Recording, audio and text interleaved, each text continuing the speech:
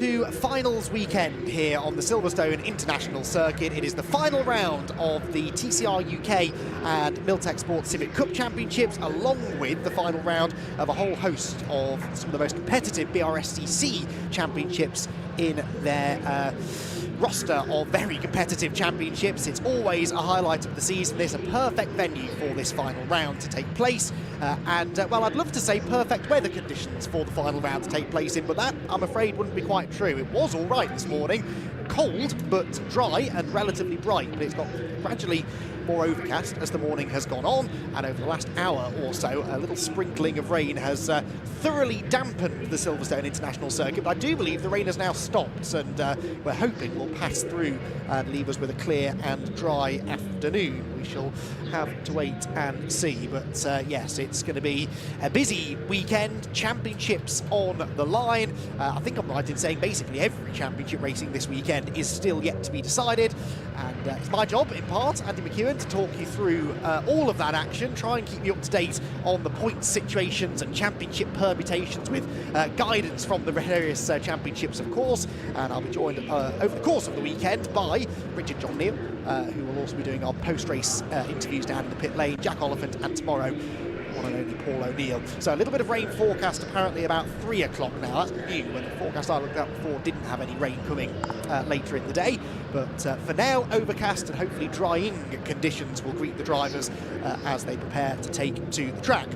A bit of a disjointed day, really, because we've got one race, then we go straight into a lunch break, and after that, a full afternoon of racing. I'm going to steal Richard John Neal's timetable quickly to remind you that it is the Mini Second Club, a replacement race from Cadwell Park that is coming up first. So they had a race that was cancelled earlier on in the season at Cadwell. That's now being run here at Silverstone.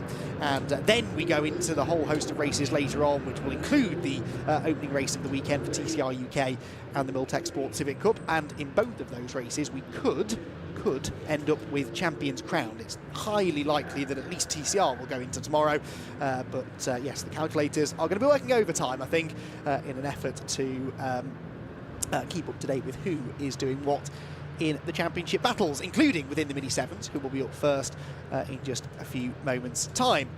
So, as I said, Andy McEwen here in the commentary box. Richard John Neal will be joining me for all things Brscc. And Richard, as I was just saying, a perfect venue really for finals weekend. I do like a finals weekend. There's always a little bit of drama just lurking around the corner, and so many of our Brscc championships are already looking pretty tasty anyway. They are. It's the first of 3 finals weekends, isn't it? We've got the Mazda's with us next weekend. Hope you can join us for the Gerrit Van Cowen Formula Ford Festival, and then we've got Fun Cup, haven't we, at Alton Park the week after that. And it doesn't finish there, because we're not covering it, I don't think, but we've got the scholarship the week after. So another Brscc Formula having their scholarship this weekend in the Ginettas Day 2 up there at Blighton. So didn't see the list of qualifiers from yesterday, but anyway, I'm going off at a tangent. We are at Silverstone, great stuff, and some of the best racing you're likely to see is always something that happens with the minis.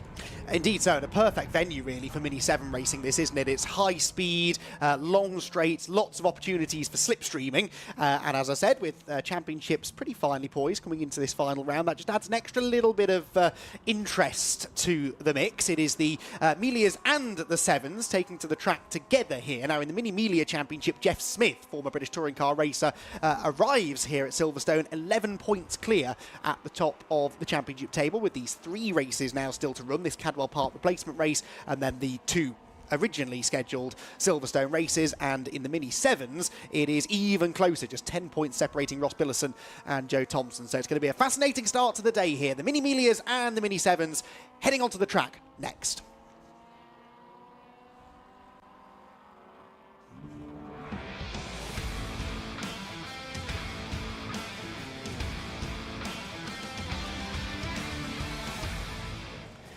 So damp, greasy, gloomy, overcast conditions. It must be a finals weekend in October, and the Silverstone International Circuit, what challenges will it present to our drivers in this first 20-minute race of the weekend, I wonder? Well, the Melia's lining up at the front of the grid, the Sevens a little bit further back. As I said, championship situation pretty tight at the moment, and after this race could become even tighter, although the Melia Championship leader Jeff Smith has at least managed to put himself on pole position for this race, with Kane Astin, who is third in the championship, starting alongside him. So that is an interesting situation. Kane knows he needs to beat Jeff Smith really in this race in order to have a chance at the championship, and Aaron Smith, who's second in the championship, is even further back on the grid. We can take a look actually at how the grid will line up then for this first race of the weekend. Jeff Smith on pole, Kane Astin alongside, then Ben Colburn and Rupert Deeth sharing row number 2. Aaron Smith, the number 1 car, second in the championship with that 11-point deficit to try and overcome, starting 5th on the grid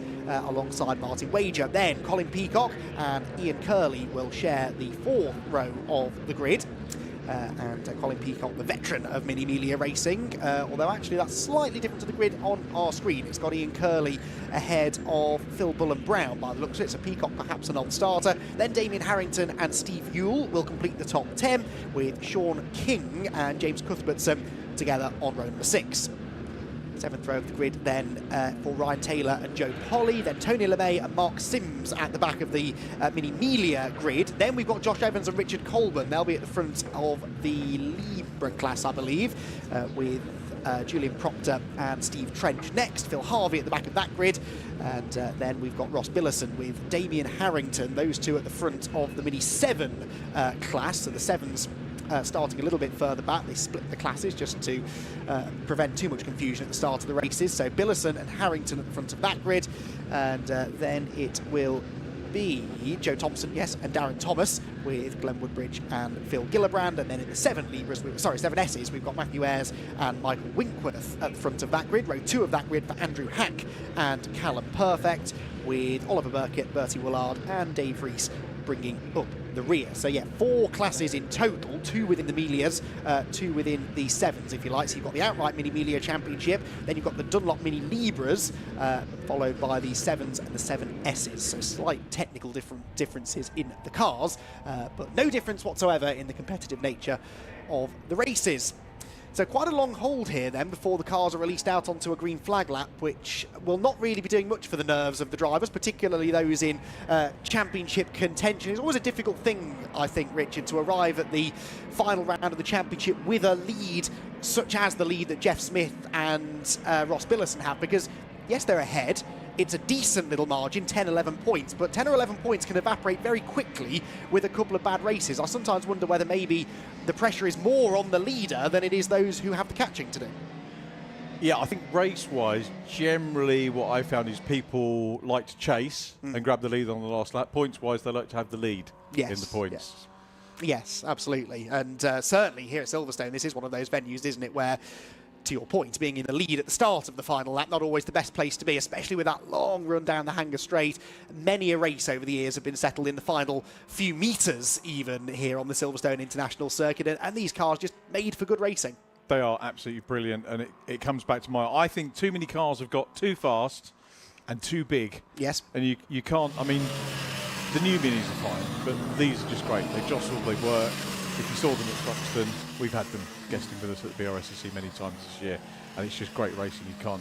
They are fast though, having said that. Are they too fast? Probably not. No, I think they've just about got the magic formula, haven't they, really? And not a huge amount of grip either. Certainly in these conditions, short wheelbase, front wheel drive, damp, greasy conditions. We could see a few Larry moments, I suspect, at the start of the race. As I said, a 20-minute race this will be.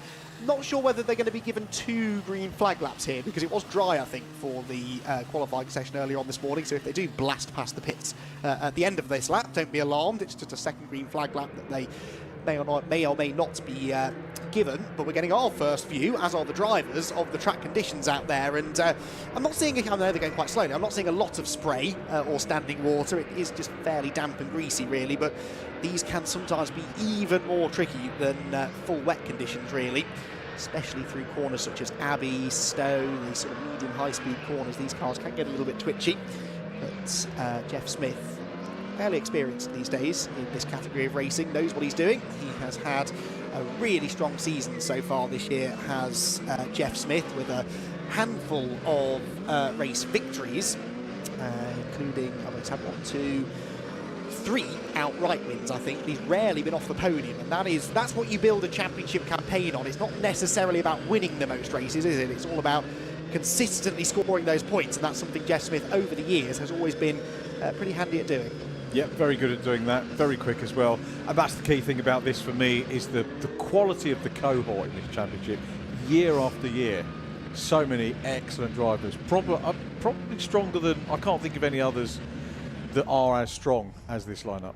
No, I think you're probably right. It's not an easy championship to jump into and win straight away, is it? So you're going to have to take on the established names: Jeff Smith, Kane Aston, Aaron Smith, all very experienced drivers. Ian Curley, former British touring car racer as well, 4th in the championship, Ian. He is out of contention, I think, now, at least realistically, perhaps not mathematically. He's on 185 points, which is 41 off the championship lead. So really it's Jeff and Aaron Smith versus Kane Aston for the Melia Championship. The 7s, Ross Billison, Joe Thompson, they are a country mile really ahead of Damien Harrington in 3rd position. Within the Mini Libras, by the way, it's a 6-point lead for Josh Evans over Julian Proctor, so they're the two to keep an eye out on there. The only one we don't really need to worry about too much is the Mini 7Ss, because Matt Ayres is 63 points up in that class. The lights, though, are out. We're away in racing, and the Melias, of course, leaving the line before the 7s further back, and it's been a pretty even start, I think, for both front row men. Jeff Smith on the outside with his headlights ablaze, Kane Aston on the inside, and Aston will get the lead into Abbey Corner for the first time. But on the exit of the corner, Jeff Smith's wide line in look has given him more speed on the exit. He's fought his way back over to the right-hand side of the road, and Aaron Smith, I think that is, trying to get involved. So Smith, Richard, from 5th on the grid, already up there mixing it for the lead. They are. Ian Curley has a little wide moment there, put it all back on. Colburn in the mix as well. Ben Colburn, need to go and have a Westbourne chat with him a little bit later on. Bertie Woolard in 736.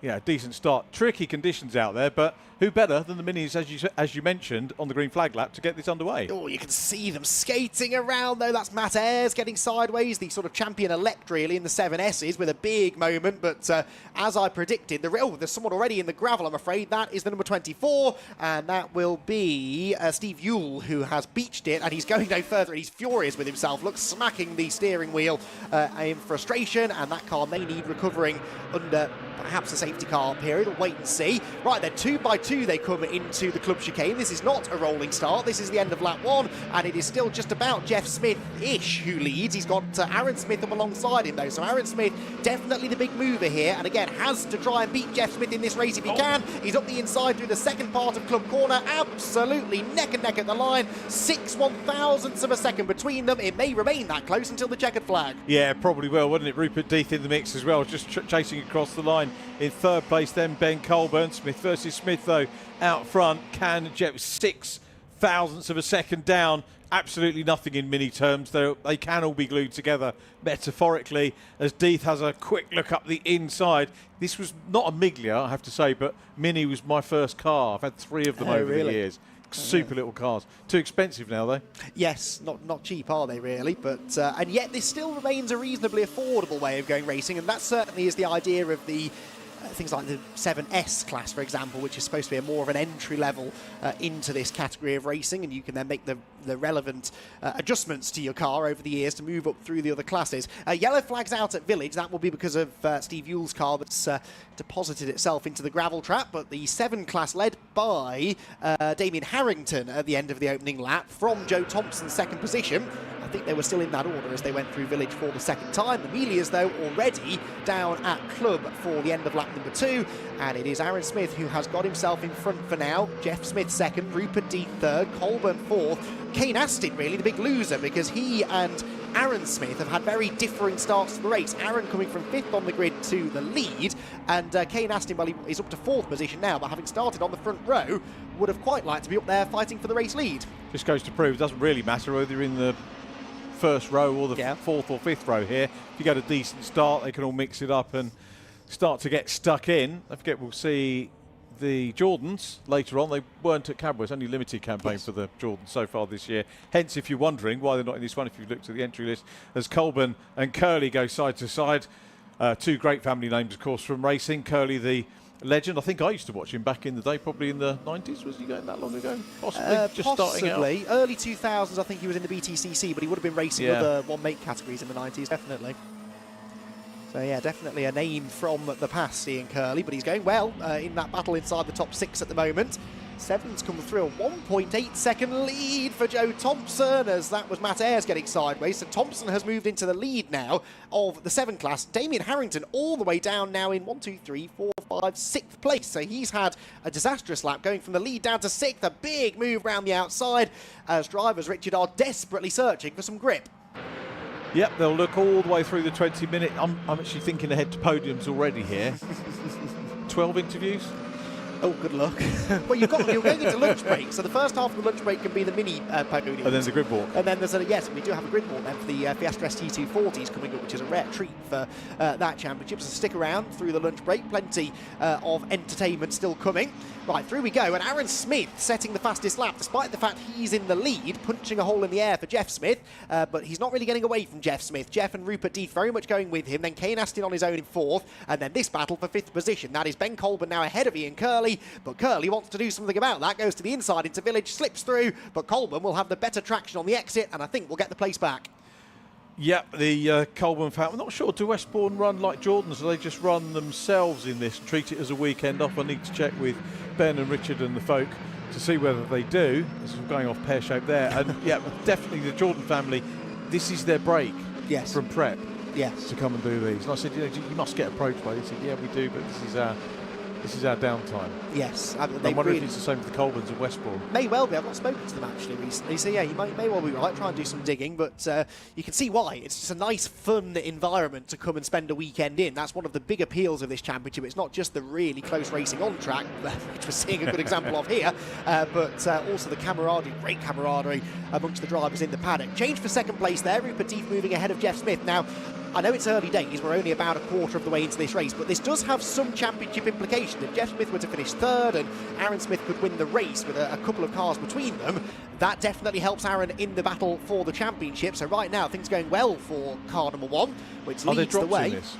There are dropped scores, yes. There are 3 dropped scores, and of course we still have 3 races to go, but I can try and do the maths for you. I'll figure that out in a minute. But certainly Kane Astin had a bad start to the season. I remember that back at Donington Park, had 2 non-finishes. So he's basically used his drop scores. Jeff Smith had a non-finish last time out at Castle Combe in the 2nd race.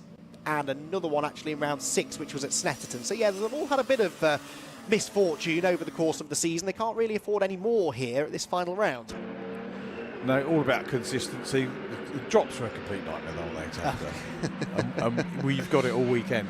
Yes, every championship. Well, apart from TCR and Civic Cup, because they've done the sensible thing of not allowing drivers to drop the final round, which does rather help our brains to have a little moment to themselves. Right, this is a good battle going on in the 7s. Matt Ayres and Ross Billison there doing battle. Ayres, remember, running actually in the 7Ss, so he and the 796 car, which is Michael Winkworth, they're together and they're fighting for the lead in the 7S category. They're almost, though, at the front of the 7s outright now. They are admittedly 4.5 seconds, I think, behind Joe Thompson, who's dominating in the 7s right now. But the next 2 cars, both 7Ss, and both absolutely nose to tail as we approach 1/3 race distance.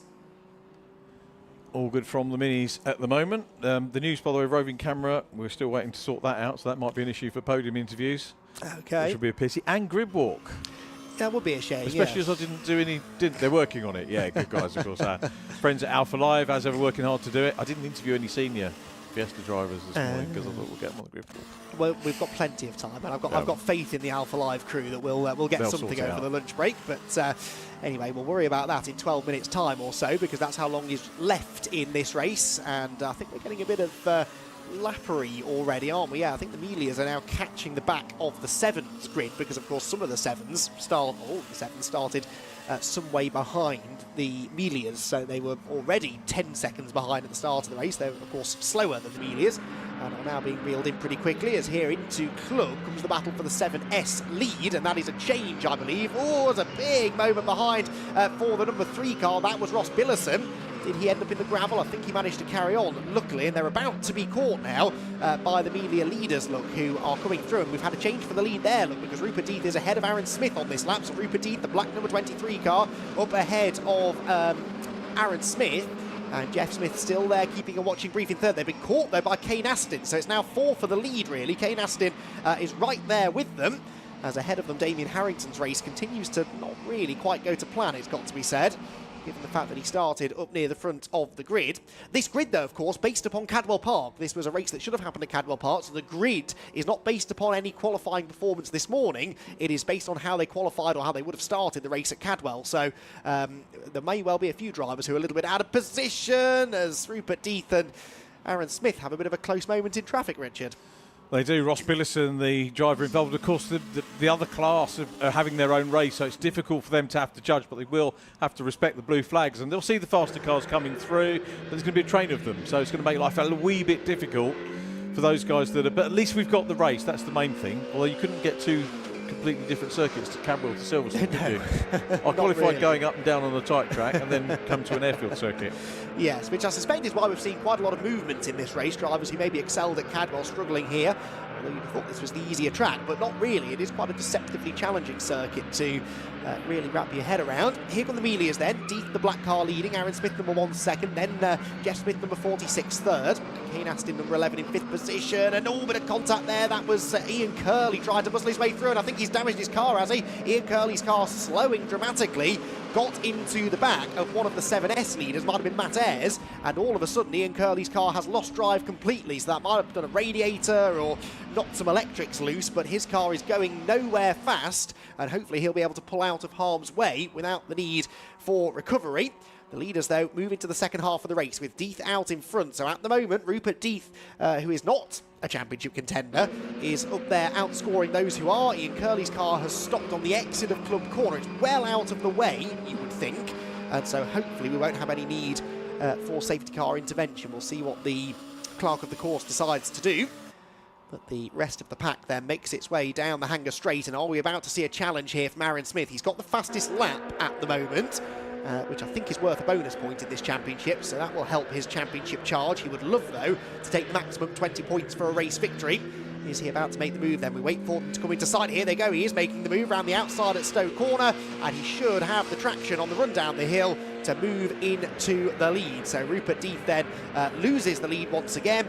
But I would argue, Richard, that these two are slightly now detaching themselves from those behind, who themselves, look, have swapped over and have changed for third. They have, but things could change up again. Still got 8 minutes on the clock, just under half the race remaining in this one. So Death, Smith and Smith, Jeff Smith, I think he's playing the waiting game here a little bit. He knows enough about this sort of racing to be able to pull himself back at the right time. But Aaron Smith's still the leader from Rupert Death in P2. Oh, Kane Aston now, isn't it? Up into third place as they cross the line again, with Jeff Smith down in 4th. Ben Colburn next up, a wee bit detached as well. Haven't spoken to Richard, so if I can, if we have got the mic working, we'll try and get our Libra class leader, assuming I haven't put the pen of death on him, writing him down on my Oh, you've not written him down, have you? Yeah. Oh, no. Yeah. Far too early for that, Richard. Rookie error. Speaking of the Libras, by the way, Julian Proctor is at the moment outscoring Josh Evans. Remember, they came into this race just 6 points apart in Josh's favour, while Josh at the moment runs third in the class, and Julian Proctor is in second, and there are nearly 10 seconds between them. They were just in shot there going across the line, so we're going to get that gap coming down slightly, it would seem, as the big slide there, that was Fraser Hack, wasn't it? Getting it all out of shape through the right-hand hairpin at Village. Difficult in this race with 4 classes to keep track of. The other one, of course, is the 7Ss, but that championship-wise was pretty much decided. Race, though, far from it, because actually Michael Winkworth and Damien Harrington still only a second apart at the front of that particular route. The Melias, though, come out of Club Corner, and that is definitely a bit of daylight now, isn't it, between Rupert Death, who's back in the lead, and Aaron Smith, who's back down to second. How's he done that over a lap? Jump into the lead and whack a little bit of a gap, nearly a second. By setting the fastest lap. That's how. He was the only driver who improved on his personal best that time. Did a 1:23.5 1.3 seconds quicker than Aaron Smith. So perhaps as the conditions are changing, maybe they're coming to Rupert Death more than they are Aaron Smith. Done that famous setup for the late in the race setup. Yep. Played for and got. They're not long races, but over 20 minutes, particularly on a damp track, the conditions do change quite significantly with so many cars, 30 cars circulating, clearing the water off the surface, laying down some rubber. Oh, Ross Billison isn't laying down any more rubber, though. His car is off in the gravel down at the club chicane, and Ross Billison had been running well, hadn't he? Yes, he was third of the sevens at the time. And no more. He's gone straight on by the looks of it, but luckily is a long way off the racetrack. Yep, so that won't cause too many problems, we hope. A lot of these drivers used to race in the Mighty Mini Championship, which was a Brscc staple before it moved onwards. And these guys weren't at the festival, the mini festival. Oh, were they not? Croft. Oh, right. And then I looked at the... So, how you can have a mini festival without Seven and Miglias? Yes, arguably the best supported mini championship in the country, but there you go. Maybe they were busy elsewhere that weekend. So it can be a challenge, can't it, putting calendars together? There's a lot of talk about that at this time of year, isn't there, amongst organising bodies and clubs and championships all trying to fight over dates for next year. And it's not just as simple as saying, right, well, we'll have that championship, and that championship at that event. It takes a bit more organisation than that. Right, 5 minutes and 20 seconds to go, so we're nearly three-quarter race distance, and Aaron Smith, rather predictably, I suppose you could say, has now caught back up to Rupert Death. I say predictably not because I think that Death is slower than Aaron, but just because that's the nature of this race, this kind of racing. It's never usually a done deal until the final few corners, and Aaron Smith right back on the tail of Rupert Death again now. So Death leads the Melias, Aaron Smith second, Kane Aston third. The Libras still being led fairly comfortably, it must be said, by Richard Colburn, with Julian Proctor second and Josh Evans a distant third. In the sevens themselves, Joe Thompson leading the way. But Joe has now been caught, look, by the by one of the 7S cars anyway, Winkworth. And so Winkworth, who was at one point, I think, 7 seconds behind Joe Thompson, has now very much caught up to him. Whilst finally in the 7Ss, yes, Winkworth leading from Matt Ayres, about 1.5 seconds between those two. So this is the closest of the class battles. It is between the Melia front runners and Aaron Smith now getting down to the business end of the race, where if he's got a plan, it's almost time to act that out, because he's got a golden opportunity here, Richard, to really take some points out of seemingly a struggling Jeff Smith. Yeah, I thought Jeff was playing the game, as I said earlier on. Shows what I know, absolutely nothing at all. And he's dropped too far back, hasn't he? Unless we get a safety car or a miracle to pull him back in. If we get a safety car, it's going to finish under safety car at the moment. But Death coming, not doing himself any favours there, and Aaron Smith won't need a second invitation unless this is Rupert saying, go on, have the lead and I'll get you on the last lap in the game of proverbial chess. Well, if you're going to give the lead up strategically, that's a good way to do it, isn't it? Because that very much looked like it was unintentional, I have to say. He dressed that up nicely if that was all part of the plan. I've noticed a lot of drivers going into Village are taking that wide line, which you would expect in the wet to be the grippier side of the road, but they are the ones who keep getting sideways. The ones who go for the apex seem to be finding some grip, so not sure whether that's just a quirk of that particular corner or just the tyres that are used in this championship maybe working better on the normal racing line, but just an interesting observation from up at that part of the track. That is the 7S leader, by the way. Winkworth getting ahead of Joe Thompson, the Mini 7 leader. So the 7Ss are now officially out in front. And in fact, the number 29 car, that is, look, no, it's not, that's the 89. Coming up the inside of Joe Thompson. 29 is Damien Harrington, who is second of the 7s. And he's not far behind these two now, as their battling has delayed them slightly. Yep, throwing it in. Real Italian job stuff, that, isn't it, as the leaders cross the line again. Now look at this. Jeff Smith's coming back into it, isn't he? I think he was listening to you, Richard. He fancies a podium. Well, he's definitely timed this well, hasn't he? Right back on the tail of Kane Aston. Did he go through at Abbey Corner? The answer is no, not yet, but he's trying into Village. See what line Rupert Death goes for this time. Yes, look, turns in earlier this time, realises that's where the grip is, seemingly. And Aaron Smith followed him in as well. But in the background, Jeff Smith, the championship leader, trying desperately to salvage something from this race. And Richard, 2.5 minutes, that's an age in Mini-Melia terms. He may yet win the race.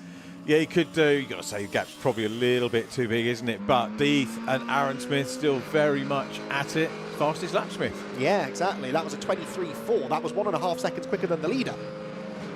So that could be doable. He's 1.8 seconds back, so maybe he's got the long run setup on his car that's working well. Through come the 7s, still with Winkworth ahead of Thompson. Damien Harrington, though, has caught them. Now, that might now be Harrington. No, Harrington's the green car behind. But he suddenly is knocking on the door of race leader Joe Thompson, who, again, seems to have faded as the race has gone on. Yep, maybe gone out with that perhaps wetter setup. The skies are clearing a little bit. It's touches of blue sky coming through, so circuit may be drying out a little bit, which could be handy for the lunch break. Having said that, still spray being kicked up. You can see some of the wipers working. Aaron Smith's wiper, interestingly, not working, and Dee's still there out front, but Smith could be timing this one about right. Jeff Smith, by the way, did get ahead of Kane Aston, so he's into third. It's now all the more important, really, that Aaron Smith makes a move on Rupert Deeth. They go either side of one of the back markers. Deeth is very late on the brakes into Village, but gets the car stopped, and then has to slip up the inside of Oliver Burkett's number 746 car, as Richard goes downstairs in the hope of being able to interview some podium finishes. We'll wait and see if we do get the chance to. A few technical gremlins maybe will prevent that, but we'll do our best to hear from some of our Mini Miglia and 7 podium finishers. We're going to have one more lap to go at the end of this one then, and Rupert Deeth with not a significant advantage, it's got to be said, over Aaron Smith. Down towards Stowe Corner they're about to go. Here you get a good view of that part of the circuit from up on the outside of Club Corner. Through comes Joe Thompson, look in the background, still actually now with a car between himself and Damien Harrington, second in his class. Waiting for Deeth and Smith, and I think they were side by side coming into the club chicane. So Rupert Deeth and Aaron Smith, I think, were side by side. Who's going to come out of club with the race lead is the question. Here they come, and it's Aaron Smith. Aaron Smith is back ahead of the black car of Rupert Deeth, and so Aaron Smith then picking up a position. Crucial position, the lead, but Jeff Smith is getting closer, you know. He might just run out of time. There is one more lap to go, and Jeff Smith, weaving dramatically over towards the pit wall to try and cool the tyres, was again faster than both of the leaders that time. That was a 24.1, 9/10 quicker than Rupert Deeth ahead, so he is 1.8 seconds back. I don't think he's quite going to catch them unless they really get into each other on this final lap, but Jeff Smith in third is looking good for some points, and actually might now have a shot at Rupert Deeth, because Deeth got very sideways there through the right-hander at Village and has dropped away significantly from Aaron Smith. It's that Village corner where he seems to be struggling the most, Rupert Deeth. It's not the first time we've seen the back of the car break loose at that part of the circuit, and he has once again had a bit of a moment there, which possibly now has cost him any real chance of the race win. We'll see what situation they are in as they arrive down at Stowe Corner. Here they come. Well, no, that's the 7th, sorry. The next group behind will be the Millies there in the background. Rupert Deeth was closing back in slightly on Aaron Smith, I think. Joe Thompson will have another lap to do here as the leader of the 7s, because he's not quite been lapped for a second time.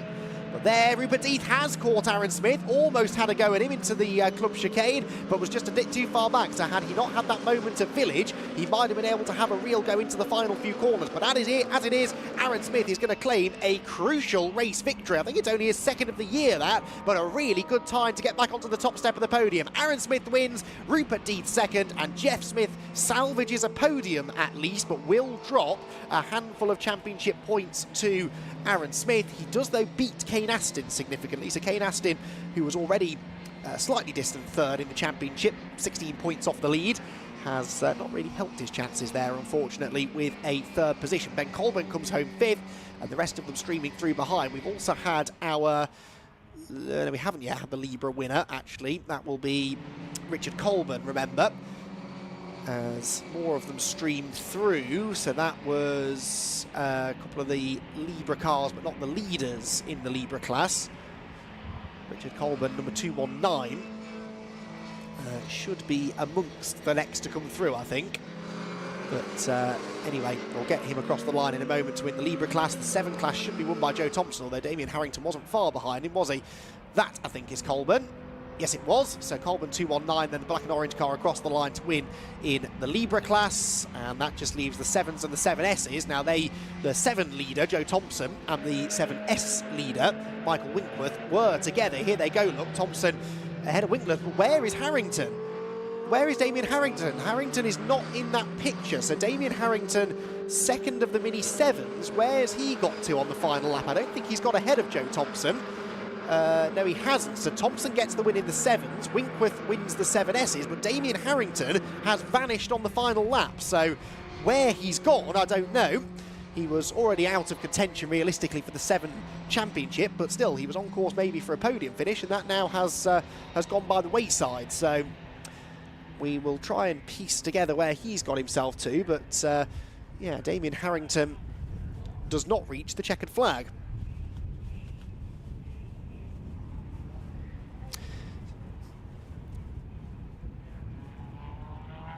So Damien Harrington then the only one that hasn't made it around. Everyone else who was running at the time of the checkered flag has made it back, and Aaron Smith with a race win. As I said, hasn't done a lot of winning this year, Aaron Smith, but he has been a consistent podium finisher and has the best track record, I think, as far as drop scores. He's dropping more points than anybody else, and so we'll have to wait and see what the drop score situation is going to be, and I'll try and get some clarification from the Championship Mini 7 Racing Club perhaps overnight about the point situation going into tomorrow. So Aaron Smith a winner, and in very tricky conditions as well, getting the better of Rupert Death there, but Death will be ruining that moment that he had up at Village Corner, where a tiny mistake really, but a mistake he'd made a few times before, was enough to cost him the run down the Hangar Straight. He closed back in on the race leader, but ultimately just wasn't quite able to get close enough to find a way through. A reminder then of the schedule for the rest of the day. Oh, there is Damien Harrington's car. Where is that? That's at... is that at Abbey? I'm not entirely sure where he's gone, to be honest, but he's... Oh, it's at the end of the start-finish straight. Yes, so that's the old Abbey chicane that he's pulled over at. So that's the beginning of the final lap. He's, I presume, pulled off. It's a strange place to end up going off, isn't it? Yes, he's pulled behind the barrier. Look, so he has had a mechanical failure that's taken him out of the race. That's a shame when he was running second place in class. So it was at the first corner that he disappeared. And that solves that mystery. So good stuff there from the camera operator up at Abbey Corner, spotting that car.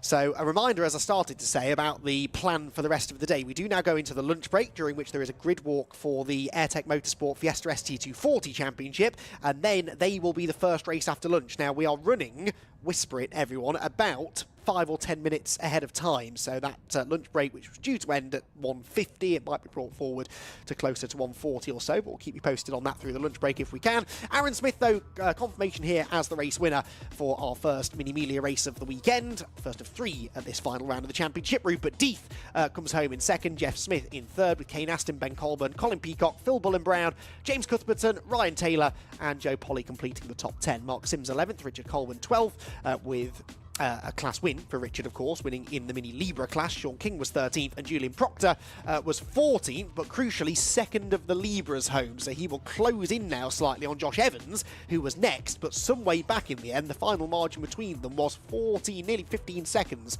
at the line. So Josh Evans will be hoping it's dry, I'm sure, tomorrow, in order to be able to go and defend his championship lead. Phil Harvey and Joe Thompson were next, also Mini Libras, ahead of Michael Winkworth and Matthew Ayres. Winkworth winning the 7S class and Matthew Ayres winning in the 7s themselves. Damien Harrington was next, ahead of Darren Thomas. Then it was Andrew Hack and Callum Perfect, with Oliver Burkitt, Glenn Woodbridge, Bertie Woolard and Dave Rees next.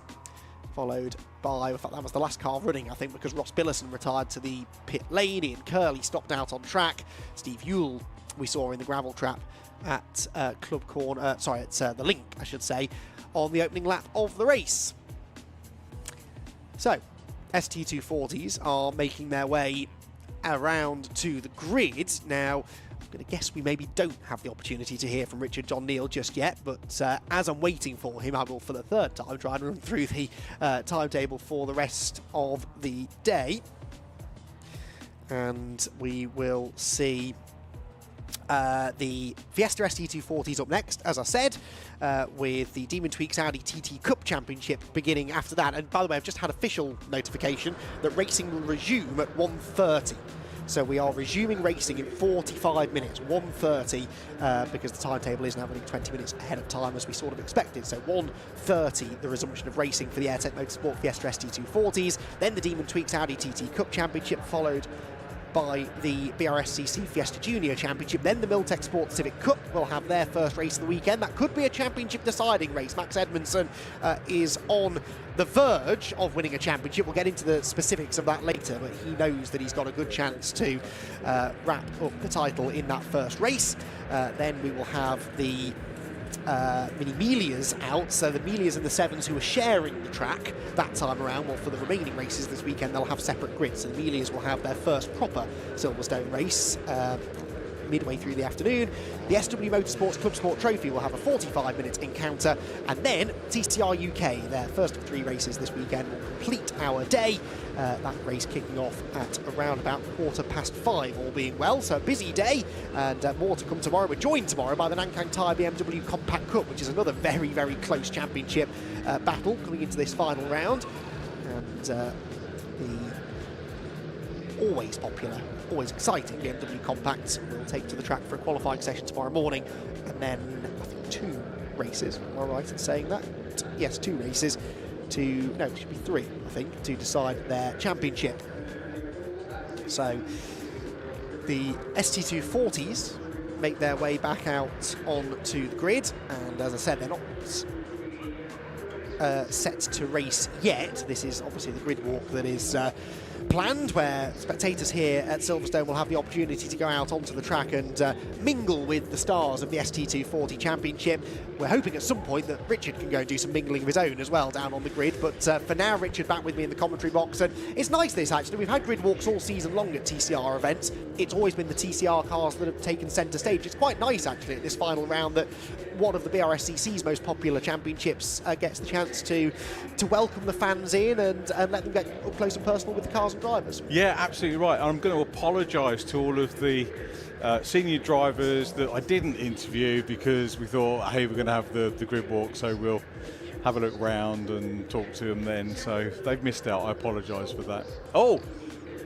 There we go. You've been summoned, Richard. I've been summoned, I'll be on. So, apology redacted.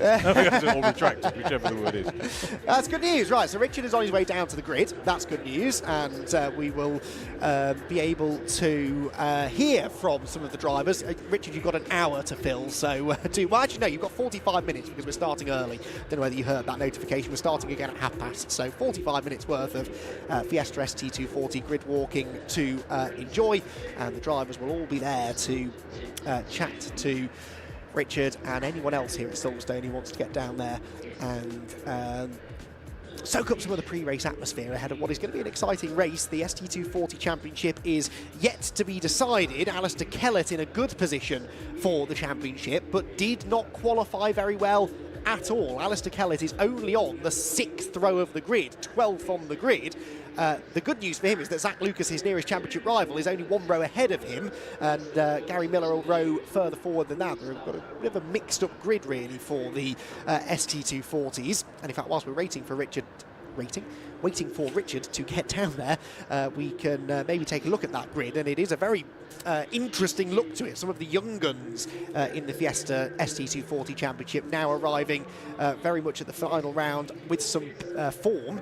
Dan Lewis on pole, former Fiesta Junior racer. Connor Blackburn alongside Lucas Hayden and Morgan Kidd on row 2. Now remember, Morgan was going quite well at Thruxton in similar conditions to these before she went off at the final chicane quite heavily. She was absolutely fine, but her car sadly damaged. She is back out again this weekend and going quickly, 4th on the grid, with Gary Miller and Henry Howarth on row 3. So Gary Miller, the first of the championship contenders, starting only on the 3rd row of the grid. Then you've got Joseph Knight and Simon Horrobin, supposedly, but looking out of the window, that looks very much like Simon Horrobin and Zach Lucas, with Joseph Knight starting 9th on the grid alongside... In fact, no, that's not even Joseph Knight there, is it? Joseph Knight I don't see on the grid for some reason, looking out of the commentary box window, which is just to the right of shot, actually. I'm on the 1st floor, just before the bridge that you can see in shot there. So we've got a good view overlooking the start-finish area. I can see from my commentary position Richard John Neal wandering out there, so hopefully we'll be able to hear from him very shortly. And they're a brilliant sight as the team members but also spectators here at Silverstone get the chance to come out onto the grid. They'll take pictures with the cars, with the drivers, and as I said, really nice that these drivers in particular, many of whom are sort of very much hidden talents. That's often the case with club level racing here in the UK. The drivers not necessarily household names by any stretch of the imagination, but one day they very much could be. They've all got the ability to be, and one thing that they don't often get the opportunity to do is to mingle with the public and let them all know what the championship is about. So nerves, I'm sure, will be jangling as well for the drivers who are in championship contention. And as the tension continues to build in these conditions too, there's always that worry, isn't there, that something could happen. It's just those kind of conditions where the strange things about finals weekend tend to rear their head. Right then, Richard, I believe, is in position. Richard is ready, and we can head down there now and hear from Richard along with our Fiesta drivers. Welcome along. Sorry we couldn't bring you the podium for the minis, but the good folk at Alpha have managed to sort out the roving camera, and we are down on the grid. As you can see, you're probably thinking, it's empty, where are the cars? They're over here. We're starting at the back end of the grid. Going to grab a quick word with Matt Chambers first of all, and also Marco Ricci. So let's have a quick word. Starting this end, because we talk about pole people a lot, but what's the story of the day so far for you, Matt? First of all, well, it's not been bad so far. Slightly better than practice. Now, obviously, the weather's all changed, so who knows? I'm on the older style wet tyres, so I'm not sure how that's going to bleed out because a lot of the guys are on the new ones, which I think are a bit softer. Season so far? I've had a bit of engine trouble. So I've been out. So I've only actually been on track 3 race weekends. This is the third one, so fingers crossed it's better. And last time I was here, I was upside down, so I think it's going to be better. Oh, I forgot about that. Yeah, but you're okay? Yeah, fine. Yeah, car was dead, but cut my finger, that was all. That's amazing, isn't it? I was talking earlier on to Daniela Sutton, who's had a couple of incidents in the juniors, and she was saying at the racetrack, the medical care is absolutely superb. If you're going to get sick or hurt yourself, the racetrack's the place to do it. Not that I advocate that, but I know from my missus being ill a while ago that you get well looked after, don't you? Yeah, no, it's good here. So three race meetings, and we're on finals weekend, so you've got to wait till March, I guess, to have another crack once the dates are out? Yeah, might see if there's a little series we can slip into. Maybe there's a modified Ford we can do. Apart from that, bit of winter testing and come back a bit quicker next year and be a bit nearer to the lights. That would be good to see. Great, good luck for the race. We'll see how it goes. Marco Ricci, we've seen you involved in a little bit of drama over the course of the season as well. It's great to see you here. Tell us about some of the bad moments. I mean, we don't want to talk all about the bad stuff, but you've had some nasty ones. I think Snetterton was the one that stuck in our mind. We held our breath, and you wanted to actually get back out at Snet, didn't you? Yeah, that was okay, actually. Just rolling sideways a few times. So yesterday, I also painted a line on the barrier down the Hanger Straight. How did you do that? What happened? Oh, I shall let your imagination and try to find out how that happened. So first of all, thanks to the team. They worked all day yesterday and overnight to fix the car. I barely made it out to qualify. So you can see the mosaic of colors has improved since the last time I was out. So no, really, thanks to the team. They've been really good and put the car back together. So hopefully I can not finish last today and then see you back tomorrow. I hope so. You've been around the Fiesta Championship for quite a while. I remember commentating you back on the old AJK days, I think it was, when we used to go out on Motors TV, the edited highlights, and obviously still enjoy it. Yeah, I've done it for a few years. I'm here for fun. Obviously, if I had maybe more talent, I could be more at the front. If you're on the grid, you're talented, Marco, believe me. I just enjoy being out and racing and trying to improve on my lap times all the time. You know, mix it up with the traffic. That's very entertaining. So yeah, I really enjoy it. I've been doing it now for I think this is my 7th year. So yeah, probably do it again next year. Excellent. I hope so. I hope we see you. Good luck. Stay safe.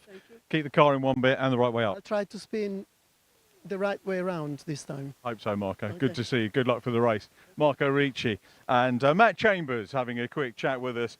As we go down, there's a gap where Adam Clark should have been, but we've got Christopher Blackburn there. So let's see whiz across. And you probably notice another jellyfish logo here. They're getting plenty of coverage. So let's grab a quick word with Christopher. Hello. Is it your first ever interview? It is, yes. So what should we ask?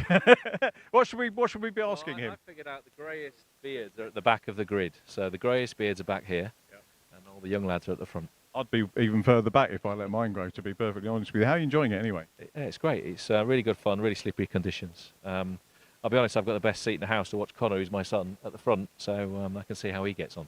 I'm excited to watch him from the back. So, yeah. It's always great to see. We've had a number of conversations over the course of the season, and indeed today, about fathers and sons being able to go and race together. And it is a good thing, isn't it? Because you can go out and share the testing, the qualifying, share notes on the way home. I take it you both do go back to the same place and share the transport on the way back. We do. We share data. He obviously doesn't look at my data. I look at his. But now he's just proud father at the back watching your son at the front, if I was honest. I get distracted because I see him bumping door handles with other people, and I think I should be concentrating on where I'm driving, not watching my son bumping door handles. But yeah, it's really good fun to do it with your son. So. I've never really thought of it, but I guess it can be a distraction actually having your youngster, because as a father myself, I know you're concerned about your offspring, so you want to see what they're doing. So does it actually take your mind off, away from concentration that you should have? I go faster when I'm not concentrating on driving, so I watch him. But when there's a big accident, you sort of think, well, is it him? And you slow down, and you realise it's someone else, and then you think, well, shouldn't be thinking it's not my son. But no, it's really fun to watch him race and be in it and just have a laugh, and I'm just here for fun, really. So yeah, good to get together. I'm stupid question, and I don't know, so pardon me for being ignorant. Are you related to Michael Blackburn, that races in the other Fiestas? No, I'm not. But yeah, I have been on testing with him, but no, I'm not related. He's quick, isn't he? He is quick, actually. Yeah, so I can follow him around in a less powerful Fiesta. Any thoughts on next year? Obviously, you've got the two cars, and you're going to carry on and try and get Connor up onto the outright podiums and championship challenge, and you for the Masters. Yeah, I'm going to do it next year. I think I'm having fun. I've just got to get better and more experienced.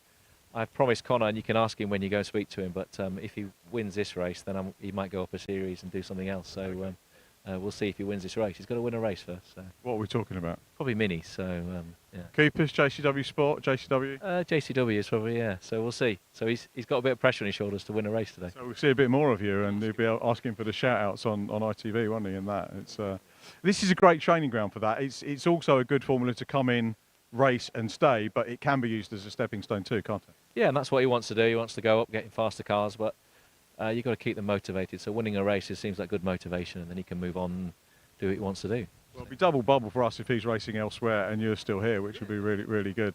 But great to see you. Good luck for the race. And the first interview went okay. Yep, thank you very much. Thanks very much indeed. So that's Christopher Blackburn. Let's go back a little bit further. We've got Graham Colfer and Harry Hayes. We did speak to Harry at Croft. It was. We spoke to Harry. So, Harry. we had a bemused Harry Hayes, didn't we, at Croft, because you got the podium. Then it got took off you. Tell us about that. I got done for ignoring, 4 black flags and 3 black and orange flags, because I went through the gravel. Not many then. No, not that many. Only 7 of them. So yeah, I went through the gravel at turn 1, went in a bit hot, and then yeah, bounced through the gravel, the front and the back of the car a bit damaged, and yeah, it got taken off me. When you say ignore, was it a deliberate ignore, or did you just miss them? Because I mean, you're new to racing. You came in, you were telling us as family sponsoring Toby Trice, who's now raced Ginettas and then raced in Porsche Sprint Challenge this year very effectively. So I'm guessing it wasn't deliberate. You didn't see it or didn't clock it? No, I didn't see it. I mean, the window was all, misted up, and I couldn't see much. All the spray was coming up from the track, so I was focusing on really keeping myself on the track than, looking at the flags. Must have been good to get in a podium position, because regardless of penalties, you achieved that speed and got that position. All right, it was taken away, but you can do it. Yeah. So we know it's there. It's just piecing it all together and yeah, getting that podium again. Let's go. Going back to the judicials, how what was the clerk like? I mean, are they sort of fairly calm and keep it level? Because a lot of our viewers don't know what it's like to go to clerk's office. Yeah, I mean, I've been there a few times this year. Unfortunately, but yeah, it was okay. They got to do their job, haven't they? So, you know, I've got to admit what I've done was wrong and take it on the chin and learn from it. You know, put it down to experience. It's part of the learning experience, isn't it? Qualifying today, good for you. How's it going? You've still got the yellow square on the back of the car, so you are a newcomer to racing. And there's such a mix in this championship of drivers that have done far more mileage than you, probably far more years than you as well. Correct, yeah. So, sorry, what was your last question? I was looking at the back of the car and you completely lost me. I've forgotten what the question was, but we'll go back to that. I was just going to ask, how was qualifying today? Oh, P17, happy with that, really happy. Yeah, definitely a few bits to work on, but yeah, really happy with that. The question I'm asking everyone, I get boring with the questions, but back next year? Absolutely, back for some more. Yeah. Excellent, looking forward to seeing you. Good luck for the race. Thank you. Thanks, Harry, good for that one. So, Owen Colfer is next. Graham Colfer, I beg your pardon. Graham, can you grab a quick word? Is this the first interview as well?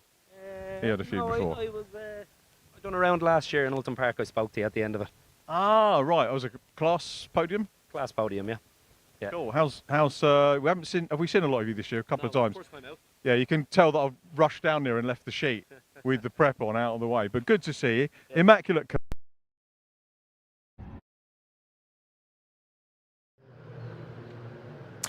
Well, we will get back to Richard momentarily. I think we have just lost him down on the grid slightly, but we'll figure it out in a moment or two and hopefully get back down to continue what was a fascinating grid walk.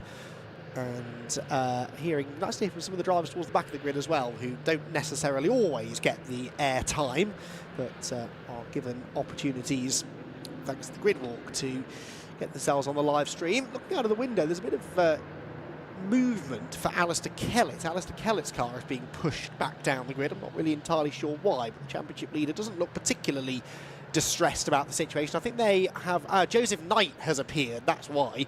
So Joseph Knight was late on parade. He's made his way out onto the grid now, and everyone else is having to move around to accommodate him, so that's why there's a bit of shuffling going on in the mid part of the grid. Joseph Knight, who should be starting this race from 7th, will be starting this race from 7th place, I believe, although actually, hang on, where's he going? He's come back further than he should have done, I think, now. 1, 2, 3, 4, 5, 6. Oh, no, I think Pole is on the outside, isn't it? Yes, so he'll be on the outside of Simon Horobin. And we will hopefully get him back where he ought to be before too long. And have a chat with him maybe in a moment or two. Joseph, who sits there in the championship, I seem to recall. He's had a solid season. And another graduate of the Fiesta Junior Championship is Joseph Knight, who so far this year has had a handful of podium finishes, I seem to remember. Yes, had a podium last time at Thruxton in the first race. Before that, he had a second place finish at Snetterton and a third place at Silverstone. So yeah, 3 podiums so far this season for Joseph Knight. And starting from 7th on the grid for this first race of the weekend here at Silverstone. Story of the season, Alistair Kellett had a solid start to the year, but actually that first round at Brands Hatch on the Indy circuit really did sort of suggest that we were in for a very mixed season, because we had 3 races and 3 different race winners. The first one won by Zach Lucas, the second by Alistair Kellett, and race 3 was won by Dan Lewis, actually. So Dan Lewis, who's on pole for this race, managed to claim the race win. That is his only win of the year, and he's had a whole host of non-finishes since then as well. So it'd be nice for Dan to end his season on the top step of the podium again, having started it with a win back on the Brands Hatch Indy circuit. We then headed to Snetterton, though, and that's when the Alistair Kellett brigade started to sort of come back into full effect, and he managed to win a couple of races there. More as the rest of the season went on, and that's put him in a good position for the championship. Right then, we can head back down, I believe, onto the grid, and once more here from Richard John Neal. So, welcome back. We managed to get things sorted out down here, thanks to everyone from Alpha. We're talking to Graham Colfer, who's come over from Ireland to race with the other guys. Are we starting to clear the grid? I think we're probably all right, but you were saying that you're doing a little bit of rallying now as well. Yeah, a little bit of rallying. That's I've mostly done rallying, a little bit of circuit racing. So this is I've always wanted to do the tracks in the UK here. They're great. So I got to do Ulton Park last year, Silverstone this year. So we might See, can I do a couple more next year, hopefully, you know. Yeah, do the whole lot. I'll have to ask permission, but I'd love to. I'd love to. Like these Fiestas, they're great cars. Handle really well, really fast. So it's a joy to drive them, and it's just nice to be out on a proper track like this, you know. That's good. Wish you well. I think they're sort of blowing whistles. Does that mean they've got to get you in the car? A couple of drivers are not quite there. You got a little bit of time, but you're saying you've got a young family as well, and the youngster might be sort of making noises about. Is there junior rallying? Can they do junior rallying? You can do junior rallying in Ireland when you're 14, on proper stages in the forest, in the gravel. Yeah. So you just have to have a navigator of over 25, so he can drive the car on the road stages on the road sections in between the stages. Don't forget the Brscc Junior Fiesta scholarship for him in a few years' time. Yeah, I'm sure. If I'm still doing this, he'll want one as well. And what are the names of the youngsters in your other half? Lawrence and Mabel, and Mary's my wife. She let me away for my birthday this weekend. Are they watching, do you know? I think they are, yeah. I hope they are. I hope you're enjoying and great to see Dad and husband on the thing. Good luck, Graham. Thanks for chatting. Thank you very much. Graham Colfer, great to have visitors over in the championship. Wish him well for the race. We're quite lucky. The grid walks over. You can see a little bit of change getting on. I might nip a little bit further down the grid. John Cooper's there. We spoke to John in one of the podium interviews a little while earlier in the season, so I'll apologise to John. And good luck, Caitlin, for the race. We did speak to Caitlin earlier on in the season. Then we've got Luke Waugh, all the ones on this row. We've got, let's go and have a quick word with Chellis. Charlie. How are you? I'm not bad, how are you? I'm all right. Thruxton. Thruxton, yeah. We're not at Thruxton, but tell us about yours. Well, Thruxton may have been the best weekend I've ever had in racing, to be honest. In that second race, I mean, the pace came out of nowhere and we were just on it. We set the fastest lap by 4 tenths and, you know, it was probably one of the best races I've ever had. I mean, I got to battle out with some of my best mates and you know what, it's a real testament to show, you know, what me and the team have done over the year. You know, obviously at the start of the year, you may have seen, we were, you know, not the fastest, we were near the back. And, you know, we just worked really hard and just pushed every day. And, you know, we've got here. And so, yeah, big thanks to the team, my parents, you know, everyone who's involved. But, yeah, you know what? Thruxton was good, but, you know, we're here at Silverstone now. We've got to, you know, get cracking. They're all good. I'm going to stick with Thruxton for a minute and just say from an outsider looking at results, when somebody gets a breakthrough on a track like Thruxton, that means quite a lot. Yeah, I mean, I was really, you know, I wanted a weekend to go well. And when that just, you know, when that just happened, it was like a big, well, it was a relief, but it told me that I can do it. Because I can do it. It was just, you know, everything has to work together. And, you know, we chucked out some really old wets. We just randomly found 4 wets and went. And you know what? We did it. So, yeah, no, Thruxton was really good, but now, you know, Thruxton behind us, we have to focus on what's coming up next, which is, you know, the final round of the championship. We're in the battle for the AM championship, so that's going to be really fun. And, you know what, let's just see what happens, you know. Prediction for the race? Well, I think it's going to be a fun one, let's say. We've got some drivers on the new wets, and I'm sticking on the U's. Let's just see what happens, you know. Anything can happen in racing. I mean, you've seen it loads.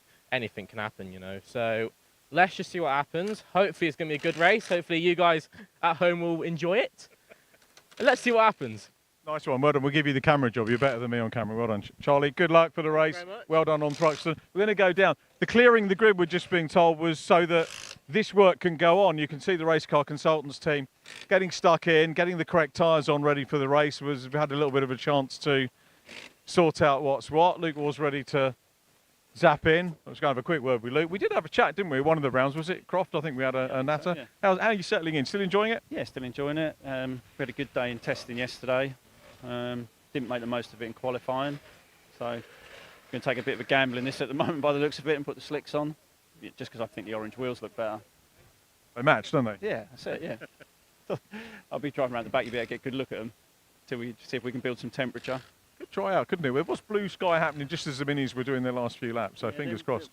When we drove to the grid, turn 1, turn 2, there's a big dry line there, end of the straight, but the rest of it's quite wet. Could be sketchy.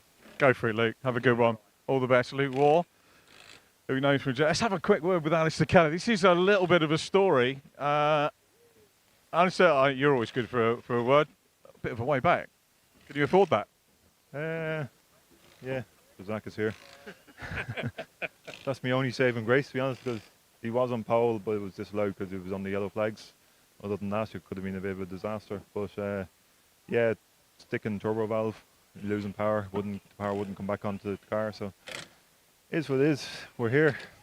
So many things that can go wrong with a car when you're working as well. You prepare your own car, and as I say, so many components. I'd love to know what the count is of things that you could potentially have or go wrong on one of these cars. Yeah, thousands of things in any car, and like any car, even a road car, anything can happen at any time. You have no control over it, and that's the thing. You have no control over it. It is what it is. We're here. We're not too far behind Zach. Give it a go. Excellent. We're looking forward to the race, and wish you well. Thanks. Alistair Kellett had a good season so far. James Pope, he's already suited and booted in the car. James there in the nice Martini livery. So we'll go a little bit further up. I wanted to talk to some of the AM class drivers, if we can get up there. If possible, we'll try and get a couple of them together. Zach Lucas is in there. So let's stick a quick mic in with Zach. I'll go this side actually, because then we can get Zach's side. Hi Zach, how are you? Good, thank you. Alistair's not far behind you, but uncharacteristically, both of you a fair way back. Yeah, didn't have the greatest of qualifying sessions, unfortunately. But yeah, hopefully we'll pick our way back through. Much you can do in terms of the points over the course of this meeting? Just try and keep it on circuit and finish as highly as I can. And yeah, I mean, I'm just trying to secure second really, and if I can get a first, then I can, and happy days. But if I can get a second, I'll be over the moon.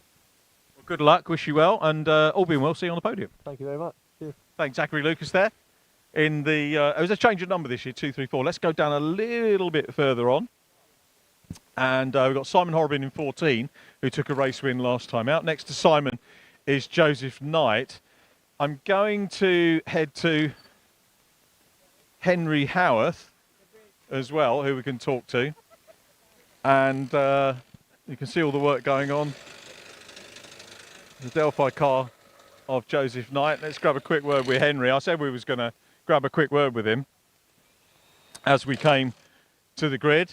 Suited and booted, all ready to go. Henry Howarth. We had a little bit of a chat earlier on, but had the conversation with Charlie Ellis. He was happy with Thruxton. You were probably even more so.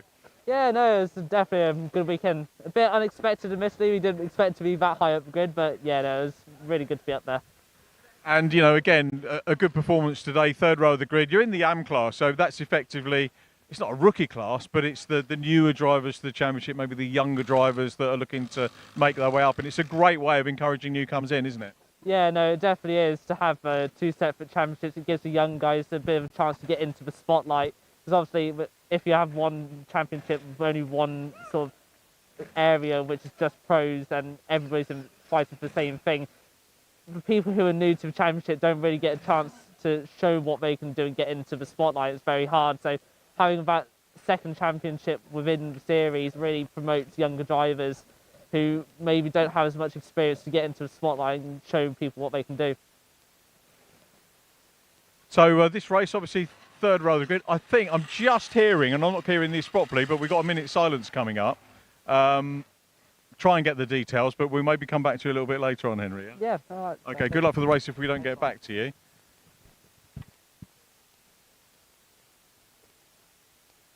Paul Moscrop passed away. Can you give me the countdown, lads, to the minute silence, if we can? I did remember actually working with Paul back in the days at Rockingham. How long have we got to go on that? Because we haven't got the circuit PA coming into us. Are we into it now? Okay, so our thoughts with Paul and his family.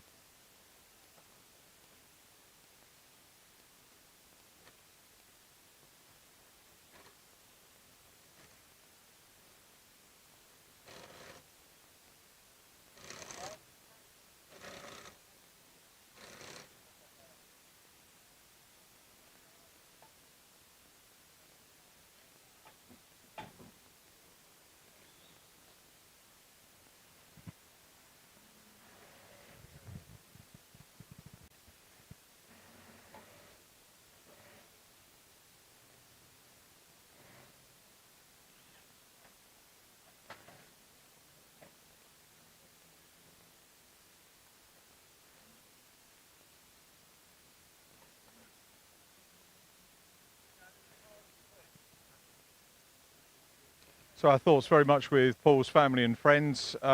Great guy. I hadn't seen him for a long, long time, but a really good technical guy who helped us out so many times at Rockingham Motor Speedway. We need that circuit back, don't we? So God bless Paul to you and you and your family as well. Let's continue our walk down the grid. One of the people we wanted to talk to this morning was this man here towards the front of the grid. Gary Miller in with a shout of the championship. What we'll do, we'll open the door and third row, so not too bad. Yeah, no, it's good. Yeah, good position. Yeah, nice clear road in front of me here. So it's going to be an interesting opening few laps down. See, I think everyone's made the jump to slicks and wet. So see where the grip is and see how quick the tires come in. Still in with a shout of the championship. So what are you? I don't think so. I think Alice is too far ahead. We always have to say mathematically. Yeah, maybe so. But look, we'll see what happens. And you and Zachary for second. Zach was saying he's busy chasing second place at the moment. Yeah. No, Zach's a few points ahead of me, but he said 3 DNF. So look, we still all to play for. So let's just see how we get on today. And hopefully get around the first lap this time on like Truxton and race 3 without getting collected. So we'll keep it on the tarmac and just see how we go on this one. And was that first time out on Truxton? First time out in Truxton, yeah. It's great track, yeah. Just a bad weekend for me, but it was a great track. So yeah, it can get a little bit frustrating at times, but it's sad that you didn't get that weekend. Talk us through the kit that you've got in here. We've got the camera looking at us from the other side. Just talk us through the cockpit. We have our ECU master dash here. It gives us all our information.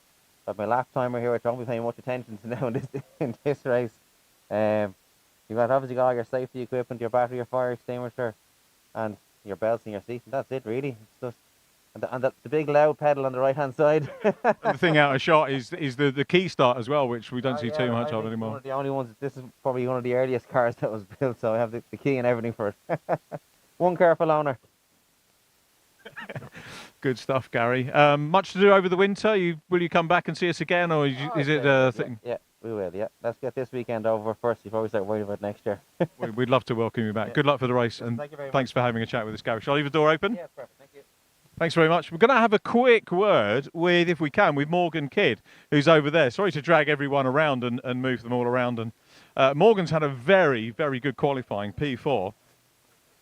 So it seems to have been a little bit of a level of the weather that we had over the course of the morning. Morgan, you okay? Hope you don't mind me sticking the mic in. We've got the camera over there. Really good qualifying. What was the secret to that? I think just a newfound confidence that we found at Thruxton. Just really had a good weekend there, apart from the crash, but just really got my mojo back at that weekend and just continued it on into this weekend. It seems to have been a theme. We're walking up from the back of the grid up towards the sharp end, and we've reflected with several drivers about some people had bad Thruxton, some people have good. When you get a good Thruxton, it's a circuit that if you take that confidence away, it's very well earned, very well deserved. Yeah, going into Thruxton, I kind of thought that it was going to be a circuit that I'd like. I love fast circuits, kind of like Knock Hill. And then I went with my driver coach, Paul O'Neill, and he was like, this is going to be a circuit for you. And then has he done anything at all? Yeah, he taught me the circuit. That's why I was so fast. But yeah, so it's a brilliant circuit. And then it's just really kind of like brought my spirits up. I'm delighted to hear that. And talking about fast circuits, obviously Silverstone's fast as well, and it must be mega starting where the F1 cars start. Yeah, it's brilliant. It's kind of crazy to see how many Fiestas fit in one garage where one F car will be. It's quite funny. Yeah, they have a lot of unnecessary tat with them, don't they, to be perfectly honest? Yeah, they do, to be fair. So thoughts on the race? Obviously Lucas Hayden alongside. We've got 2 more quick guys up front as well. Maybe a slightly different look to the grid that we've got this weekend. What are your thoughts on attacking the first corner and how's it going to go, do you think, with these guys? So we've stuck with an all-wet setup, whereas a lot of people on the grid have gone slicks on the front. So my plan is to attack from the get-go, put like a big gap and then manage potentially the tyre wear as the circuit gets a bit drier. But yeah, just go from the front and see where we end up. Thanks, Morgan. Well done on the Thruxton. Glad you got that confidence. And is Paul here today? I know he's here tomorrow for the TCR because he's our presenter for the grid walk, but he'll be keeping an eye, I'm sure, on the stream. Yeah, I'm not sure if he's here today, but I definitely saw him yesterday and I'll probably see him tomorrow as well. Yeah, I'm sure he's watching the stream. Owie, get yourself down here. And I think you I don't know who owes who a drink. You probably owe Paul a drink. Yeah, probably. Yeah. Either way, good luck, Morgan. Have a great race, and we'll see you a bit later on. So, good performance from Morgan Kidd. Let's have a rundown. I'm going to go to pole just so that we make sure. Don't know how long we've got on the walk. 9, but we've got time to do all of the top 3. So we'll go back to Lucas Hayden in a minute. But I'm going to stick the microphone into Connor Blackburn, who is on the front row of the grid. How did you get here? I'm just quick. That's what it is. You know, I got a good lap in early before the yellow flags came out, and then you know when there's yellow flags, no one else could improve. So luckily, I ended up P2. Yeah. Fine. I think you've been quite modest, but could you recall the specific lap? I think it was near the start, my 5th or 6th lap. But the race should be good. We've gone for the opposite of everyone else, full wet around me. So just try and get as much distance between me and them as possible at the start of the race. We sort of started the grid walk with your dad, who's a couple of rows behind, if I'm being generous.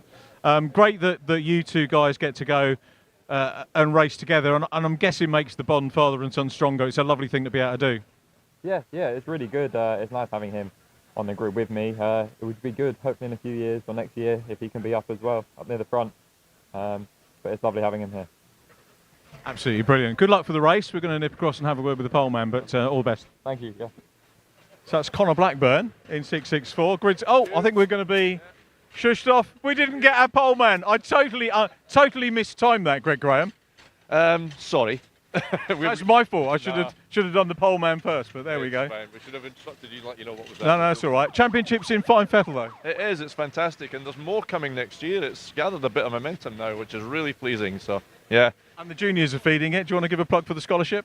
Absolutely. Scholarship at Blyton Park at the end of this month. Anybody that wants to, that fancies Fiesta Junior racing, young drivers, it's a £65,000 genuine package that they're going to win if they come along. So they've still got a few places left. So it's worth going onto the Brscc website, looking at the scholarship, and come along, get signed up. Yeah, we'll both be there. We look forward to your company as well. So Fiesta Scholarship, half-term week. Make sure you are there. In the meantime, I think it's just about time now to look forward to the race and hand back to Andy McEwen. Thank you, Greg.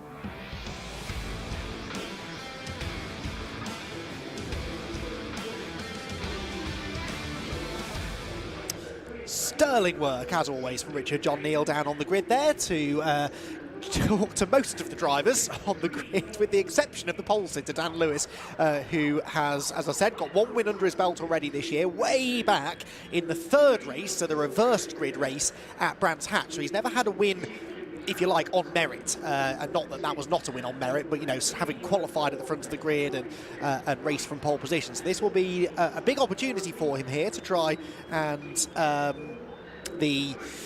try and get a victory, which he would absolutely love to do to complete his season. He is 10th in the championship, so he's got absolutely no axe to grind in the championship battle whatsoever. He simply wants to go out there, have some fun, win some races, and set himself up nicely, maybe for a championship campaign next year, depending on what it is that he decides he wants to do in 2025. But as Greg Graham there, from the Brscc, was saying, there are more drivers on the way next year for the Fiesta Championship, which is excellent news indeed. Right then, cars are on the grid. They're going to be released onto their green flag lap any time now. So before there we go, right on cue, they head off onto their green flag lap. So let's run through the grid and then start getting into some of the championship permutations maybe a little bit later on. But with Alistair Kellett starting so far down on the grid, it now looks perhaps a little bit less likely that we are going to get a champion crown today, but we'll have to wait and see. The grid headed, as we've said, by Dan Lewis, though, and Dan Lewis looking for that 2nd victory of his 2024 campaign. Didn't have a great run at the last round at Thruxton either, Dan. Didn't finish race 1 and then was sort of mid-grid for races 2 and 3. So a big opportunity here at Silverstone to try and get another race victory. He has got Connor Blackburn alongside him. Connor Blackburn, who has never won a race in this championship, starting on 2nd on the grid. Then Lucas Hayden, who has never won a race in this championship, starting third. Fourth on the grid, Morgan Kidd. Guess what? She's never won a race in this championship either. So lots of drivers towards the front of the grid who are gunning for a race victory here, perhaps more than ever before. Then you've got Gary Miller. Gary is the first of the sort of mathematical title contenders, although not really. He's a long way back in third place in the championship now, with Henry Howarth starting alongside him on row 3. Realistically, the two drivers who are going for the championship, they are separated by 90 championship points coming into this weekend, are Zach Lucas and Alistair Kellett. Well, Zach Lucas will start not on the next row of the grid, actually. He's down on row number 5. Row 4 is Joseph Knight and Simon Horobin, and then Zach Lucas with Archie Johnson for company at the back end of the top 10. So Zach Lucas with work to do, and only 2 positions ahead of Alistair Kellett, who really didn't seem too bothered about his lowly starting position because he's only 2 places behind Zach Lucas. Kellett 11th with James Pope for company on row number 6. 7th row then for Charlie Ellis and Luke Waugh together. Then John Cooper, a lot further down than normal John Cooper, who was up towards the front at Thruxton in all 3 races last time out. He's got Caitlin May alongside him on the 8th row, and row 9 for Harry Hayes and Graham Colfer.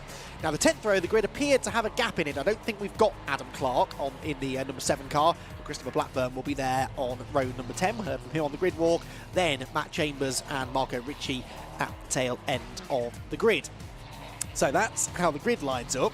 Also interesting to hear there from a couple of drivers that there might be a bit of a spread of tyre strategies here, because it is and still damp out there, definitely, but it is noticeably brighter now than it was 20 minutes or so ago, and I think that track is going to start drying out nicely. So people like Morgan Kidd, who I think was saying she's on full wets, she's going to really want to try and make hay early on whilst the track conditions are favouring her tyre choice. Those who have gone for the slicks on the front, they are going to have a little bit more of a challenge in the early stages, but the track, I think, is definitely going to come to them later on. Now, I think I'm right in saying, don't quote me on this, that the yellow sidewall tyres are the slick tyres. So looking out of the window, I can see the majority of drivers look to have gone for a slick front, but there are some who have gone for wets all round. They are the ones we expect to see going quickly in the early stages, and whether they'll be able to keep that pace up until the checkered flag, we'll have to wait and see. Right, back row of the grid then is in position, and we are almost ready to go racing then here at Silverstone, the first race of the weekend for the Airtech Motorsport Fiesta ST240 Championship.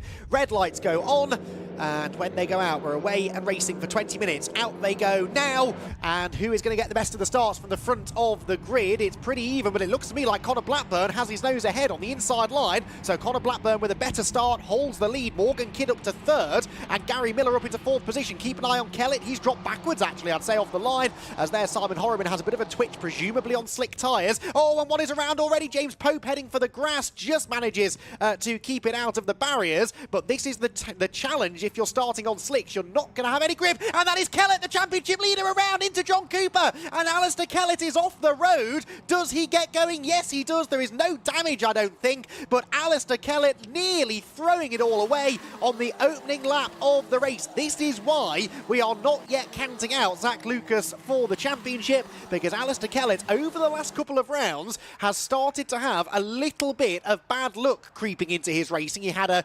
non-finish with a gearbox issue at Thruxton last time out, then got tangled up with a few drivers actually at the start of race number 3, and now on the opening lap of this race, Alistair Kellett losing control, tagging John Cooper, and he is almost at the back of the field. So big drama for Kellett. There he goes, back behind John Cooper, interestingly, but let's hope he's got no damage, because he needs to go up there and score as many points as he can. Dan Lewis is scrabbling for grip there. The pole sitter losing a bit of ground in the early stages, but a very dramatic opening half a lap of racing. And the championship leader right at the centre of that, and Alistair Kellett's going very slowly as well at the back of the field, so I wonder if he's got damage. Here comes Zach Lucas though. Zach Lucas trying to make hay whilst the sun does not really shine. He's on the inside line here, going up the inside of Lucas Hayden, and that is Lucas into 5th position. We'll start working out the points a bit later on, because it is likely that Kellett will pick up a few more positions from where he is now, but Zach Lucas is also on the march towards the front, and well, Richard John Neal, what a dramatic opening lap. Drama for Alistair Kellett, not for the first time in recent memory, and the door perhaps still open for Zach Lucas in the championship. Could well be. Need to look at those scores, don't we? I think all that happened while I was walking up the stairs, as is typical. Yes, it was. Well, what happened was it was into Village, where we saw so many of the Melias struggling for rear grip in the previous race. Kellett was on the inside, just looped it backwards into John Cooper. No damage done, obviously, but he is, 17th at the moment, Alistair Kellett, with a lot of work to do. And here, look, Zach Lucas has gone past Gary Miller and past Dan Lewis, so that puts him into third place, although he now has contact with Miller, who is just desperately trying to find some grip. There is a real mix, I think, of tyre strategies. Richard, a couple of drivers mentioned to you that they were either on wets or they'd gone for the slicks on the front. At the moment, it's just wet and cold enough, I think, that the wet tyre is the right option, and those who are on slicks clearly are struggling. Yep, it could be all. Bit of a kiss and a cuddle there on Dan Lewis, and goodness me, yeah. Is it 2 drop scores for this one, I meant to ask, or 3? It's 3, I believe. Hang on, hold the line caller. So not a huge problem for Alistair Kellett if it's 3, because he's had two retirements, hasn't he? And other than that, I don't think he's finished lower than 4th. No, I think you're right. So he's not dropping too many points, but can't really afford another bad race. That's the issue. Yeah, he is on 631 points coming into this weekend. And it is then 560 for Zach Lucas in second place. Lucas Hayden there going past Dan Lewis meanwhile, so that's now for 5th position.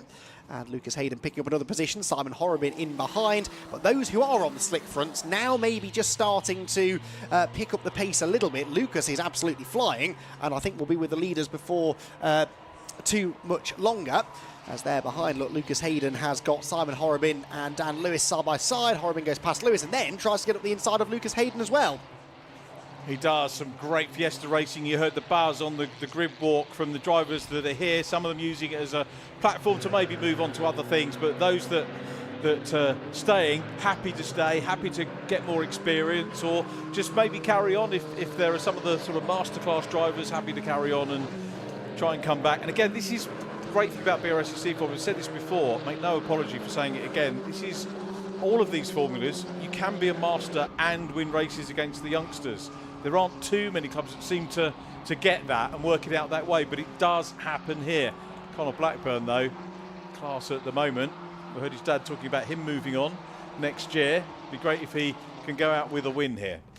Indeed so. So up towards Village goes Dan Lewis. Dan Lewis really struggling in these conditions, isn't he? Now under threat from the number 11. That is Ellis going through. Charlie Ellis picking up a place. Charlie started 13th. He's up now into 7th position. So he's going really well in the red number 11 car. Simon Horrobin, interestingly, with the fastest lap. That is worth a bonus point in this championship. Fastest lap worth a point, so too is pole position. Well, that point, of course, went to Dan Lewis. Fastest lap now to Horrobin, so neither of the title contenders picking up any of the bonus points, as Charlie Ellis now tries to complete this pass on Dan Lewis that I thought he had made, actually, but Dan sort of coming back at him down the back straight. In the background, look, there is Kellett. Kellett just isn't making any progress. He is stuck behind James Pope. He's in 15th position, but remember, you score points within your class, so that is 9th of the pro drivers at the moment. Oh, sorry, it's the overall finishing. Yes, it is. Sorry, yes, it's different to some of the other categories. So, yeah, it is your overall finishing position. So, actually, Kellett down in 15th position, 16 points going his way. That would, needless to say, become a drop score for Kellett. So, the gap is still coming down. But the point is, it puts the pressure on him for the races later in the weekend. John Cooper there slowing, coming out of club corner and then seemingly picking up the pace again. So, no, maybe not actually. He's sort of wandering offline. John Cooper, yes, is slowing down. And John Cooper's race, I'm afraid, coming to an end. I wonder whether that's a legacy of the contact that he had at the start of the race or not. I'm not so sure. But anyway, that opens the door for Kellett, who picks up another position now on the tail of James Pope. You have to wonder whether this is just tyre choice. Maybe he's gone slicks all round or something. Joseph Knight's also plummeted down the order, so we'll have to wait and see over the remaining 13.5 minutes. But as the sun now, Richard, starts to come out, those who are on slicks, that is exactly what they wanted to see. Yeah, they did. Circuit drying up, and I got my drop scores. But I was thinking Alistair had 3, but it's Zach Lucas with 3 drop scores, yes, isn't it? With, I think, a non-start and 2 non-finishes. Yeah. So he's the one that can't afford to drop. And I don't know if you heard the interview with Alistair, the turbo problems in qualifying. And yeah, just so many things. We'd be interested to know. I'm sure somebody on the stream will know how many components there are from the Haynes manual. Is there still Haynes manual? Are they still things? Haynes manuals? There might be. How many parts there are in one of these cars that could go wrong? Yeah, yes. I think Kellett's had most of them in these last couple of rounds, hasn't he? Had that really strained gearbox issue at Thruxton last time out that cost him. And Alistair Kellett now with work to do. Where's he going to end up at the moment then. Across the line goes Zach Lucas. Zach Lucas now has the fastest lap. That is worth a bonus point. This is all helping him to just try and keep those 2 bonus points, excuse me, to keep his title hopes alive. And as they head through Abbey, Kellett picking up another place now, 12th position, ahead of James Pope. So it's all just starting to come to Kellett a little bit more now, but Lucas 4.2 seconds off the lead. That last lap though, Richard, he was a full second quicker than race leader Connor Blackburn, so there's every chance here that Lucas could pick up a few more places. It could be. The gap's coming down. We've got Morgan Kidd in P2. What a difference. I don't know what you heard of the interviews. What a difference Thruxton made to so many of the youngsters' lives going there. Whether we'll go back there next year or not remains to be seen, but it for some heartbreak, for some really good meeting, and as I said to them, if you do well at Thruxton, big confidence. Yes, big absolutely. Confidence. Well, and here she is now, all of a sudden battling with Zach Lucas, one of the championship contenders, so she'll learn a lot from this. Ooh, that wasn't the best line through club though, Morgan. Oh dear. And she bounces back onto the road behind Zach Lucas. That is what pressure will do to you though, seeing one of the title contenders coming up behind you. And also, she was gaining on the race leader, so I guess maybe just a little bit of overdriving creeping in there, but she's back on the road, still in third position. But of course now Gary Miller is looming in her mirrors, bringing with him the likes of Simon Horrobin and Lucas Hayden as well. As in the background, Kellett comes across the line, now in 10th position, so that is now 26 points that he's scoring. So he's picked up 10 points in the last couple of laps. And look, the next car in front of him, number 77, Graham Colfer, with that front splitter rattling around in front of him. And that potentially is going to slow him down, particularly through some of the high-speed corners. There you can see it, look, the splitter has become dislodged. And, oh, well, he's sliding wide anyway. Kellett slips through on the inside line. And another position, and with it, another 2 championship points gained. Colfer's a guest driver, actually. Scott Woodwiss is correcting me. So Kellett then doesn't actually gain any more places, but is now in clean air. It'll be interesting, Richard, to see what sort of pace he has. It will. I think he's getting into the territory where this may not, for Alistair Kellett, be a drop score at the end of this one. So we will see, and he'll be happy with that. But Connor Blackburn out front from Zachary Lucas, who needs every single point. He can't afford another drop. Morgan Kidd in third, still by far, as Luke Waugh has a moment. He's on slick tyres, obviously struggling with those, and he'll be hoping that they come back in. As you said, though, the slicks do actually match the car, because that's what they normally have on. Yes. Yes, that's right. Now, look, this for the lead. Connor Blackburn's been caught by Zach Lucas. So Zach Lucas about to try and get his way into the lead of the race. Connor Blackburn being reeled in. And again, whether they're on different sides, I'm not so sure. Look at Lucas's car really rotating nicely through the left-hander at Farm. Onto the brakes now into Village. The wider line in for Lucas, but there's no grip out there. We've seen that already. And he had a big slide, a bit of over-rotation there as he turned into the tight right-hander. But he's on the tail of Blackburn. He is clearly quicker. On the previous lap, took nearly 2 seconds out of the race leader, and he is now challenging as they head onto the hanger straight. A much tighter line for Zach Lucas, and the race lead surely will be his by the time they reach Stowe Corner. We might have a change for third by that point as well, because Morgan Kidd, who also I think has picked up some front splitter damage, is really under threat. We'll deal with the lead battle first though, and Zach Lucas on the inside line should be able to break later. That is the wetter side of the road though, and Connor Blackburn is going to stand his ground after his first win in the championship, remember Connor, and he won't really care about the championship battle that Zach Lucas is in. He just wants a race victory. He does. This is a shaping up to be a cracking little race between these two. Remember, he's got at the moment side by side as well for third position behind, but Lucas is going around the outside. There is grip there, and he manages to complete the move. So Connor Blackburn, is he going to be able to fight again? One would suggest not, because he has lost that ground, but Lucas gets very tail happy coming onto the Hamilton straight, and there's contact behind. Simon Horrobin, oh no, and gets collected again, crunch into the pit wall. Simon Horrobin, a big hit, and I think it's Lucas Hayden who he got tangled with. That will probably be a race stoppage, you would imagine. The car right in the middle of the road. Hopefully Simon is okay. He got out onto the curb, I think, as they came out of the final corner. Car rotated across, and unfortunately Lucas Hayden, nothing he could do to avoid. That is John Cooper watching on from the exit of turn number 1, but I suspect we are going to have a race stoppage here, because that car ain't for moving. If that's a red flag with 8 minutes to go, does it get canned? Does it go back a lap? And that means that Connor Blackburn gets a win. It would definitely go back a lap if it's called a result. They've got time. We're ahead of time, remember, at the moment, so they could choose to restart the race if they wanted to, but we'll have to wait and see what the decision is. The race for now is still going, bizarrely. They are coming through Stowe Corner, and in 2 corners' time, they'll be faced with a stricken and very badly damaged car in the middle of the pit straight. So you have to imagine the safety car, at the very least, will be called before too much longer. But anyway, time ticking down. They might be trying to get to 2/3 race distance maybe, so they can call it. Safety car lights were flashing there on the exit of Stowe Corner, and we do now get the confirmation on the timing screen. So the race being neutralised but not stopped, which means that it can continue on for, well, if they can get that car cleared out of the way, they can continue on to do the full race distance. Morgan Kidd will breathe a sigh of relief here because she holds on to 3rd place for now and was really coming under attack from the likes of Gary Miller and Charlie Ellis, and of course the other big winner, Alistair Kellett, who in all of that had set the fastest lap as well, Richard, and gets those 2 points back, and now the race is stopped. So, what does that mean?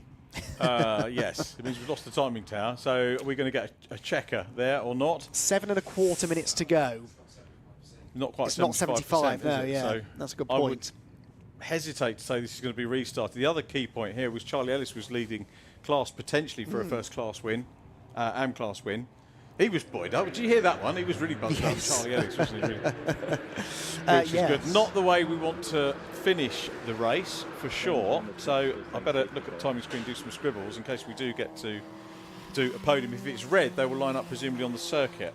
Yes, you'd have thought so. That will indicate, I think, what the plan is. Like I said, we're ahead of time, so they should feel that they've got time to get the race restarted if they want to. Zach Lucas is waving to the marshals as if he's celebrating a race win. And of course, because we completed that extra lap, it means if it doesn't now restart, he will be credited as the winner. That could be significant. Also worth mentioning the AM Class Championship. I hadn't really touched on that yet, but Archie Johnson and Henry Howarth were only 3 points apart coming into the weekend. So Archie Johnson and Henry Howarth battling for the AM Class Championship. Well, neither of them were at the front of that group. Johnson was only 7th in class, and Henry Howarth was only 6th. So Howarth will take a couple of points out of him. They're going to be almost level, I think, on points going into the rest of the weekend. Right, cars to the pit lane. Most of them anyway. A couple of them didn't get the memo, but I think the rest of them are being ushered into the pit lane, and that is, I fear, then going to be the end of the race for the AirTech Motorsport Fiesta ST240s, and well, Zach Lucas will pull into position if there's anyone there to stop him, which I don't think there is. Oh, he luckily knows what he's doing, pulls in outside the entrance to Parc Fermé, and we should have a chance to catch up with him before too much longer. But Joseph Knight there, look, is already in the pit lane, having presumably pitted them before the race stopped. Got a couple of them who have made their way around onto the start-finish area. Henry Howarth, one of them actually, with some damage to the back of his car, or the side of his car. Not sure what his involvement was in all of that, but yeah, that AM Class Championship then. 19th and 20th overall, those top 2 in class, so that means 2 points more will be scored by Henry Howarth compared to Archie Johnson. I think they are now 1 point apart for the lead of the AM Class Championship, so that one is definitely going to rumble on to the very end of the season. So the cars have been ushered back to the pit lane, but the timing screen has not yet wiped to 0, so whether that means they're going to restart the race after all or not, I'm not really sure. But anyway, obviously the priority at the moment is making sure that Simon Horrobin's okay. Simon, I can see, is out of the car from out of my commentary box window. He's looking around, surveying the damage, taking a drink of water. But that will probably be his weekend and therefore season done, you would imagine, which is a real shame after a fantastic second half of the year, really, Simon Horrobin. He's been a regular contender for race wins again.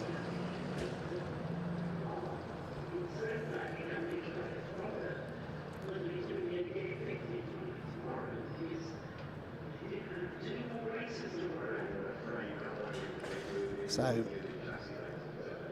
Simon Horrobin's car needs recovering first, of course. Then they need to assess the situation with the pit wall, whether that needs looking into, and whether there's any debris or fluid on the track. So whilst we are establishing what's going on and whether we're going to get a race restart here or not, we're going to take a very quick break from Silverstone. We'll be back with hopefully news on what happens next in just a few minutes.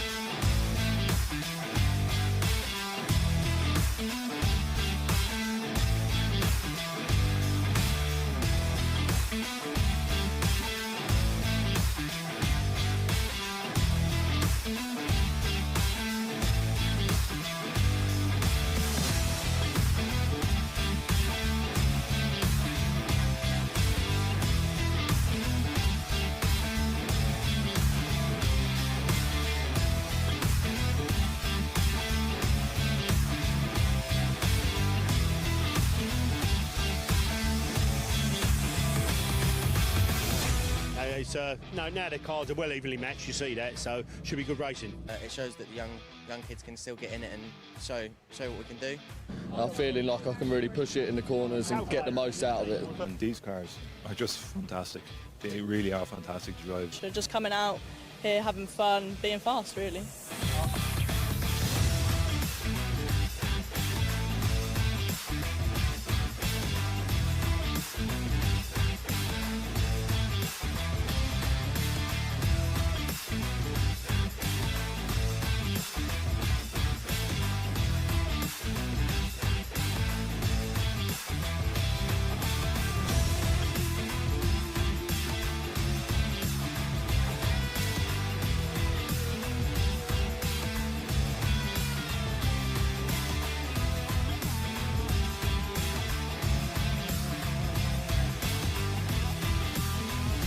Performance for money, you can't beat the value. I mean, the nearest thing you're going to get to a mini touring car.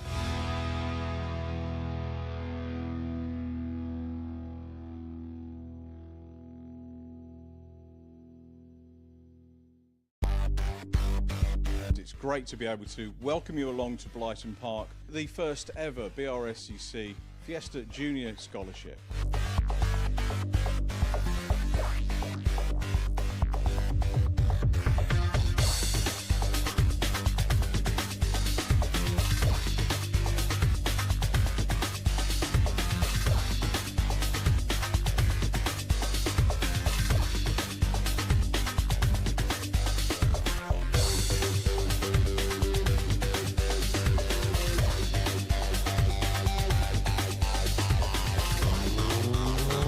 I've seen the smiles on the faces of all the drivers getting out, and the coaches as well are really enjoying their time in the Fiesta Junior Mark 7. So I want to sort of work with these drivers, find that next person that's going to be the next big driver in the Fiesta Championship.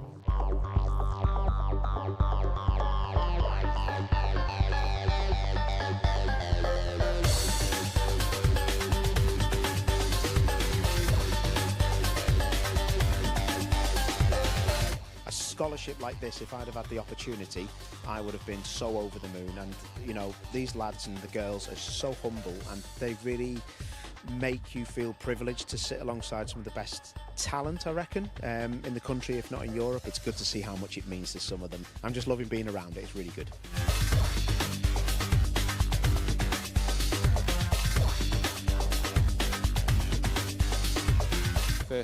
The Fiesta Juniors is where I started. Such a spread of varying different experiences, so much potential and so much talent.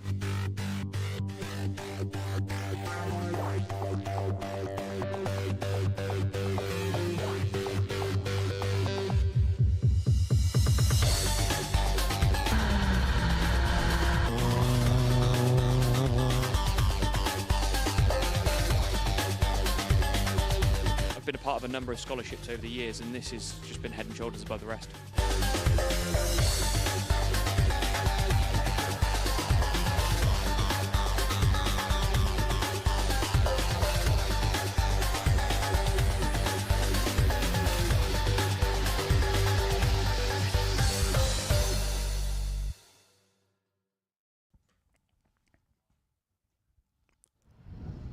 Welcome back to Silverstone, everybody, and the AirTech Motorsport Fiesta ST240 Championship coming under red flag conditions in dramatic fashion, with Simon Horobin spinning into the pit wall exiting the final corner at Club. Now, we were sort of pondering what the plan was going to be. We kind of wondered whether that would be the end of the race, but as you can see just about behind the pit wall there, the cars haven't been ushered not back into the paddock, but instead to the end of the pit lane, where they are queuing patiently and I think waiting to go back out on track. There is Simon Horobin's car going through shot on the back of the flatbed truck. The couple of cars that had stopped out on the track have been left out on track, I think ready to re-grid, so I'm pretty sure we're going to get a restart. And indeed Scott Woodwiss from the Brscc is reporting back to us that it will be a 7-minute restart, we think. So we are going to get a 7-minute restart. There is Simon Horobin's car. It looks an absolute mess, but the good news is all of the safety features inside that car did their job, because after what was a fairly hefty shunt into the pit wall, he emerged absolutely unscathed. He was out of the car, walking around, taking a drink and counting the cost. This is what happened then. Look in the background, he has contact, look, with Lucas Hayden, and then as the car fishtails back across the road, they get together again and crunch straight into the pit wall, and Simon Horobin's race comes to a very abrupt end, and Dan Lewis, in fairness, did a good job there to avoid him. But as I said, he was absolutely fine. A great advert for the safety of these cars, and the fact that Simon Horobin was able to get out without a scratch on him is wonderful news. So yeah, Simon absolutely fine, but a scary moment there. We see that quite often here when cars get out onto the curbing, for example, on corner exit, and Loop It coming out of club. That one looks like he was maybe assisted, but it's just close racing, tricky conditions, so easy to sort of trip over each other in those circumstances. And unfortunately, Simon the one that bore the brunt of it on that occasion, but the car has been cleared. The track is now being dressed, because obviously quite a lot of radiator fluid from the front of that car has been sort of deposited right on or around the front row of the grid. So it's going to be a little moment or two before we get the cars back out there. They'll have to complete an outlap from the pit lane, then there'll be another green flag lap, and we're anticipating maybe a 7-minute restart, we think, when we do get the race back underway, which is good news for us. It is absolutely terrible news for Zach Lucas, because Zach was in a position where he was winning the race, so he was on course for the 50 points. He'd already taken 2 points for fastest lap as well, and so he was on course for basically the maximum points haul for this race. Didn't get the point for pole, that went to Dan Lewis, but still running well. Alistair Kellett, meanwhile, down in 9th position, was on course for just 28 championship points, which I think was still going to be a drop score for him. And, well, Kellett's lead was going to shrink, but that now no longer really the case, and it looks as though he is going to have a little bit of work to do still. Right, let's head downstairs, shall we? And here, once again, from Richard John Neal. As Andy McEwen said, the officials will get us out racing if they can. Let's have a quick word with Dan Lewis. He's got the door open. We didn't get to chat to him on the grid. We might need a second just to have a quick look and sort what's going out. Dan, I'm sorry we didn't talk to you on the grid walk, because you got pole position, currently P2 in the AM class. So first of all, congratulations on pole. But you left yourself with a bit of work to do. Was that tyres? Yeah, we had slicks on the front and wets on the rear, but with the slicks on the front we've got absolutely nothing. The way the car's set up, it's just, I can't turn through corners, it's just understeering everywhere, there's nothing to really play with, so it's just dropping us down the order, you know. But P2, maybe the circuit will be a little bit drier once you get out there, once the clear up's done. I hope now it's drier we might be able to make some places back up and get ourselves back at the P1. How far ahead was Charlie of you? Because he's the guy you're dicing for in the class. What, in the championship or? No, in terms of the race before the red. About a second or two, I think it was. Okay. Yeah. You get a second go at him. Yeah, I hope so. I'll leave you to it. Well done on pole. At least we got to have a chance to catch up with Dan Lewis. Let's go up here and have a quick word with Charlie Ellis. We heard how enthused Charlie was with the race at Thruxton. So, class leader. It's not very often we get a chance to have a word with a class leader in the middle of a race. They're hoping to get you back out. We'll listen for the whistle, but happy with the way things went in the first part of the race. Yeah, it's been a good start to the race. I mean, a lot of carnage at the start, I have to say. Not the nicest thing to see, but we made the most of it and, you know, worked our way through. I think I felt I held the fastest lap at the moment, so that's going really well. And, yeah, you know, it's going really good so far, but still 8 minutes left. Let's see what happens.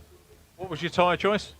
Well, we've gone front, slicks on the front and wets on the rear. So basically nothing on the front. You're underway, I've got to go. Best of luck, mate. Good luck, Charlie. Sorry to cut across from Charlie Ellis there, who is going out. As you can see, we're very rapidly cleared away. Let's go back to Andy McEwen to resume the commentary. Thank you very much, Richard. Yes, so good news. Cars released back out onto the circuit. They'll come around to the grid from where they will have a second green flag lap.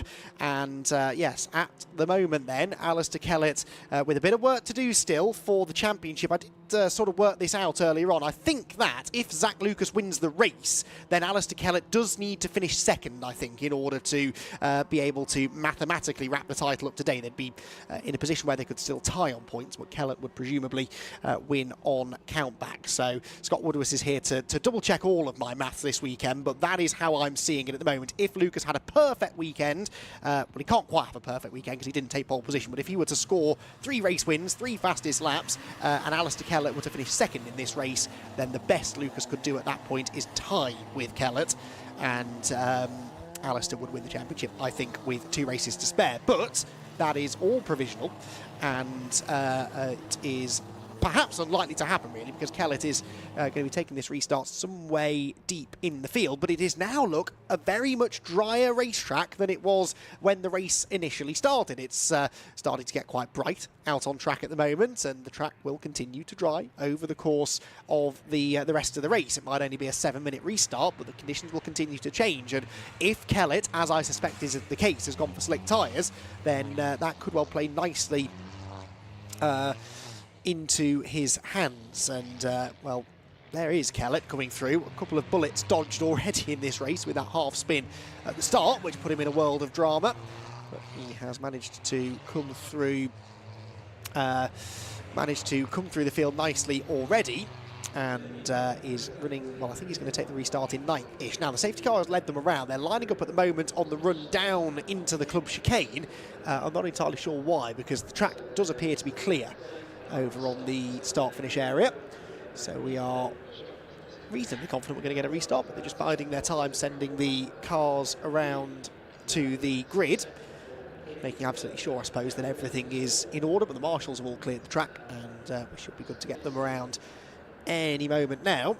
Although the fact they've stopped them before pit entrance makes me wonder whether they are still deciding whether or not this race is going to be restarted or not.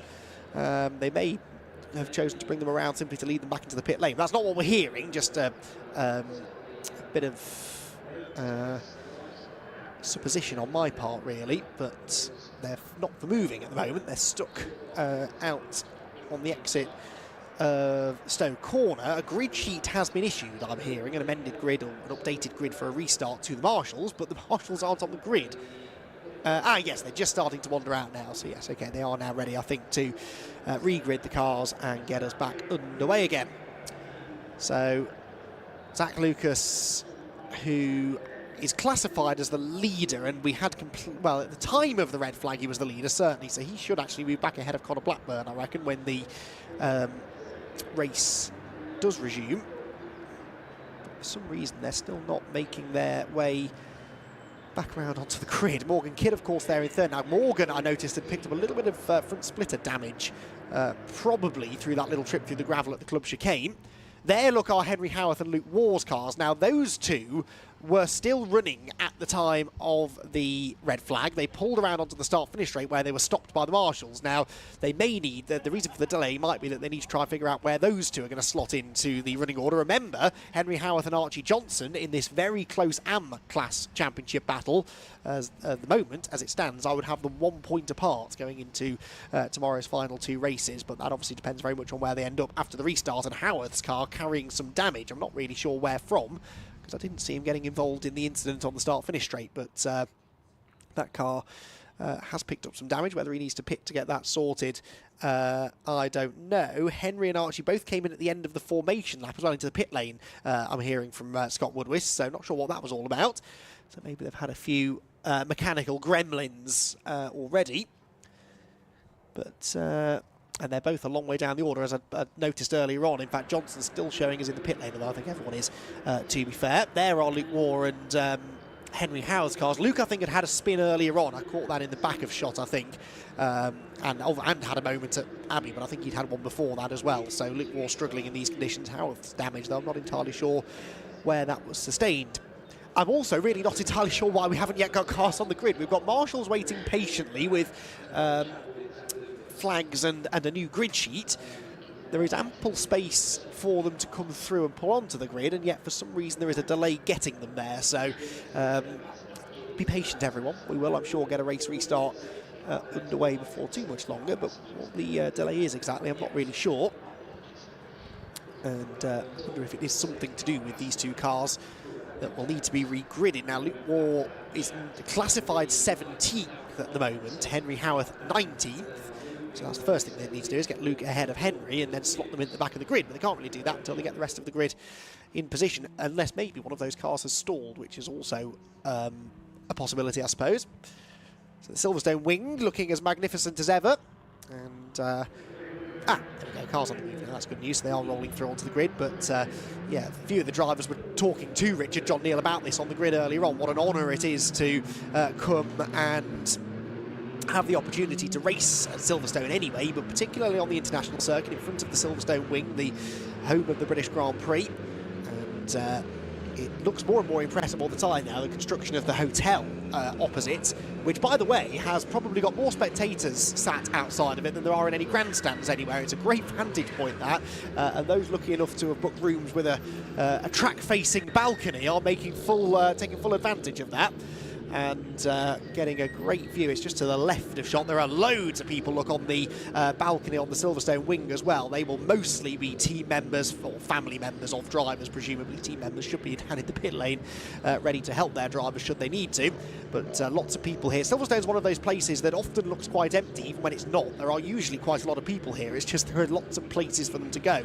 And on the international circuit in particular, you can sort of wander around most of it, actually. You can certainly walk the majority of the outside of the track, and there's some good vantage points to the inside as well, so good place to come and watch some racing, actually. A bit of a hidden gem, really, the international circuit, not one that is especially well known, but certainly one that does always produce good racing. So, cars now rolling through onto the grid, I presume. Yes, we still haven't had notification of how long the restart's going to be, but we are getting a restart, it would seem, because Zach Lucas and Connor Blackburn have pulled in at the front of the grid, and the rest of them finding their positions further back. Big news, or the big story really, is what progress can Alistair Kellett make? He's just pulled up directly outside of the commentary box window, trying to get a look at the back of the car. It really doesn't look damaged at all. I think he very much got away with that at the start of the race, but he does look to me like he's on slicks on the front. I'm not sure about the back, though. I'm presuming he's got slicks on the front. He will be on slicks on the back. Yeah, there's not a scratch on the back of that Kellett Motors car, is there? So he is, I'm sure, now going to be up for the fight. Knows he needs to pick up a fair few positions here to wrap up the championship a day early. Not that likely to happen at the moment with Zach Lucas on the form that he's on. The safety car disappears out for another lap. The cars will be left to their own devices on the green flag lap, I think. A couple of them were very much out of position as well. Lucas Hayden. Now, Lucas Hayden there, look, pulling into position. The white, black and pink car. He was the one that got involved with Simon Horrobin. I wonder if there's any damage to the left front corner of that car. It looks like there's a bit of trim hanging down maybe underneath the left front corner, but generally seems okay, despite those two sort of collisions that he had with the Simon Horrobin car. There he is, look, but the wheels all seem to be pointing vaguely in the right direction, which is good news. But as the back of the grid gets formed, we are almost ready to go. I think Luke Moore is now in position, Henry Howarth in position as well. Now, Henry battling with Archie Johnson for that AM-Class Championship. Well, they're going to start together on the back row of the grid. So the purple Jam Sport car, in fact, they're both Jam Sport cars. The purple one is Henry Howarth. The grey, blue and gold is Archie Johnson. And as it stands, if they were to finish in the order they're taking the restart, I believe there'd only be a point between them. A 7-minute restart now confirmed on the timing screen, by the way, so we got there in the end. And who was it that was saying before we were 20 minutes ahead of time? That was a mistake, wasn't it, to make a point of that? This race due to finish at 2:25, though, so we are actually still going to be, I think, about 10 minutes ahead, so we've not lost a huge amount of time here, provided we don't have any more dramas, of course, on the restart. So, cars then pull into position. Green flag lap will get underway momentarily. And a couple of gaps on the grid maybe further back, but at the front of the grid, Zach Lucas leads them away. And look, that is very much nearly a drying line now on the racing line anyway. Again, good news for those who are on the slick tyres. Wonder what Morgan Kidd can do here from third position. She's genuinely had front-running pace, but we believe she's on wet tyres all round. So are the conditions now too dry for her? She certainly seemed to have a fair bit of understeer, didn't she, when Zach Lucas caught her earlier on. So is that going to hinder her chances of grabbing a podium? Going going to double check here, but I'm pretty sure she's not had a podium yet this season, has she, Morgan Kidd? No, she's had a best finish last time at Thruxton, I think, of 6th. So she's not even had a top 5 yet, let alone a podium. So let's see if she can pick that up. A much improved Morgan Kidd, though, it must be said, as the season's gone on. And really the big turning point seemed to be here at Silverstone last time. She managed to pick up 3 top 8 finishes. It was her most consistent weekend of the year. And then backed that up with the top with the 6th place at Thruxton, but then unfortunately didn't finish race 2 with an accident at the chicane, and then wasn't able to take the start of race 3. But the team have done a brilliant job to prepare the car immaculately again for this final round, and she is delivering good pace. That damage splitter won't be helping her particularly. You can see there the right front corner, that's the corner that she dragged through the gravel down at the club chicane, and that's just detached itself slightly, but it's the right hand side, it's not the side of the car that gets leaned on the most, so hopefully she'll be all right. And can she bring home a podium finish? That would be a great beginning to the end of her season. So cars then rumble around through the club chicane, and as I said, a 7-minute restart incoming then. With there, Alistair Kellett, perhaps the one to watch, the bright yellow and blue car coming through from, I think, 9th on the grid for the race restart. What can he do? What progress can he make? Can he get into the podium places? And if he can he do enough to win the championship with 2 races to spare? So, onto the grid they go. Lucas Hayden's car pulling in just in front of me. A little bit worse for wear. He's got Kellett and Dan Lewis. Dan Lewis one to watch as well as it dries out. I do feel like he was just on the wrong tyre that first time around, but as it dries out now, I think he's starting to maybe feel a bit more confident. Gets another go at this, having started on pole position, remember, winner at Brands Hatch at the start of the season.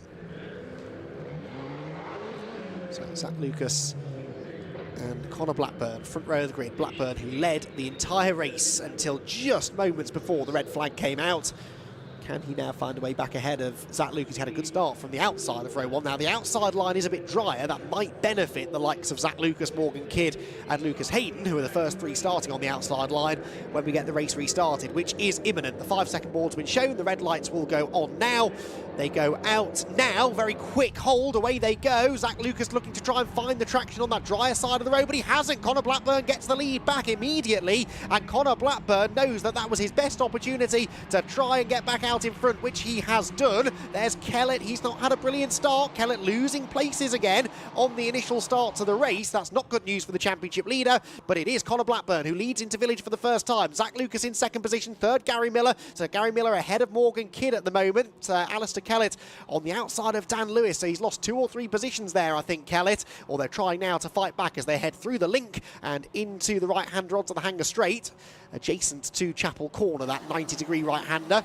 And they accelerate away down the Hanger Straight itself. Dan Lewis does now fall in behind Alistair Kellett, but a good start made, really good start by Connor Blackburn, but no, he's lost the lead. He's lost the lead. Lucas has gone back through, and Gary Miller coming through to challenge maybe for 2nd place. So I don't know what happened there to Connor Blackburn. He lost some momentum coming out onto the Hanger Straight maybe, and he has lost the lead. So Lucas back through, Blackburn 2nd, Miller 3rd, then I get back to Morgan Kidd, who I think is still in 4th position as they drop downhill towards the club chicane.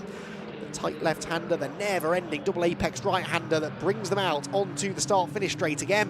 And Lucas just trying now to get his head down and pull away if he can. Charlie Ellis is there in 5th. Then you've got the guest driver next in line.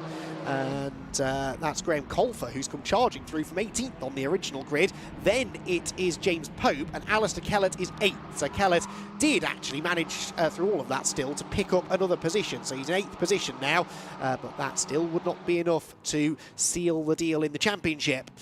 Up towards Village we go then. Charlie Ellis now moving to challenge Morgan Kidd. Goes to the inside of Morgan and slips through at Village. So Morgan Kidd, oh, she's off the road as well. That opens the door for Colfer. And now remember, Colfer a guest driver actually. So I'm saying that Kellett is in 8th. That's actually 7th place points, isn't it? So that's 32 points he's scoring at the moment. And he's on the tail of Morgan Kidd. Kellett is flying actually on this restarted race. He's up the inside now of the pink number 53 car. and I think should be able to complete that pass down into Stowe Corner. Colfer is on the charge as well, to the outside of Charlie Ellis. Charlie Ellis leading in the AM class at the moment. Colfer is also an AM driver, doesn't score points, but he still wants to try and win the class if he can, and all of this going on right in front of the championship leader as well. Right, Gary Miller up into second place now. He's got past Connor Blackburn, whose chances of a maiden victory are just starting to slip away, you'd have to say. And then come the next three. Ellis sideways, Kellett into the back of Colfer. It all just got very stacked up through the final couple of corners, and Kellett will just be wishing for a checkered flag here. At this point, I don't think he cares too much about winning the championship today. He could very easily go one big step towards losing it the way things are going. He just wants to get to the line, get to the checkered flag without any more dramas. At the moment, he's scoring 36 championship points. He needs 10 more from this race in order to win the championship, we think. And remember, the next car, Graham Colfer, is not worth any points. Colfer, though, steams around the outside of Charlie Ellis so late on the brakes into Village. He can't make the corner, runs wide, and Kellett will go through. So that is no more points, but he is at least now on the tail of Charlie Ellis, which is worth an extra couple of championship points if he can get past car number 11. Takes a very wide line out onto the Hanger Straight where they're not monitoring track limits, thank goodness. So everyone free to run as wide as they want. And then they head down into Stowe Corner where Kellett is making his move and blasts past the number 11 machine.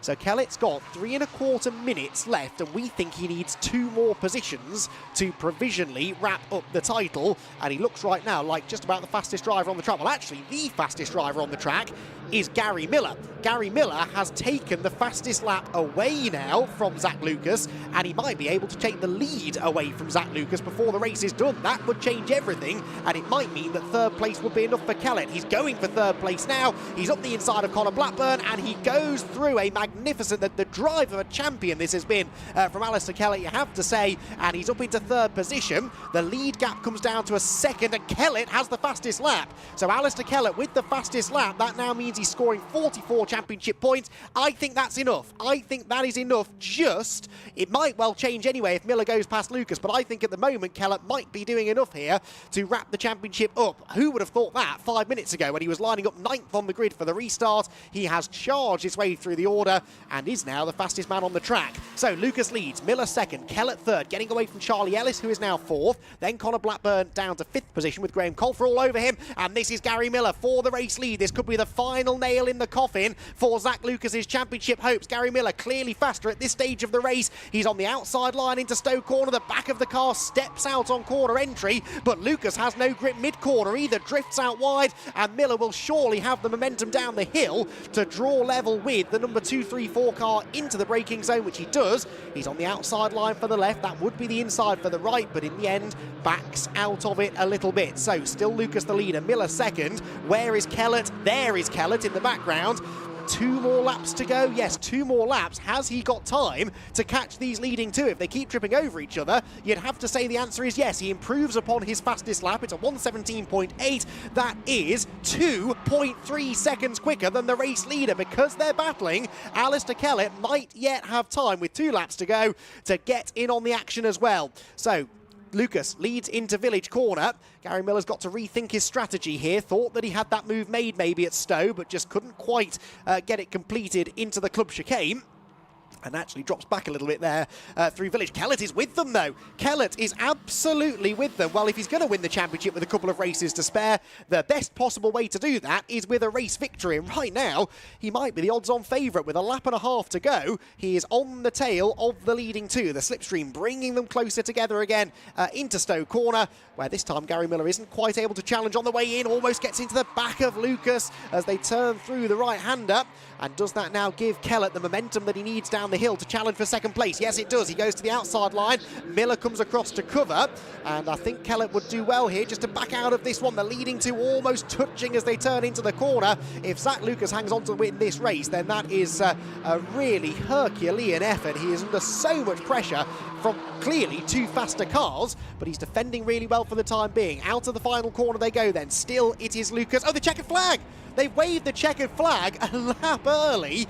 Right, what does that mean then? So Lucas gets the 50 points, not 52 anymore, 50 for the win. Kellett will score 42 for third, plus the 2 fastest laps.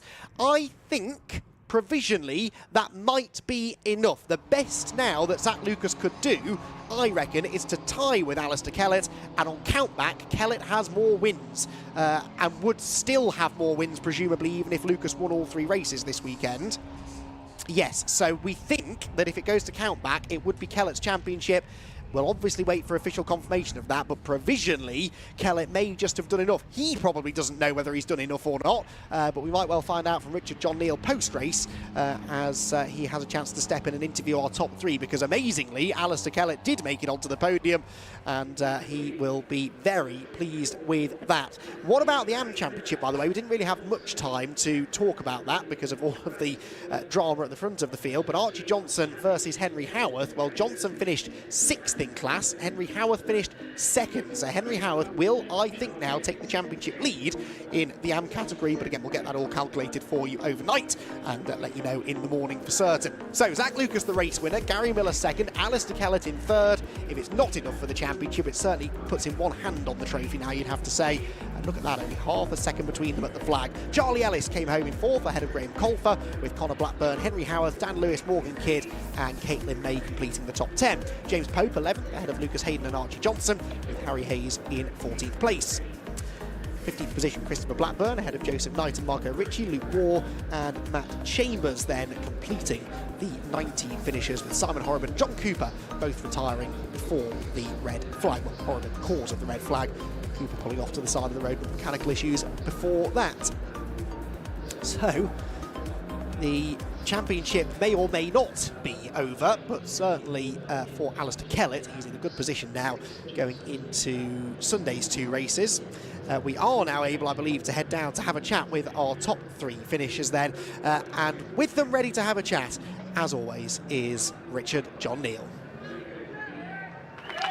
Well, lots of clapping and cheering, and Charlie Ellis winning the amateur class.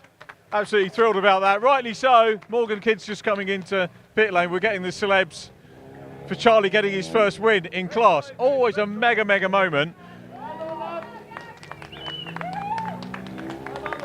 We're going to let the cars come into pit lane as well. Oh, sorry, into Parc Ferme first. Archie Johnson just bringing them in. We'll catch up with Charlie in a moment. He's got his crash helmet on. Over there, though, P1 and P2, Zach Lucas and Gary Miller. Don't know whether Joseph Knight's going to let us through. We'll nip over after Joseph Knight and grab a quick word. Zachary Lucas, well done. Thank you. A win. Yeah, it was hard, but I got there. Everyone was saying, like, the tyre decisions, when you got to make the decision an hour before the race because of the pit walk, you know. But it was great to be able to do that. Yeah, it paid off for sure, being able to change the tyres. We made the right call. It was a pretty hairy first few laps, but once they got warmed up, we was in our element. Yeah, hopefully another couple of good races tomorrow, and we see where we can get. Good stuff, good stuff. We're still working out points and things like that. I'm hearing different things coming through, but Peter obviously got the better of Gary in that one, so that was a good close race between the pair of you. It was a very close race. Yeah, I had a bit of damage, and the rear end on it was very loose towards the end, so I'm going to have to get the team to have a look at that. So, but yeah, all good. Thank you very much. Have a good evening. We'll see you tomorrow. Zachary Lucas back on the top step off the podium. Let's have a word with Gary Miller, P2. Gary, well done. Thank you very much. Closing up there. Yeah, I had him at the end. It's the back tyres just went off, but it was trying to get him moved on clean, and I just couldn't quite get there. And then next thing, all of a sudden, Alistair was there, and I think three of us were side by side on the last lap coming down the last corner. But yeah, no, delighted. Back on the podium now, it's brilliant. It was that was a good race. Good stuff from the organisers to get it back out. You know, you've been at other things where they get canned pretty early on, but no, it's great to get back out there and get a good race. And the top 3 in the championship were door to door again, so that was brilliant. So no, well done to Zach. He drove well. He hung on to it at the end. It's just Morgan Kidd and Blackburn were just unlucky. If the safety car hadn't come out, they had the makings of you in the first race, to be fair, even though their wets had gone off. So their gamble didn't pay off and ours did. So look, it's a good day.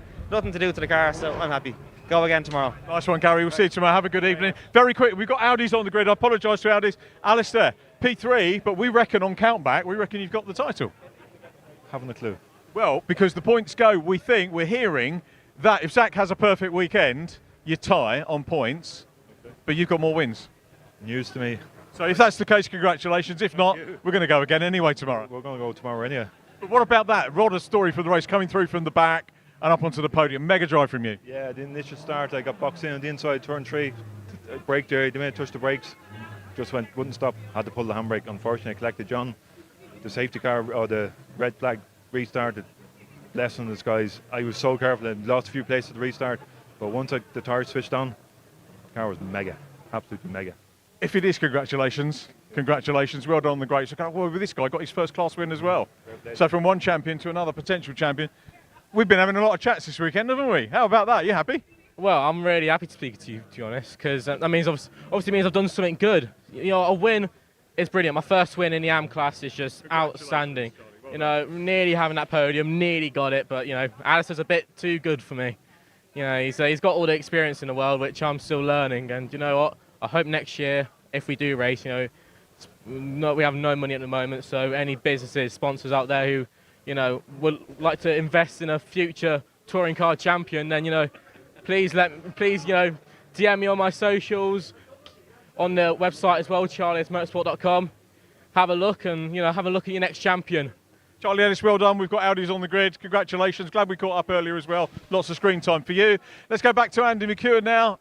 Demon Tweaks, Audi TTs. And I'll be back up in the box in just a few minutes.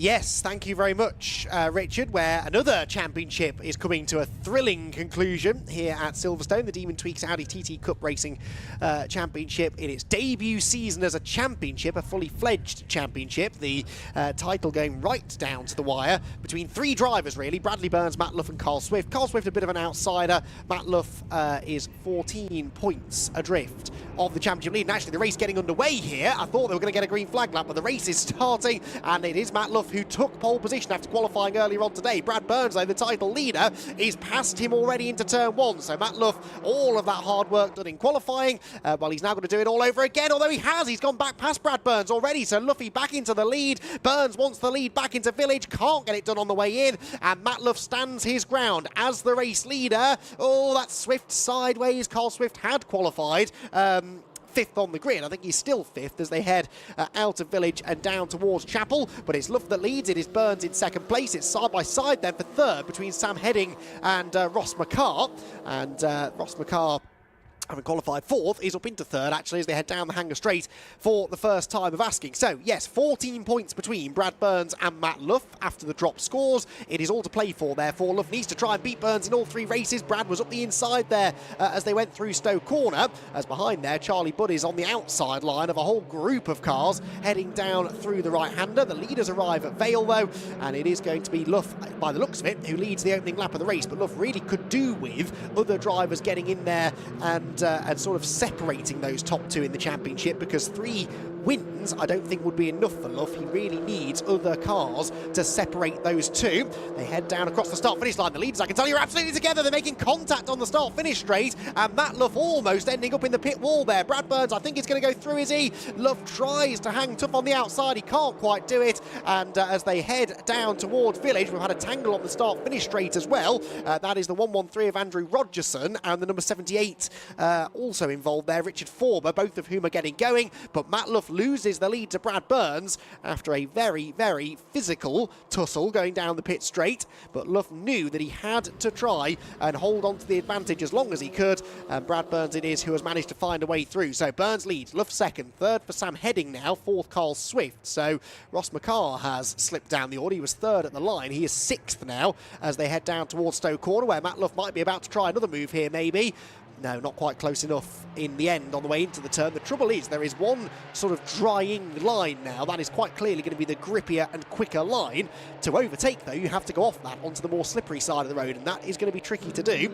So Matt Luff just needs to try and dig deep here, find the performance that he had in qualifying, where he took pole position by only about half a tenth, admittedly, but he was quicker than Burns. He is sticking with Brad for now, and really needs to try and find a way back into the lead. Will Stacey there in 5th position now, having gone past Ross McCarr on that lap. There's a lot of gravel on the road after that incident towards the back on the previous lap. The leaders negotiating that safely though.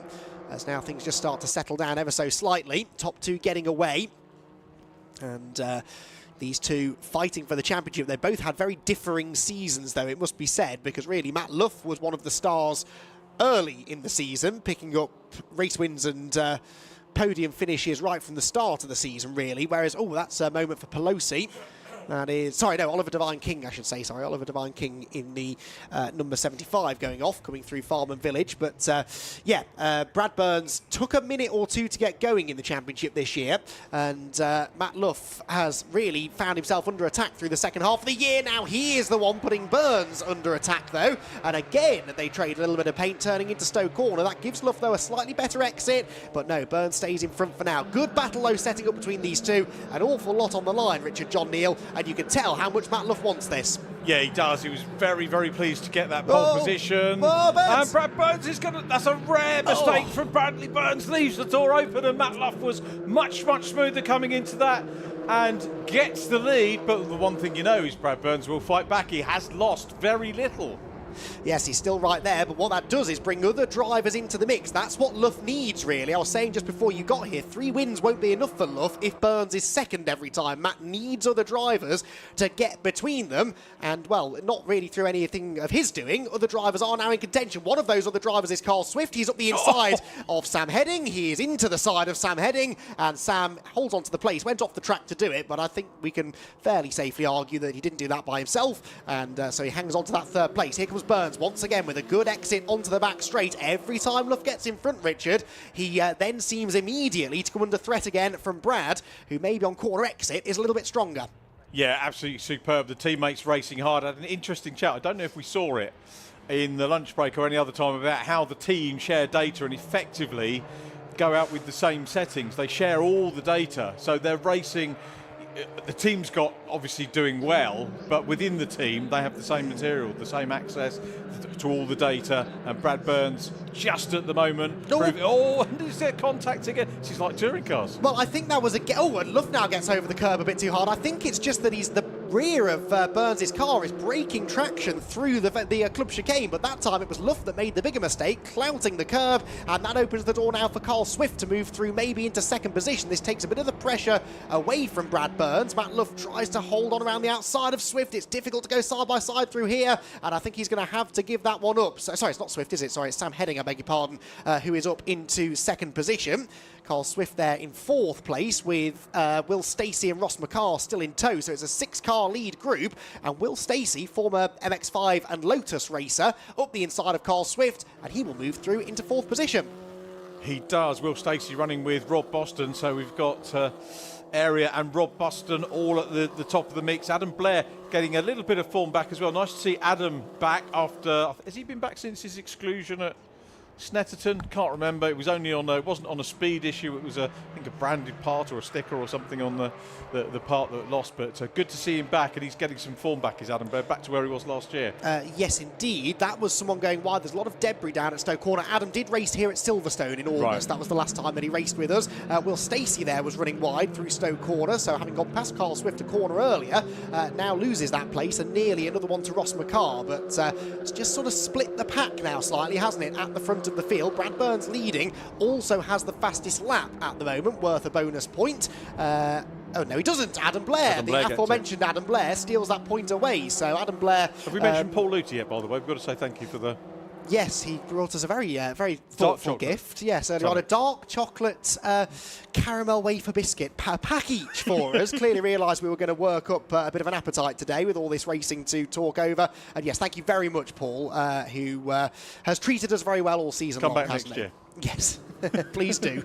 We don't have favourites, but we do like Paul Luty because he brings us chocolates. It's an easy way to our hearts, isn't Sorry it? to do that as a tangent, but no, absolutely. Where is Paul then at the moment? He is... Not that far away. He's in 11th at the moment. There's David Robb, who we had a nice chat with this morning as well. Yes, absolutely. So both of them knocking on the door of the top 10. Leaders then down through Stowe Corner. I'd say they're getting closer together again slightly now, those leading three. Matt Luff just starting to regroup maybe after getting shuffled out earlier on, and Sam Heading I think is closer than 9/10 now to the race leader Brad Burns. 9/10 was the gap at the start of the lap. I think that's coming down, so they're all compressing together as we move now into the second half of the race.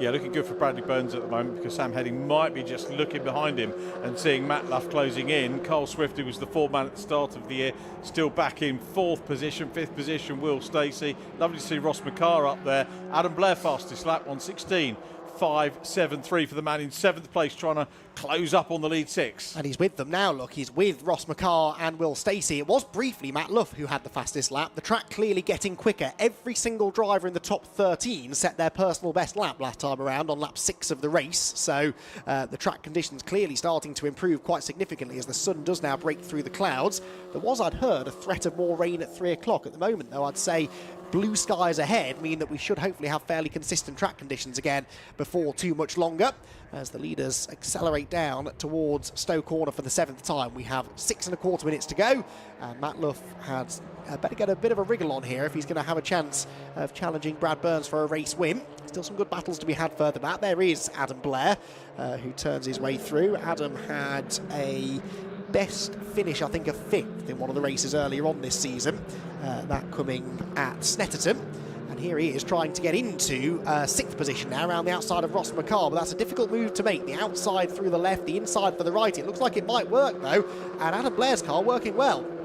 It is working well, and both of these guys, of course, were front runners last year.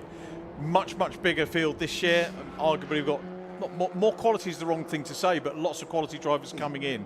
Certainly nothing wrong with the quality of the likes of Adam Blair and Ross McCarr, and all the drivers that were in it last year. Charlie Budd up to 9th. He's having a decent run here as well.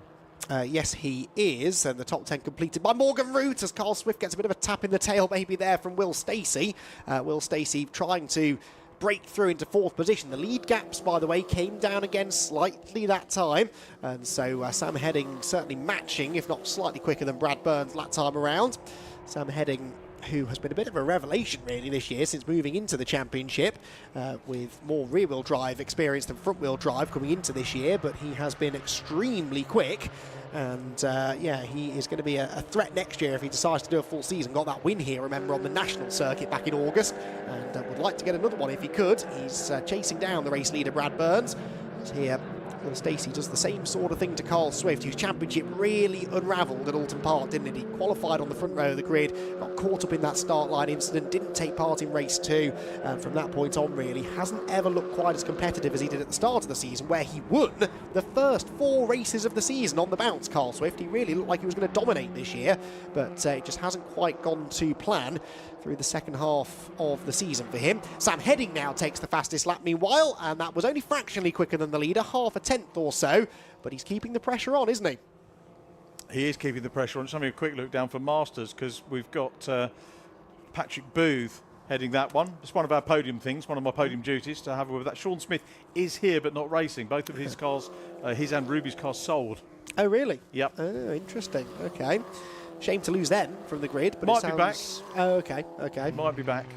We'll see. Hopefully they will. I know a lot of people have really enjoyed their season racing here in the TTs, even those who maybe, for whom things haven't quite gone to plan. They even, I was chatting to Steve Foden earlier on this morning, said, oh, I've had a rubbish season. It's been a real nightmare, but still learnt a lot, you know, and he was sort of accepting, I think, that it was never going to be easy stepping into a championship like this. No front-wheel drive experience ever for the reigning Mazda MX-5 champion, and well, he qualified for this race 15th. He is running in about that position now, I think, yeah, 16th position, but even he admits that he's learnt a lot and it's still been worth doing, even though the results haven't necessarily been exactly what he was hoping for.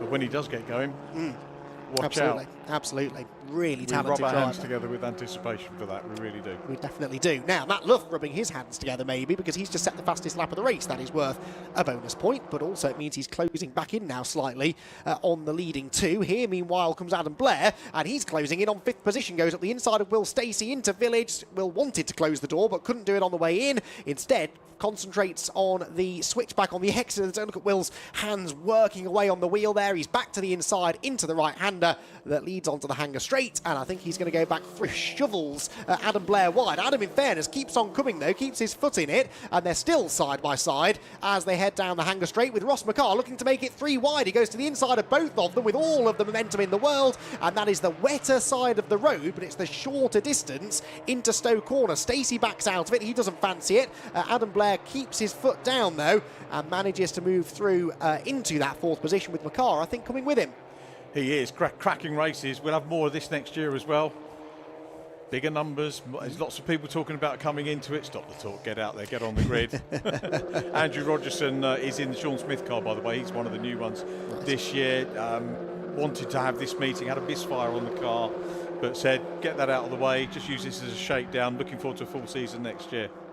New fastest lap now for Brad Burns as he responds to Matt Luff closing in last time around. So the top three pretty even at the moment. Carl Swift here nipping around the outside of a slower runner. And the next group of cars coming up pretty quickly behind them as well. Into the braking zone at Village they go again. And they all take a tight line on what is now pretty much a bone-dry circuit, I think, up there. Drying out remarkably quickly here. 1 minute and 20 seconds to go, so time for 2 more laps. Well, a lap and a half now, I suppose, really. The leaders already well on their way down the Hanger Straight. And just 0.8 of a second between the top two. Another 0.8 of a second then back to Matt Luff in third.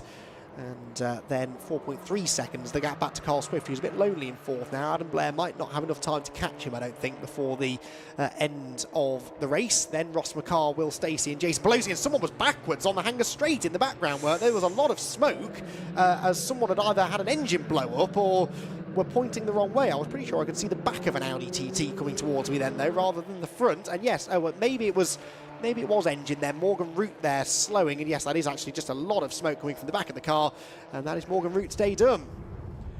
Shame for Morgan not having the rub of the green, but he was in the top 10, so decent-ish performance there for Morgan, but it all goes to pot. He'll have to do more in the later stages with 26 seconds, less than that now. Bradley Burns first again, doing all that he can here. A little bit of Paul Luty. And Charlie Budd. Charlie budded. Yeah, that's for 9th position. Paul was actually trying to get past Charlie, I think, there, but found that the outside line at Abbey, not necessarily the best place to do that. The leading three remarkably evenly matched. Brad Burns was 6/1000ths of a second slower than Sam Heading on the previous lap, and Sam was about 1500ths slower than Matt Luff behind. I think Heading is closing in slightly on this lap, though. So as they head for Stowe Corner, Burns needs to just be a bit careful not to take his eye off the ball, but this could be a crucial race victory here for Brad. He's got the fastest lap of the race as well, unless anybody else can beat it on the final lap, and this will put him very much one more step closer towards the championship. Through the club chicane he comes then. The time has ticked to 0. It's going to be another race win for Brad Burns. He's won already on 7 occasions this year. It's win number 8 for Brad Burns, and a big step towards the championship title. Sam Heading second, and Matt Luff will be very disappointed, I think, with third place, having led early on. Carl Swift comes home in fourth, and Adam Blair takes the fastest lap on the last lap. So in doing so, takes a point away from Brad Burns. The Morgan Root car, meanwhile, continues to expire ever more smokily. I think they need to get a fire extinguisher on that before it gets any worse. In the Masters class, by the way, Patrick Booth, well, had been caught actually in the closing stages by Jonathan Williams. Did Jonathan manage to get past him? They'll be the next two here. They're coming up to the line, and is that still Morgan Root ahead? I think Patrick Booth ahead. Yes, it is, by 1/10.5 in the end, just in the Martini livery number 33 car, similar livery to Ross McCarr, of course, who was up there towards the very front of the field. But it was a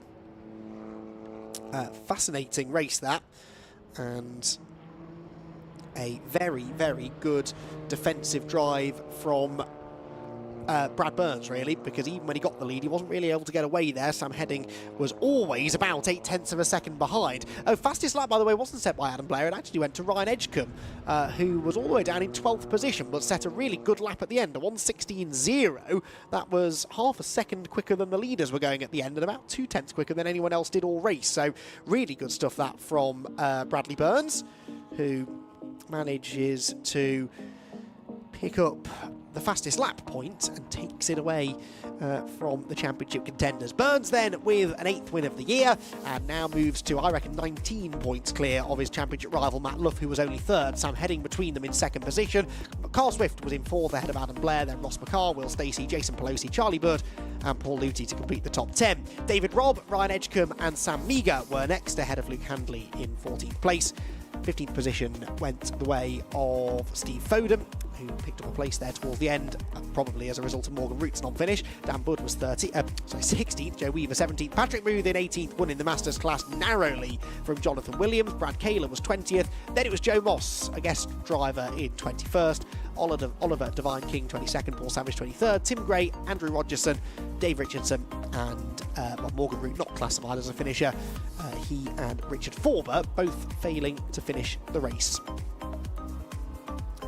TTs will head back to the paddock. They'll be back out again tomorrow. 2 more races still to go to settle it. The championship's certainly not over yet, I don't think. Let's just double check the maths on that one, though.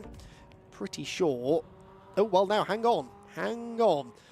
Is that enough? I think Brad Burns might have just done enough there, because Matt Luff, if he were to win the other 2 races with fastest lap, would score 51 points each. That would move on to 712. I think even if Brad Burns didn't race now in the next 2 races, that might be enough for Burns to still win the championship by a couple of points. Again, we'll get this all clarified overnight so that we can let you know tomorrow for certain, but it's looking good for Brad Burns, who may well have one hand on the championship trophy. Let's head down now to hear from Richard John Neal and our race winner.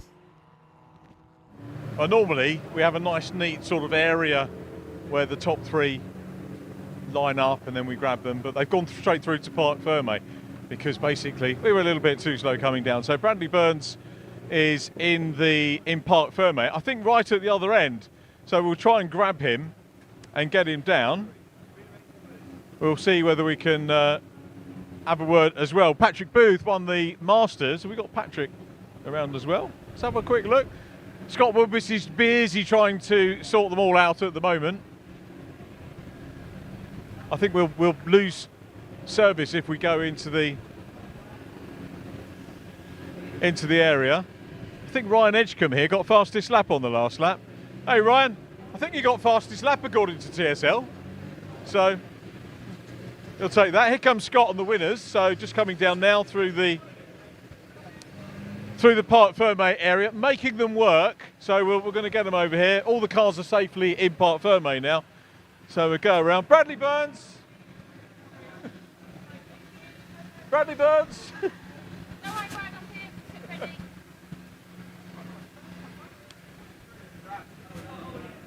So our top 3.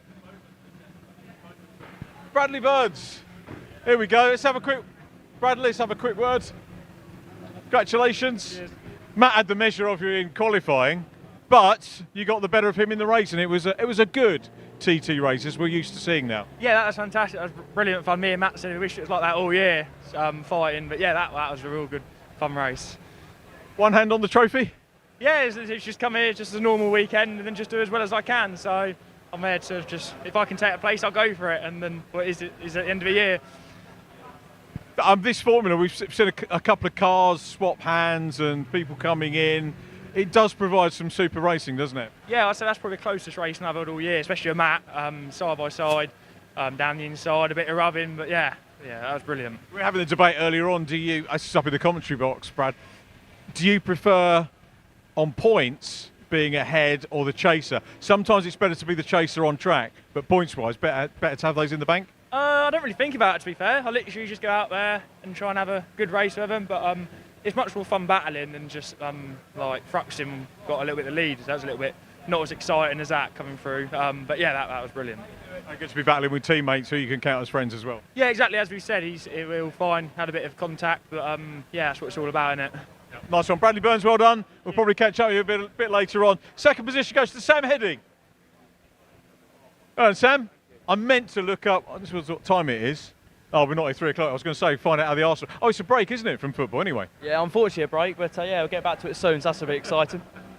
So, aside from that, decent second position there, really close between you guys and a good race. Yeah, not bad actually. It was quite exciting actually, because obviously you got Matt and Brad up front, putting on a good show for us all. Managed to pick up the pieces in the end, but yeah, just a bit shame I couldn't quite get close enough to Bradley, but he's just so quick round here. You're sort of new to this because you switched over from Super Cup. We made a lot of that story, but you've really got into it, dialed into it very quickly indeed. It must tee you up for a full season next year, surely. Oh, 100%, yeah, 100%. I'm definitely doing this next year. I think the only thing I need to improve on is my launching off the line. I literally just struggle so bad to get these off the line, but yeah, do a bit of winter testing, I think, just launching, and yeah, we should be all right next year. That's good. Plan for the rest of the weekend, obviously, to try and get as much as you can out of it, but how are things playing out? Is there much to mess around with, and does that vary from what the other drivers do in the team? Yeah, well, obviously I don't have to worry about the championship at the minute, whereas the area boys, they're fighting for the championship. So I think that's going to play probably into my court. I think because I'm not, I've got nothing to lose, so I can put pressure on them, and it's whether they want to win the championship or not. It's good to see the likes of RBR coming up and doing the business. How much coaching do you get, or advice do you get off Rob? Well, also I learned from the best tonight, Rob Boston. He's a bit of a masterclass driver, so yeah. Also we'll go do a bit of data now, see where Brad's beating us, and yeah, hopefully next race should be all right. Nice one, Sam. Well done. Always a pleasure to see you on the podium. Congratulations. And our pole position man, Matt Luff, takes third position. Matt, we had a nice little catch up this morning after pole. Not quite the way you wanted, but still another podium. Yeah, I mean, championship slowly slipping away. I think mathematically it's still possible, but that wasn't the result we wanted at all. The race was good. I thought these cars were quite boring for racing, but as it turns out, when you're both desperate enough, the racing gets quite interesting.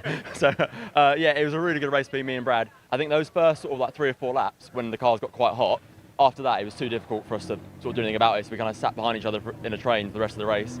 I mean, yeah, it could have been a lot worse, but I think we're still mathematically in contention, so the dream's still alive. I think that's what we're hearing as well. You're saying these cars, I don't think they're boring to look at. So if you put one on its own, they look fast on their own. I know they look fast, yeah. I think it's quite difficult to race with them because they're quite heavy cars. So when they get really hot, it becomes quite unpredictable. But I mean, we've still had some amazing races this year, and as you saw on that one, that was pretty hectic. So yeah, more like that would be good. It would be good. We'll let you go. Plans for the evening? Have you got data, is it, or are you going to have a chill? I'm revising for an exam. So what's the exam? Oh, it's accountancy, ACA. So I. Sorry to hear that. Funny enough, I quite enjoy it. So yeah, I'll do some revision. I don't know, get some food in the restaurant, go to bed. I was going to say accountancy is the future. They seem to run a lot of things. Well, I have to pay for racing somehow, so. Good luck with that. It's on a serious note. Enjoy that, and we'll see you tomorrow. Matt Luff, congratulations, Matt. Great to have a chat with you. Patrick Fletcher took the. Patrick Booth. Patrick Fletcher got my Mazda head on. A week too early for Masters. Apologies for that. Patrick Booth won the Masters. I can't see Patrick here, so we'll maybe have a catch up with Patrick tomorrow. In the meantime, we're looking ahead. The car's not quite out on the grid yet, but our next race here at Silverstone is for the Fiesta Junior Championship, so we look forward to that.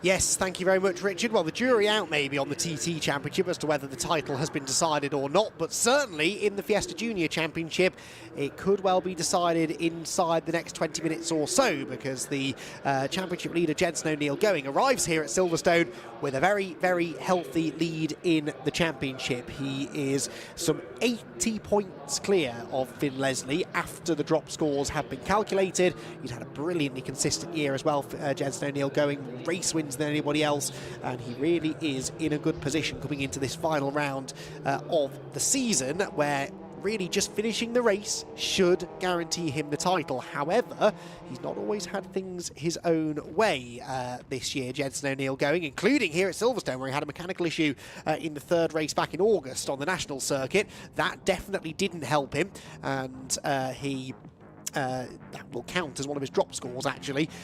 Really his only properly bad race. He had a bit of an iffy race at Brands Hatch, the third race of that weekend, but apart from that, very, very consistent. Rarely off the podium, Jenson O'Neill Going. Didn't have a stellar weekend at Thruxton last time. He did manage to win the second race, but the other 2 races he lost a few points to Finn Leslie, who still needs a bit of a miracle to beat Jenson in the championship.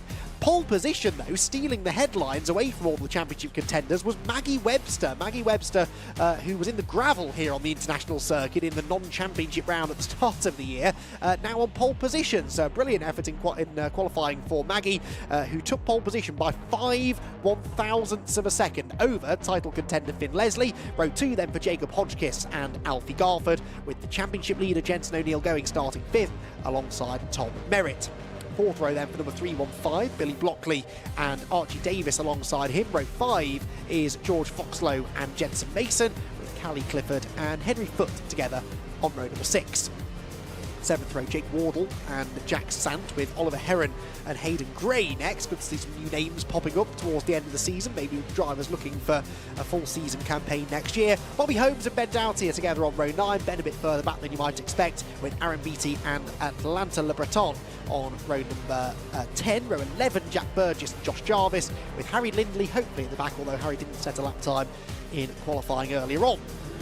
So with Maggie Webster having taken the point for pole position, not Finn Leslie, Finn missing out on that point by 0.05 of a second, it means that we think if Finn Leslie were to win all 3 races, with fastest lap in all 3 races, the maximum amount of points he could score is 682 for the season. Well, Jenson O'Neill going only needs to score 14 points across the weekend in order to match that tally, and if it were to end on a tie, we believe that Jenson would win on countback. So in other words, if Jenson O'Neill going can finish 16th or better in this race, we believe he would be the champion. Jenson is the grey, white and pink number 272 car. Finn Leslie, the only man that can beat him, is in the red number 26 car on the front row of the grid. So it is not won yet, definitely, for Jenson O'Neill going, but he just needs to stay out of trouble. In these conditions, though, you never know what might happen. There's trouble lurking around every corner, and in a class of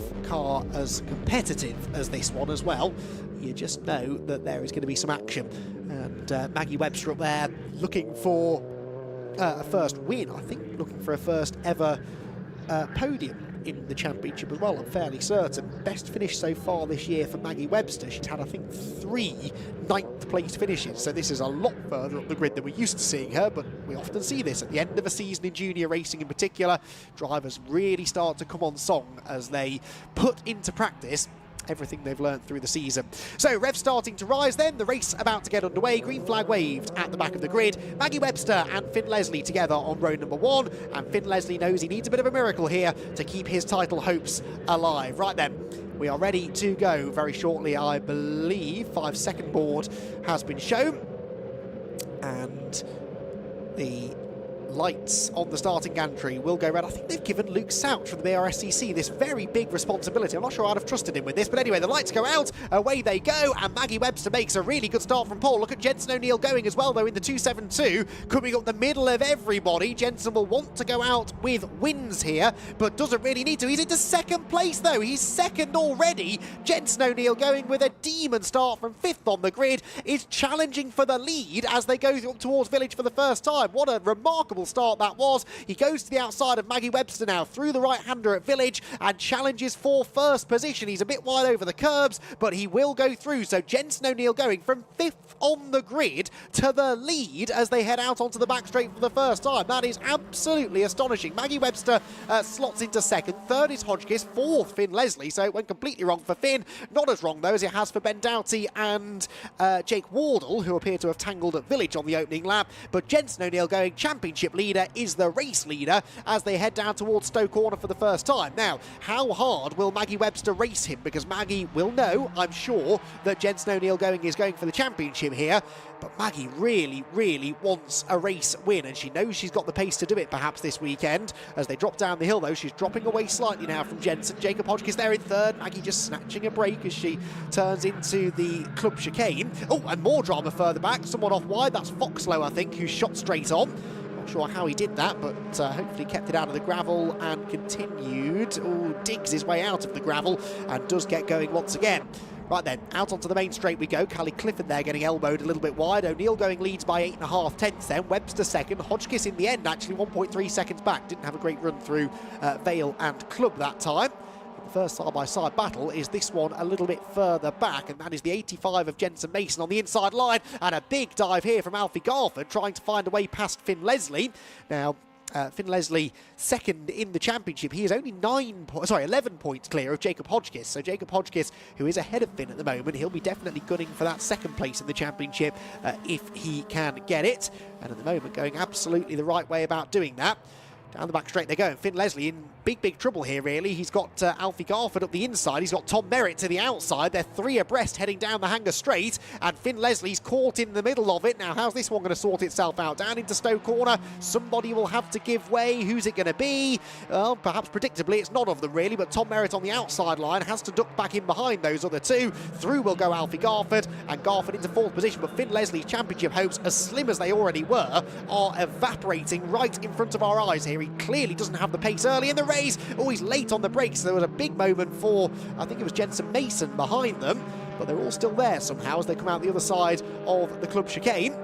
Down to the pit straight they go. Oh, my word, that's Jacob Hodgkiss banging doors with Maggie Webster, who forces him off the edge of the road, and that all got a bit silly down the pit straight. There's damage, I think, perhaps to Jacob Hodgkiss's car, and Jacob did not appreciate that. Steams round the outside of Maggie Webster and goes into 2nd position, but that was all a little bit unnecessary, really, down the Sir Lewis Hamilton straight. Alfie Garford is up into 4th position, and Finn Leslie here desperately trying to hang on to 5th. That is now Archie Davis, isn't it, coming up the inside. Tom Merritt's lost a place. Billy Blockley getting up the inside of Jensen Mason, who is, again, just trying to get into this fight if he can.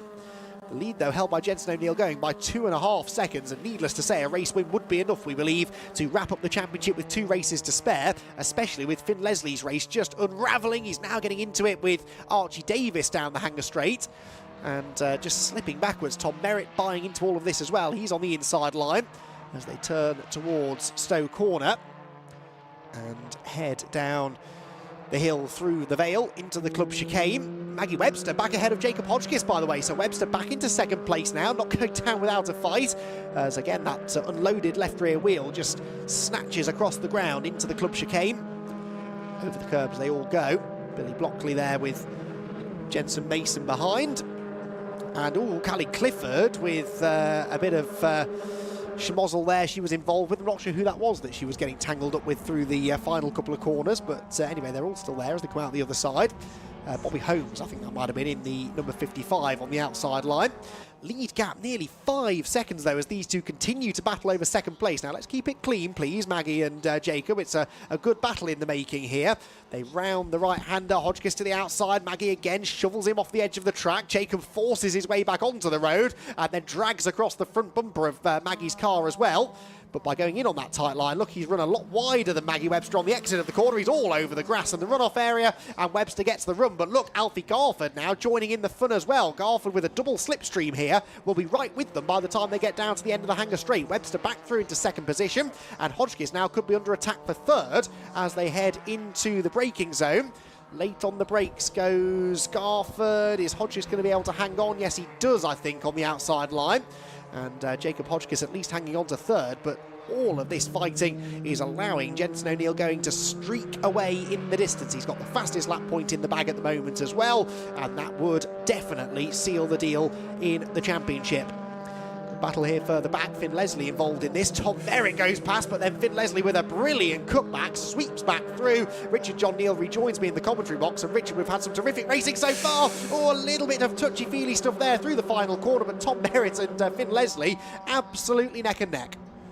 They were, yeah. So is this going to put Jensen back in the mix for the Silverstone Championship as well? Yes. We've got 2. Yes, it will. That will keep a little bit, because obviously the overall championship is absolutely key. But Maggie coming under a bit of pressure here, locks up. What a send-off for the Mark 6s. It's been such a great car for the Fiestas, but the future has been with us now for 2 seasons, and these are great cars, the Mark 7s. They absolutely are, and that Mark 6 that Jensen O'Neill going is in, by the way, is the very same car that Aaron Thompson won the championship in nearly a full decade ago, back in 2015. I'm glad you said that, because I nearly said Bobby, only because I saw him earlier on. Yes, I nearly made the same mistake as well.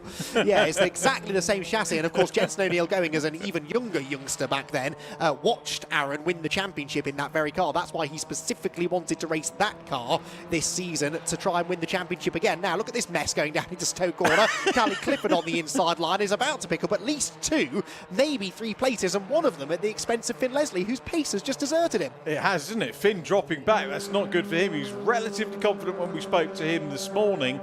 And, well, it's a big ask to be able to claw down the points lead that Jensen O'Neill going has at the moment. But he will try nonetheless. And once the championship is done, if indeed it is done in this race, it frees up the other races for the weekend to be for their own right, and the championship of Silverstone as well. Exactly, which is a 3-round championship within a championship. They had a a non-outright championship round anyway here on the international circuit at the start of the year. Of course, they raced on the national circuit in August, and now here again at the end of the year on the international circuit. We'll talk about that when we can. For now, Jacob Hodgkiss is round the outside of Maggie Webster again. These two, I don't think, will be exchanging Christmas cards at the end of the year. They've got into it a few times in this race already. Jacob Hodgkiss goes through, but I'm not convinced was on the track at the time, Richard. Very possibly not. They're having a good run at the moment, and I love Jacob Hodgkiss. Heart on his sleeve, that lad. Every time, really, you can see the emotion, can't you? Good or bad, yes, from Jacob when stuff like that's happened. But he's getting under pressure here from Alfie Garford, and apologise, I was calling it Weratools, it's Weratools because it's German. Yes, it is, yes. I think I have been told that and forgotten it yep. as well. So anyway, the Weratools car on the inside line, not able to go through. The inside at Stowe should be the place to be, but I think it's still a bit damp up on the right-hand side of the road there, so he's not made the move stick yet. He's on the outside through the Vale and into the club chicane, where again Maggie Webster is just dragging that left rear wheel along the ground. Hodgkiss fending off Garford for now. Jensen O'Neill going, meanwhile, has already completed the lap. He is that far ahead. It's like he's in a different class. The official margin, 8.9 seconds over this squabbling group of cars for second, I should say. And there are more on their way, because Billy Blockley, Archie Davis, Tom Merritt and Jack Sant are not that far behind either. They're not.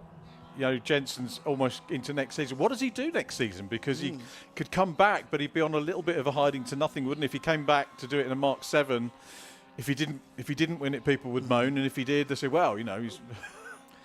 Yes, I don't know what his plans are for next year, actually. I don't also know what's happened here at Abbey Corner. Someone going straight on, having to run through the runoff area. That car was 194, which was Jack Burgess, wasn't it? Yeah, Jack Burgess, who had made a bit of progress from 21st on the grid. That progress now undone, as once again it is Jacob Hodgkiss in the thick of a battle. He's waving at Alfie Garford. Whether to say work with me, I don't know. It almost looked like he was pointing him to the outside line. Garford did go to the outside and wasn't, at least on corner entry, able to get the move made. Then you've got Blockley, Davis and Merritt, who I think are closing, but they've now kind of started battling each other as well. Is Maggie Webster safe in second place? That's the question. I fear the answer might be no, because Hodgkiss and Garford, despite their battling, are not really dropping away, are they? They're not, and she's got 5 minutes to hang on for a first podium. She's used to winning trophies in autograss, which is quarter-mile short oval racing on the dirt. So obviously was happy to work with the others this morning, the Mark 7s, get a tow or not. It's some achievement, isn't it? Everyone had equal opportunity in qualifying, and I've said whatever happens in the race, Maggie, that's with you for always, that pole.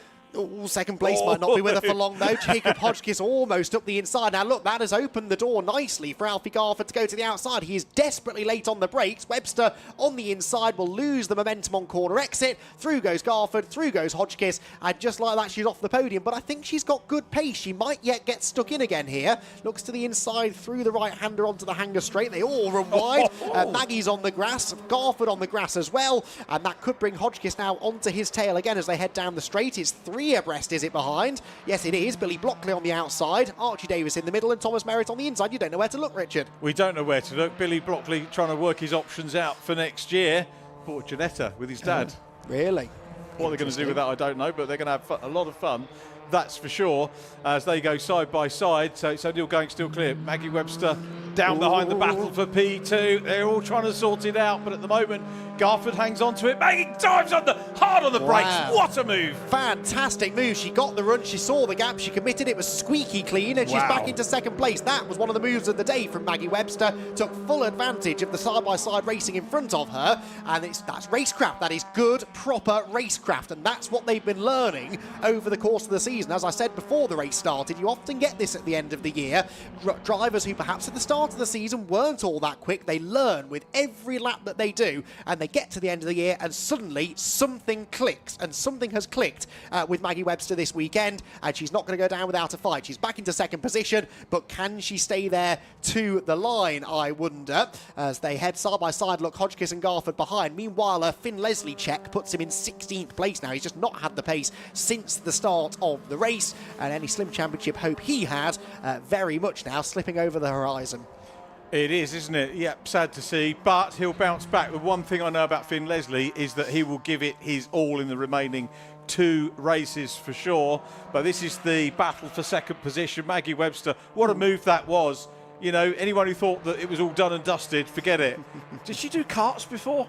I'm not sure, actually. I'm not I'd sure imagine you she get probably into did. using brakes like that on the dirt track ovals. But, No. so where she learnt that from, I don't know, but it was a great move and good driving from the others involved as well. It's a good racing family, isn't it, the Webster family? So I'd be surprised if she hadn't done a bit of karting, whether that was at a professional level or not, I don't know. But Scott Woodward doesn't think she has. Anyway, regardless, this is very impressive stuff. She is still in second position, and she's going through now onto the penultimate lap of the race with an ever-extending queue of Mark 7 Fiestas in her mirror. We've got Hodgkiss third, Garford fourth, Merritt fifth, Davis 6th, and Billy Blockley in 7th position. Then a gap back to Henry Foote in 8th, Jack Sant in 9th, and Jensen Mason completing the top 10 at the moment. They stream through the left-hander at Farm onto the brakes into Village. Again, defensive line from Webster. Hodgkiss tries to go right round the outside. Is this one going to work? It might do. He's squeezed predictably over the exit curb again, but Maggie Webster will still have, I think, a bit of an overlap here heading into the right-hander. She will, I'm sure, try and take full advantage of that, but watch the cars behind. They will have a better run now onto the back straight. Hodgkiss goes through, and that might not be the only place that Maggie loses here. She's on the outside looking in,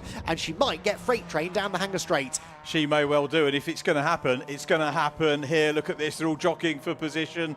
So here they come. What's going to happen? Maggie on the outside run. Jacob Hodgkiss is there in P2 at the moment. Maggie does get squeezed through. Archie Davies through on the inside now. Yes, he is. So that's all really gone from hero to zero a bit for Maggie Webster, but she's got another lap and a bit to try and fight back and get back onto the podium, which the way that these positions are shuffling could still be a reality. Hodgkiss then second. Oh, and there's contact further back. Merritt is sideways. No, and Maggie, I think, has maybe picked up, yes, damage steering. And Maggie Webster's race is over. What a shame. Didn't really see how that started. Tom Merritt's car undresses itself right on the racing line, but Maggie Webster is out, and that car, I don't think, is going to be able to recover itself under its own steam. We've got 1 lap to go. It will at the very least be yellow flags at the club chicane. What heartbreak, though, for Maggie Webster. The drive of the season for her. She gets out of the car, and she deserved a lot more than that. She is fairly frustrated, as you would imagine. Doesn't slam the door, though, in fairness. That's a good, cool head that she's got on her shoulders. But unfortunately, a missed opportunity there, really. Not necessarily through her own fault, but a race victory, maybe, certainly a podium, that unfortunately slipped through her fingers. But for Jensen O'Neill going, he is now only a few corners away from a historic race win, but also championship win provisionally here. He has got, we think, more than enough points to wrap up the title, pending any post-race scrutineering investigations, of course. And this car and driver combination have been absolutely mesmeric this season. He, we think, is going to have more than enough now to wrap up the title with 2 races to spare. He picks his way through the bits of debris that have been left at the final corner. Jensen O'Neill going, though, comes off the final turn, sees the checkered flag, and provisionally wins the 2024 Brscc Fiesta Junior Championship, and in magnificent fashion, in the car that carried Aaron Thompson to a title all those years ago. And Jensen O'Neill going gives it its 2nd championship in just under a decade. Jacob Hodgkiss comes home in 2nd. His chances of finishing 2nd in the championship have just taken a big boost as well, with Alfie Garford coming home in 3rd, and the rest of them streaming through behind. Where is Finn Leslie, I hear you ask? Well, he's not made it to the line yet. He was running in 16th position last time I checked, and unfortunately that is going to pretty much end, well, certainly end his championship hopes. Will he even now be able to hang on to 2nd in the championship? I wonder. We'll have to wait and see. Still waiting for Finn Leslie to appear. He should be the next car through. That is Hayden Gray. And the next one through there, Finn Leslie. I wonder what happened to Finn there. Started on the front row of the grid. Maybe they went for a wet setup and it was just a bit drier out there than they thought. I'm not really sure, but Finn Leslie down in 16th position, and again, not really the result that he would have liked. So, Jensen O'Neill going provisionally is the champion, and he and the Jam Sport team will be very pleased with that. And of course, it's not just the Jam Sport team, but Jensen's father, Jamie Going, is the boss man of Jam Sport, so this means a lot to him to carry his son to a championship in one of his own cars, and as I said, a car with so much history as well, is a really special achievement for not only driver but team as well. So Jensen O'Neill going the winner dominantly in the end in the first race of the weekend here at Silverstone, and with that takes the championship. Jacob Hodgkiss second and Alfie Garford in third, Archie Davis fourth ahead of Billy Blockley fifth, then Jack Sant, Thomas Merritt, Henry Foote, Jensen Mason and Callie Clifford inside the top 10 after all was said and done. George Foxlow was 11th ahead of Oliver Heron, Jack Burgess and Aaron Beattie. 15th position went the way of, in the end, Hayden Gray, with Finn Leslie 16th, Ben Doughty 17th, Atlanta Le Breton in 18th, Jake Wardle 19th and Maggie Webster in 20th place, while not classified in the end as a finisher after that tangle that she had with Tom Merritt, unfortunately, and also failing to reach the flag, having retired to the pit lane, were Bobby Holmes and the 69 of Harry Lindley, who I'm not convinced. Oh no, Harry did take the start, actually, having not run any laps in qualifying, did take the start, sadly retired only a couple of laps in. So, Fiesta Juniors then retire to the pit lane. They'll be back out again twice more tomorrow, and of course we'll also have the final 2 rounds of the Champion of Silverstone. Well, in that category, Jacob Hodgkiss picked up, 46 points for that race. Alfie Garford, 44, I think I'm right in saying. Sorry, 42. And Jensen Mason, who was third in that championship, was, where was Mason? He was 9th position. Tell you what, we'll carry on with the points calculations whilst we hear from Richard John Neal and our podium finishers down in the pit lane. Richard, over to you. So we're in Parc Fermé because the championship provisionally won, so Parc Fermé conditions just to get everything checked over. Jensen stood on top of the car. Jensen. Congratulations, congratulations. In front of your car, we'll just move you over a wee bit so we can see you here. A nice jump on top of the car. I think repeating a move that happened in this particular car a few seasons ago, but that was another one. You are the champion. Yeah, it's quite weird to say that I'm the 2024 Fiesta Junior champion. You know, my dad's worked so hard over the years, especially in these cars. Aaron Thompson won in this car, and it's a brilliant time to finish the season off in the Mark 6. Can't use it next year, and now it's a championship-winning car. I can't thank anyone else enough, especially my engineers, Phil and Andy, and my family, all my sponsors. It's just mega. Talk us through the story of the day so far. Obviously, Maggie got a good qualifying. When you watch the race back, you'll see Maggie did well, but what was the story for you in qualifying and then off the start of the race in this one? To be fair, I was just being a Billy in qualified, and I just I don't know what I was doing, but all I know is that everyone was saying to me, you need to just finish top 15, so I thought, I can't do that, and straight away I just went straight into that win and led the whole race, so yeah. And you've got 2 more races to go. We were trying to work out, and it's incidental now, but there's a Silverstone trophy still on offer. Does that put you back into a shout with that? Jacob's obviously scored well there. He's leading that one. Well, I mean, yeah, I think we're quite far behind, 50 points, so we'll see how tomorrow goes. So what are we going to see from Jensen O'Neill going for the rest of the weekend? Hopefully 3 wins. Congratulations. 2024 champion, Jensen. Well done. Jensen O'Neill going. Jack Werrell's going to have a quick word for the audience here today. Let's see if we can grab a quick word with Jacob Hodgkiss, who's over here talking to Esther Crow. We can interview Esther as well. Watch Esther make a beeline disappear. Esther, how proud are you of your new champion? Oh, absolutely. Just, well, yeah, can't say any more. He's driven so well this season, shown really great maturity on and off the circuit. He's a great advocate for the Fiesta Juniors. He's looked after so many of the youngsters that have come in. Absolutely fabulous. Bless them. And actually, they've done so well today. And actually, just generally, really proud of the paddock.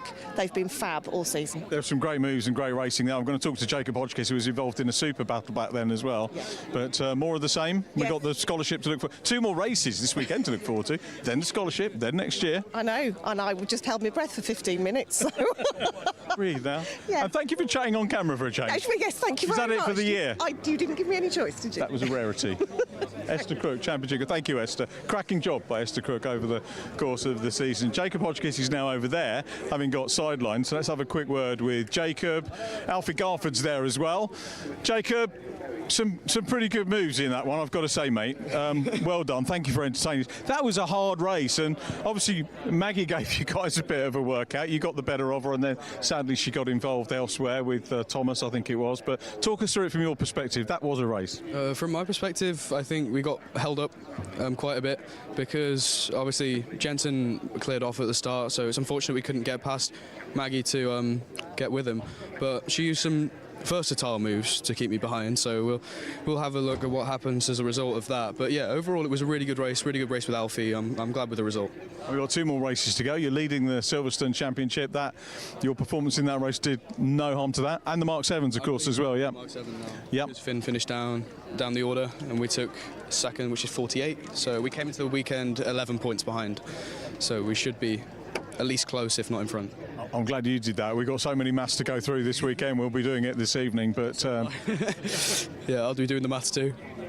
That's good. I mean, it's been you've had some frustrations this year. You know, we've seen you having to show you, and you get seasons like that. But to come away in a good, healthy position, as you say, potentially now leading the Mark 7s and leading the Silverstone, with the bad luck you've had, it's not that bad. It's not bad at all. I think you look at the first half of our year, and I'm so happy that we managed to come back and fight for this championship, because I've wanted it since last year, and it was gutting earlier in the season, especially at Snetterton. That was a really down weekend for us, but you know, we pulled it back, made some consistency up, and you know, made the points up. So. Nice one. Thanks for chatting to us. Well done. We'll see you for the races tomorrow. Jacob Hodgkiss. Alfie Garford next. Oh, I'm getting the wind up. We'll have a quick word with Alfie. Oh, good race. Frantic, wasn't it? Very good race. Got to make it a quick one, mate. But make it quick. Anyway, thank you to Jacob. The racing was clean and fair, and it was very hard racing, so I enjoyed that one a lot. Congratulations. We'll see you back tomorrow. I hope so, yeah. Alfie Garford there. We're looking forward to our next race. Honda Civics coming up in just a couple of minutes' time.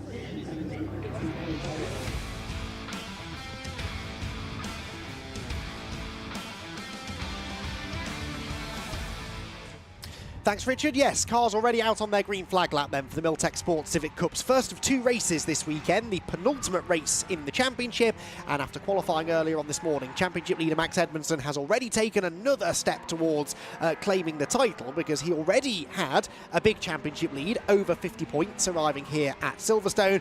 He then extended that championship lead by 5 more points in qualifying, because in Civic Cup, as in TCR, if you qualify in pole, you score 6 points. If you qualify second, you score 5, and so on, all the way down to 6. While Edmondson got pole, 6 points, Josh Files, his really only championship rival, only managed 6th on the grid. Bad news from a track position perspective, also bad news from a points perspective, and Josh Files is really going to have it all to do now to claim the championship. The grid then as follows: Edmondson on pole, Lewis Ken. Good to see Lewis qualifying on the front row. I wonder whether he can finally grab that first victory of the year. Then it will be Wesley Swain and Liam McGill, row 2. Another brilliant pair of efforts in qualifying, particularly from Wesley, who will be the first of the FN2s on the grid. Then it's Spencer Stevenson and Josh Files, second in the championship, with work to do from 6th. Row 4 then for Harvey Caton and Dave Marshall, who entertained us at Thruxton last time out. Alistair Camp and Dan Petters on row 5, with Alex Kite and Jack Riddell on the 6th row. 7th row, Jordan Brennan and Jamie Petters, then Aidan Hassan and William Butt, with Mark Hughes and Scott Smith together on row 9. 10th row, Gary Townsend and Anthony Gannon. 11th row, Simon Welch and Jackson White, with Harry England lining up at the back of the grid. Andy McEwen here in the commentary box, joined by Jack Oliphant for today's races. And Jack, Max Edmondson on the verge of a championship in a slightly less dramatic fashion, honestly, than last year when he beat Dan Thackeray with a race to spare. Here he has the chance to do the same thing again, but he comes here with a much bigger lead, and I think we'll be feeling very confident having stuck it on pole as well. He looks confident. I had a chat with him earlier on, with himself and Josh Files, and a little bit of an interview. If you want to go and catch that, I'm sure it'll be on the Facebook page and everything like that shortly. But yeah, Max Edmondson confident, and Josh Files not so confident in his brakes. I'll talk about that later. Okay, that could be interesting. Right then, we are about to go racing. 15 minutes on the clock. Penultimate round of the Miltech Sports Civic Cup here on the Silverstone International Circuit. The red lights go on, they go out now, and off they go. Max Edmondson then looking for a good start from pole. I think he's got a good start from pole, in fairness. Lewis Kent not that quick away, and Wesley Swain will move into second position. Wesley Swain, who's never had a podium in this championship before, in second position through the first corner. Marshall is sideways through the first turn, gathers it all together, but loses a heap of momentum and a heap of positions as a result. Spencer Stevenson look moving ahead of Lewis Kent as well, who snatches the brakes into the right-hander at Village. Josh Files doesn't look like he's gone forward either. A slightly messy run through the first few corners, but crucially, Jack, well clear of it all, was our championship leader. Yeah, Max Edmondson doing exactly what he needed to do. I don't think Wesley Swain has got the pace really to go after him in terms of the overall race pace. Well, I imagine that's what Max is thinking, but I am very impressed by Wesley Swain. I'm probably selling him a bit short there, to be honest. This is the fight that we really need to be keeping an eye out on, isn't it, Andy? Because if we go into Stowe 2 wide, nearly 4 wide behind. Oh, and Files is in the middle of that 3 and 4 wide racing. Look, losing more places. Through goes Alex Kite, who is sideways and gets into Harvey Caton. They're both out of shape. Do they gather it together? Somehow they do. And Alistair Camp just manages to dodge it as well. But yeah, some dramatic stuff going on in the midfield. That actually gained Josh Files a few positions. They're all locking up, though, all struggling with cold brakes, seemingly, in the early stages of the race. They come through then at the end of lap 1. Max Edmondson leads. Wesley Swain is second. Wesley was only 9 1/1000ths of a second slower than Max in qualifying, and he was third on the grid. The top 3 covered by less than 100th of a second. Blink of an eye stuff in qualifying, and Wesley within a second still of the race lead at the end of lap 1. Yeah, Wesley is doing brilliantly, isn't it? We've seen Dave Marshall pretty much going sideways as we go to the second corner. They are sideways again. Dave Marshall's actually on the grass. Is he going to be able to stop it? It's very slippery out there. We've had a lot of moisture out on the track, haven't we? And there's loads of them. Even there's one of the Petters facing the wrong way going into the second or third corner. That is absolutely astonishing. Maybe we'll get a bit of a better look at it. There is. It's Jamie Petters, isn't it? Now he's going the right direction now, but the car looked a little bit slow. And I think he is pulling off to the side of the road. Jack Riddell and Alex Kite were the other two, I think, who had been grass tracking with Dave Marshall. There is Petter's car crawling to a halt as Lewis Kent has a go here at Spencer Stevenson. For third place, I think. He's got ahead of Liam McGill and now sails round the outside at Stowe Corner, 2 wide at Stowe Corner, ran out of grip, and he will slip back behind Liam McGill as a result. So, well, Lewis Kent showed some good promise in qualifying on the front row of the grid. It's just slipping away slightly now in the early stages of the race as he battles with one of his Area Motorsports teammates there, Liam McGill, another couple behind in the shape of Josh Files and Alistair Camp. So through all of that, actually, Jack, Josh Files held his grid position, but that's not enough. He needs to beat Max Edmondson in this race, and that doesn't look that likely. Slipping away is probably an appropriate term there, Andy, because I think that a lot of these drivers are probably underestimating how moist the track actually is. You know, going around the outside of Stowe, even if you're just missing the apex, basically if you're anywhere off the actual racing line here, it does seem to be the cars are struggling a little bit. It does look dry on the pictures. Don't get me wrong, it looks quite dry out there on the track from our commentary booth as well, but it's quite obvious that a lot of these cars are struggling with the grip around the outside specifically. But it is a good battle, to be honest, with Spencer Stevenson. And of course, Spencer Stevenson is Paul Winfield's potential champion, isn't he, incoming after this race. So it'll be great to have a chat with Spencer if he's on the overall podium as well. But he's got a long way to go because Liam McGill is going to try the long way around the outside, the Lewis Kent approach to getting the podium position. But no, actually, maybe he learned to see what he saw what Lewis did earlier on and thought, you know what, I'll live to see another day. Yes, indeed. So they're all going to arrive down at the Club Chicane pretty much together. McGill launches up the inside of Stevenson from a long way back, but got the move made. He's run a little bit wide, and that will maybe give the others a chance to get on the attack as well. Lewis Kent there given a helping hand from Josh Files, has a nibble at Stevenson and has to bail out of it. Edmondson leads with the fastest lap, now 1.6 seconds back to Wesley Swain, and then this the battle for third. McGill, Stevenson, Files, Kent, Camp all together, and Josh Files does now finally pick up a place. That's into 5th position now for Josh, but really more through the cars ahead squabbling, you'd have to say, than outright pace. Now, you mentioned brakes. He's snatching a brake there into Village. To be fair, he's not been the only one in this race. What have you learnt from Josh so far today? Well, we obviously didn't cover qualifying earlier on, so I don't know if the ladies and gentlemen will have known this, but he ended up going straight on at Stowe, nearly rolled the car because one of his brake calipers decided to explode on him. So he lost brakes as he went in. It ripped all the rim up as well, it ripped the tyre up, and as I said, he nearly almost rolled it apparently. Now, he's fine. Obviously, he was happy to do the interviews and everything. He was chatting about it, but it's not what you really need as you're going in towards the fastest corner on the circuit. No, not at all. And into that corner now. He's under attack again from Lewis Kent. So having gone past Lewis at the end of the previous lap, Lewis now tries to get that position back, and I think is going to do so. Well, maybe not. Josh Files is right there with him now and has the inside line into the club chicane, and Lewis Kent, I think, might have to give this one up. Is he going to give it up? No, not really. He's up the curb. He's got the inside line now. It's the great thing about this layout, isn't it? It's left, then it's right, then it's left, then it's right. If you're on the outside for one corner, it's probably the inside for the next one. And it might be Alistair Camp who's got the inside now into Abbey Corner. He gets a run on the pair of them. 3 abreast amongst the Area Motorsport teammates into Abbey Corner. And Campy, I think, is going to go through. Yeah, well, we might be sort of hinting at Camp almost being out of position for qualifying. I think most people would expect him a lot further up, but qualifying in 9th place. He is doing TCR this weekend as well, so he had to jump straight from TCR qualifying into the Civic Cup, which may be why he was took a couple of laps to get used to it, as Josh Files flies up the inside of the curve. Anyway, he didn't quite get the move on Lewis Kent, but as they come out onto the back straight, it's very, very close indeed. They're all running right, though. That was Files and I think Petters, Daniel Petters, who's got the fastest lap, by the way, Dan Petters. Black and white warning flag number 127 for exceeding track limits. That is Scott Smith a bit further down the order.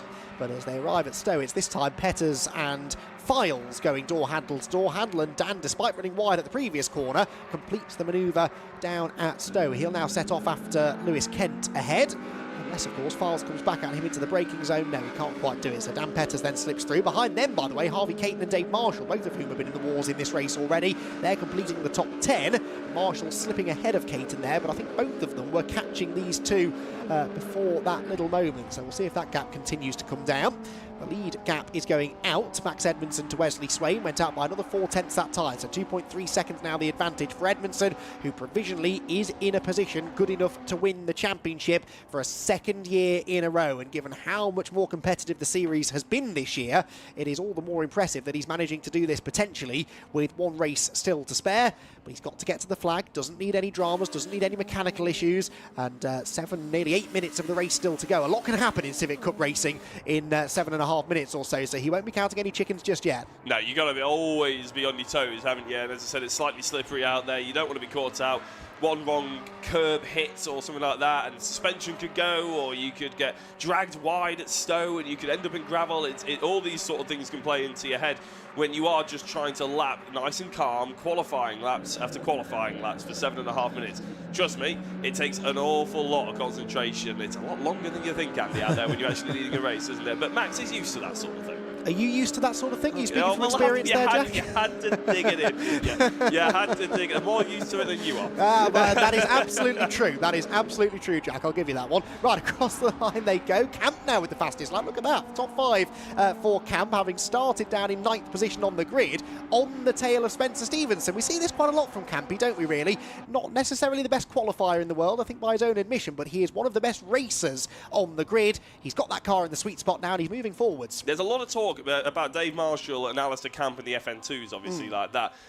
Wesley Swain seems to have got the qualifying and the race pace down, hasn't he, from him? I think that's big props. He's outperforming an experienced driver like Alistair Camp. And yes, okay, his qualifying, Alistair's not always as good as it can be. We know he's a seasoned pro in terms of on the racetrack, and he's about to perform what looks like another inside move up to Stowe on Spencer Stevenson. Spencer Stevenson gunning for that Paul Winfield Championship, of course, but Alistair Camp just moving a lot out in front of him into 4th place then. A nice clean move.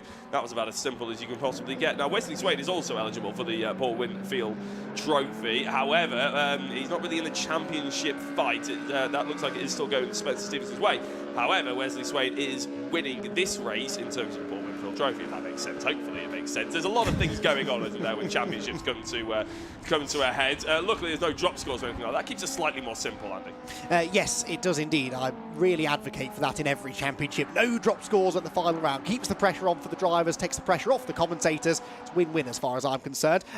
Wes Swain, by the way, best finish of the year so far, I think 8th. I'm sure Phil Kings will correct me if I'm wrong, but still well on course for a career best finish as one of the Petters, Daniel that was, sails into Village an awful lot quicker than he should have been. Hopefully managed to get the car stopped before it hit anything solid. Whilst that was happening, we did have the change there between Stevenson and Kent, with Lewis Kent now back into the top 5. But yeah, Dan Petters has got that going, I think just behind Dave Marshall. Yeah, well, luckily, unlike the other Petters, Jamie, it was facing the correct way when he went into the corner. So, yeah, luckily managed to keep it going. He was doing could also be Wesley Swain's second Paul Winfield Trophy win. Ah. So it might well be his best on the road. It's also best in class, or his second first place in class, I should say, actually. Again, these stats get quite confusing. But hopefully you're figuring this one out at home, even if the commentators aren't particularly helping alongside you. Max Edmondson, all he needs to do to win this championship is finish in the top 3. He's absolutely solidifying that, isn't he? No worries about it whatsoever for the time being. Very much so. I mean, look at this. Headlights ablaze, 3.3 seconds to the good. Utterly dominant here, Max Edmondson. He's been far more dominant this season, actually, than he was last year when he won the championship. He had sort of a 3 or 4 way championship battle. Took him half the season to sort of clean up his act, as we spoke about a lot last year, really, getting himself involved in some rough and tumble stuff maybe at the start of the year, but then cleaned up his act in the second half of the year, was absolutely immaculate through the second half of last season, and he's continued that into this year. And I think really from day one this season, way back at Brands Hatch in April at the start of the season, Jack, I just feel like this has been a Max Edmondson who has the pressure lifted off his shoulders. He's here to have fun. He's here to enjoy race meetings, not just worry about points and championships. He's proven himself now. He's come in this year much, much more relaxed. I think that's the only reason he's been able to beat someone of Josh Files' calibre, who many expected to come in and dominate himself. I think it's an important thing to see as well. A lot of drivers can win championships out there, but and a lot of players in other sports can win championships. It's how you level yourself up against tougher competition. And I think obviously Max Edmondson, he admits himself he didn't expect to win the last championship, but he came into this year with that sort of level up of competition around him. And will he sink or will he swim is the question that we were sort of on our tongues at the first couple of rounds. He's definitely swam, hasn't he? I mean, he's raised himself, and that's what all sponsors and potential people that want to bring him into teams and everything are looking for, is whether you can rise to the occasion or whether you just sort of drift along with it. Max Edmondson has risen. He has definitely upped his game, and it's exciting to see him do so well this season. I'm excited to see where he goes, what he does next year as well, as we see a lot of other drivers in this Civic Cup starting to raise their game as well. Yeah, indeed so. Some real talent on the grid this year in Civic Cup, as there always has been, but yeah, definitely a step up in 2024. Now, look at those ominous black clouds starting to loom overhead. I have noticed a couple of drivers, Lewis Kent, Alistair Camp, with windscreen wipers on intermittently. Is it starting to drizzle maybe? I think perhaps it is. They drop down into Stowe Corner, and the battle is on for 4th position. Sorry, for 3rd place. Oh, come round the outside of McGill. There is contact between the teammates, and Alistair Camp's car digs its way out of the gravel, but that takes him out of podium contention. I was just about to say, Jack, that they were battling each other, but catching Wes Swain in 2nd position, and it all went wrong down at Stowe Corner. Yeah, I think that's Lewis Kent up into now 3rd place, isn't it? Basically, is that back where he started? It must be. No, he started on 2nd place, isn't it? But back in the podium positions, Liam McGill. It just looked like Alistair Camp almost took 2 bites of the cherry there, maybe turned in a little bit early. But yeah, very, very uncharacteristic that the Civics would actually have that much contact. We haven't seen that much over this season, have we? I don't know. That's, people would be thinking, oh, well, he's supposed to say that as commentators, but we genuinely haven't. Yeah, there's a lot of other championships out there that you're seeing red flags and crashes and safety cars every race nearly, whereas the Civics, we haven't really had any of those sort of problems, have we? No, absolutely not. Yes, exactly. Immaculate driving standards generally, and there was no malice in that. It was just perhaps the conditions catching them out even. It does look like it's starting to rain maybe out there, and when you're racing this close together, easy to get it wrong, I suppose. They don't often get it wrong, but it is possible even for drivers of this calibre. We've had a 5-second penalty now, by the way, for Scott Smith for exceeding track limits, a little bit further down the order, but what does this all mean for the podium battle? Well, Wes Swain looking a bit more secure now in 2nd position. His gap back to Lewis Kent was 3.2 seconds at the start of the lap. It's also brought Spencer Stevenson back into play now for a podium place. He's in 5th position and on the tail of Josh Files, who is up into 5th. So actually that's changed hands on this lap after the line. So Files up into the top 5 and might now have a go at Liam McGill, I reckon, his Area Motorsport teammate, as they come through now, Jack, to begin the final lap. Yeah, I'm going to have to do the dash that Richard John Neal would have to do normally and get down into Parc Ferme in a minute to have a chat to a couple of our drivers. It's a bit of good race, hasn't it, though? It's a shame that we've had a little bit of contact at the end, but actually I can see Alistair Camp going into first corner. Just caught my eye, potentially going for another move. So he's not done yet. He's still keen on it, but Lewis Kent may not have race pace. He's certainly got some decent pace in the wet, though, and you never know what tomorrow is going to bring. No, you definitely don't. And with the championship potentially over going into tomorrow, the gloves will come off, I suspect, for that final race of the season. Have heard heard, Jack, by the way, they might not be stopping them at this end of the pit lane. It might be the other end. So we might not hear from the drivers live on the live stream, but head over to the Miltech Sports Civic Cup social media page and you'll be able to hear from them there instead. So Max Edmondson, this is our only chance maybe to congratulate him on winning the championship, which he's about to do in fine style. This will be his 9th win from 16 races, more than 50% his winning hit rate, and he has had absolutely no challenge at all in this final race of the season. 7.5 seconds his lead over Wesley Swain. Let's not forget Wesley, though. He's going to hang on to take a first ever podium in the championship. Josh Files trying to go for third, but the headlights flash and it's a second consecutive championship for Max Edmondson, who crosses the line to win here at Silverstone. Wes Swain comes home in second and Lewis Kent in third position. Fourth will just be Liam McGill, ahead of Josh Files and Spencer Stevenson. And did Alistair Camp get past Daniel Petters? Yes, he did. Alistair Camp back into 7th position, and it will be a bit of a disappointing 7th place, you'd have to say, really, for him. So Max Edmondson confirmed, provisionally anyway, as the champion. The Paul Winfield Trophy and the Goodyear Diamond Award also, we believe, have been wrapped up now. Spencer Stevenson, the champion in the Paul Winfield Trophy, and Mark Hughes claiming the Goodyear Diamond Award as well. Mark Hughes, who was 14th in that race, just came across the line there, claiming the Goodyear Diamond Award as well. So all of the championships settled going into tomorrow. Josh Files should be pretty much secure in 2nd place in the championship as well, so that final race of the season tomorrow will just be for the glory of winning the final race of the year, which I'm sure they're all very keen to do. So the drizzle arrives again here at Silverstone. Definitely started to get a bit sketchy out there on track towards the end of the race, which no doubt played its part in that collision between Liam McGill and Alistair Camp down at Stowe Corner. But it was a thoroughly entertaining race until that point, and we look forward to having the Civic Cup drivers back out again tomorrow. As I said, we're not entirely sure where they're going to be pulling into the pit lane. We may or may not have the chance to hear from our top 3, but if we don't, then big congratulations to Max Edmondson for claiming the championship for a 2nd year in a row. So the cars will shortly arrive back in the pit lane. As we're waiting, let's have a little look at the provisional result. It was Max Edmondson with the win by 8 seconds in the end over Wesley Swain in 2nd, Lewis Kent in 3rd, and Liam McGill 4th. Josh Files 5th ahead of Spencer Stevenson, Alistair Camp, Dan Petters, Dave Marshall and Alex Kite to complete the top 10. Jack Riddell was 11th ahead of Aidan Hassan and Will Butt, with Mark Hughes in 14th place. 15th position went the way of Anthony Gannon in the end. 16th position Gary Townsend. 17th Jordan Brennan, with Scott Smith, Simon Welch and JB Petters completing the top 20. Jackson White 21st, and Harvey Caton classified a lap down. He pitted after the little bit of contact that he had earlier in the race, presumably just for some repairs. But he's been able to get at least a classification there, albeit not the result necessarily that he was hoping for. There is a crowd of people gathered down below the podium area, and I think we might have a chance to hear from our top 3. That's excellent news. Let's head down then and hear from our podium finishers, Jack Oliphant and our champion.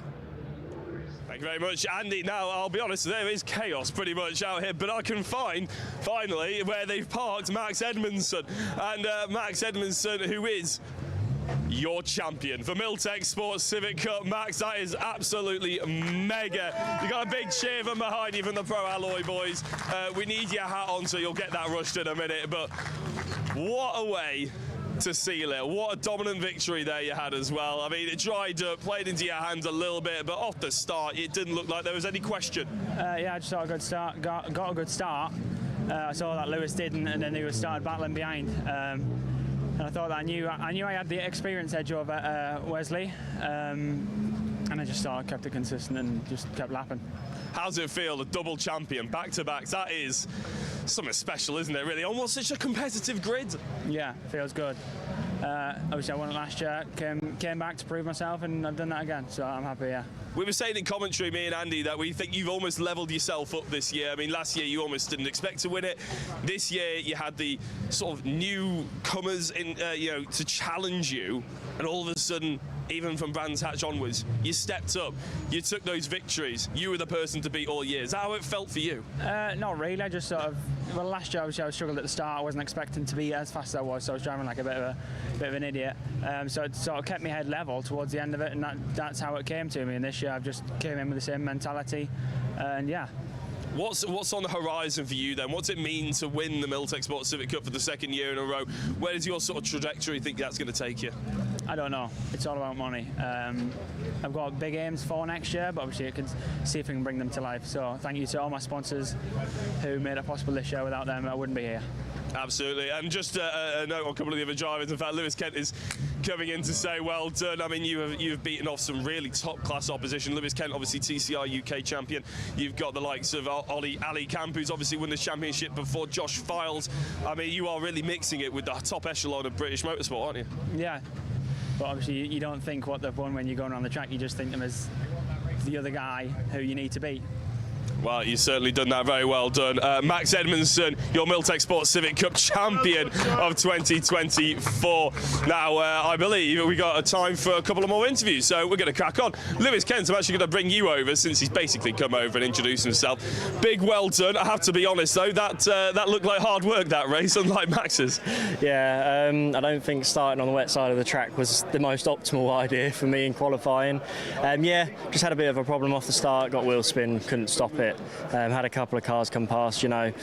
I had a couple of times I had a look down the inside of Stevenson and he just decided to turn across me, which I thought wasn't very nice. I was very nice myself to lift off, but yeah, we could have had a big accident then. But yeah, it's just a bit of inconsistency in some drivers, not looking in their mirrors, doing stupid moves, but you know, I paid off in the end when two of my teammates unfortunately tangled in front. But yeah, happy with it. We were catching Wes at the end. Nearly had the second. I knew we were going to struggle to keep up with Max, but yeah, it's good. It's still good to have a podium. Still good to be able to get in front of Ali as well.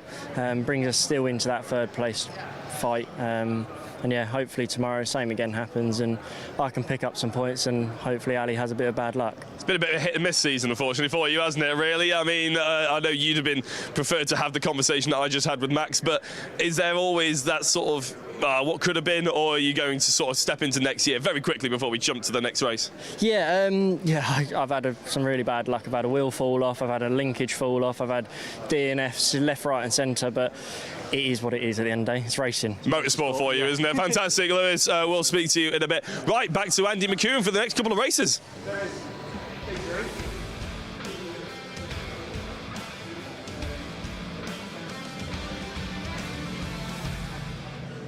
Thank you very much, Jack. Great to hear there from Max Edmondson, then our provisional champion in the Miltech Sport Civic Cup. We now move on to our second dose of mini racing for the weekend. It is the Mini Melias, their second race of the day. Of course, that first race earlier on was the race that had been cancelled from Cadwell Park earlier on in the season. This, though, a proper Silverstone race, if you like. And, well, unfortunately, they had the wettest of the conditions earlier on this afternoon, and it's raining again here in time for race number 2. It's Jeff Smith on pole, Andrew Jordan, of course, now joining him because he didn't race at Cadwell Park. He will be on the front row for this one. Then Ben Coleman and Aaron Smith, row 2. Row 3, Rupert Deatheny and Curley with Jodie Lease and Phil Bullen-Brown together on row number 4. Row 5, Colin Peacock and Endath Owens with Ryan Taylor and Mark Sims together on the 6th row of the grid. Row 7, Kane Aston, a lot further back than you might expect. Rob Howard alongside him. James Cuthbertson and Sean King on row 8 with Joe Polly and Damien Harrington. Row 9, 10th row, Mark Cowan and Gordon Pocock with Steve Yule and Mark Burnett together on the 11th row of the grid. And then we get into the Dunlop Mini Libras, where Richard Colburn is at the front of the field, Hugh Turner next, then Phil Harvey and Julian Proctor, row 2, Josh Evans and Steve Trench together on row number 3. So, after the race earlier on today, which of course still counts towards the points, even though it's not it wasn't actually scheduled for this weekend. It still counts all the same. It was won by Aaron Smith over Rupert Death and Jeff Smith. So that championship lead gap comes down between the two of them. In the Libra clash, Josh Evans came into the weekend just 6 points clear of Julian Proctor, while Julian Proctor was able to claim second place in class, Josh Evans only third. So again, that gap came down to now next to nothing really coming into this race. But the heavens have well and truly opened ahead of this second 20-minute mini race of the day. And this is going to present a real challenge to the drivers, because a track that had just about dried out is now starting to get pretty soggy and slick once again. And of course the Melias do have the option of a slick tyre. I wonder whether all of them were able to change from those slick tyres to the wet tyres before they were released onto the track. That will be the question. Richard Don Neal, I don't know about you, but I wouldn't fancy being out there on slick tyres right now. No, I wouldn't fancy being out there. If I'm honest. Yes, it looks challenging out there, doesn't it? But it was a good race earlier on today, and of course we've now got some new faces. Andrew Jordan in particular up there on the front row now, who didn't take part in that race earlier on today, and this is going to be his first taste of the conditions like this, because it would have been dry when they qualified earlier on today, wouldn't it? Yeah, Andrew, and very relaxed, I've got to say, very smiley, very happy, just here to enjoy it. So what better way to go into a race? Yes, and a former rallycross star as well, Andrew Jordan, so he's pretty handy in a car that's a bit low on grip. So yeah, don't count him out, that's for sure. The red lights then will go on very shortly ahead of this second 20-lap race of a 20-minute race of the day. Do they have another formation? I guess they do. There's a green flag waiting, so that gives us a bit more time to build up to this race. Jeff Smith then on pole. That's good news, but remember earlier on today he qualified better than Aaron Smith, and Aaron was ahead of him halfway around the first lap, so keep an eye on Aaron Smith, that number 1 car, 4th on the grid. What can he do? He was really quick in that race earlier on today, beat Rupert Deeth to the victory. Do you think he can do it again? He'll have a go. Did Jeff Smith retain fastest lap? I think I left, me exit stage left. Yes, he did. Yes. Oh, you did, yeah. And he said he had a misfire as well. Really? I spoke to him after the race. Right, so that's okay. pretty good. Yeah, very good, yes. So if they've got that sorted out, he'll be in the mix for this one. Yeah, you'd imagine. So that's interesting, because we did sort of note that he dropped back a bit more than we expected mid-race. Came back at them towards the end, but really because they were battling in front more than anything else. Then the Libra class coming through behind, so that the battle between Julian Proctor and Josh Evans. Julian Proctor, the number 595, Josh Evans 474, and those two were not that evenly matched actually in the race earlier on, to be honest. Josh Evans was in the end 15 seconds behind Proctor, and Proctor moving in now on that championship lead, so that's another battle worth watching. The Libras don't necessarily get the same amount of coverage as the Melias, hopefully a bit easier in this race to sort of flick between the two classes, but there's some good racing to be had down there as well. The slightly cheaper versions of the Melias and good entry level into the series. We see a similar thing with the Mini 7s and the 7Ss as well, but the Mini Libra battle, we've got Proctor starting 4th on the grid, Evans starting 5th. So again, Proctor slightly out qualifying Josh Evans in that session earlier on today. Getting a good look here at the back end of the track. I think the rain has pretty much passed now through certainly the start-finish area, so it might start to improve again, but the damage largely done, I think, really, Richard. It's very damp again out there. Any hint of a dry racing line has gone, and as we saw in race 1, these cars can be particularly lively on cold tyres. They can, and they can be very entertaining, which is no doubt what we will see as we head into the first of the meeting races. The other one was Cadwell Park without the ups and downs and twists and turns and narrow bits. Technical terms there from Richard John Neal. That's yes, it's certainly a tricky circuit, Cadwell, but this one, as I said, it looks a lot easier than it is. I think you've got to be very smooth around here and carry the speed through the sort of medium and high speed corners. But it's got these two really technical sections as well, which are not easy.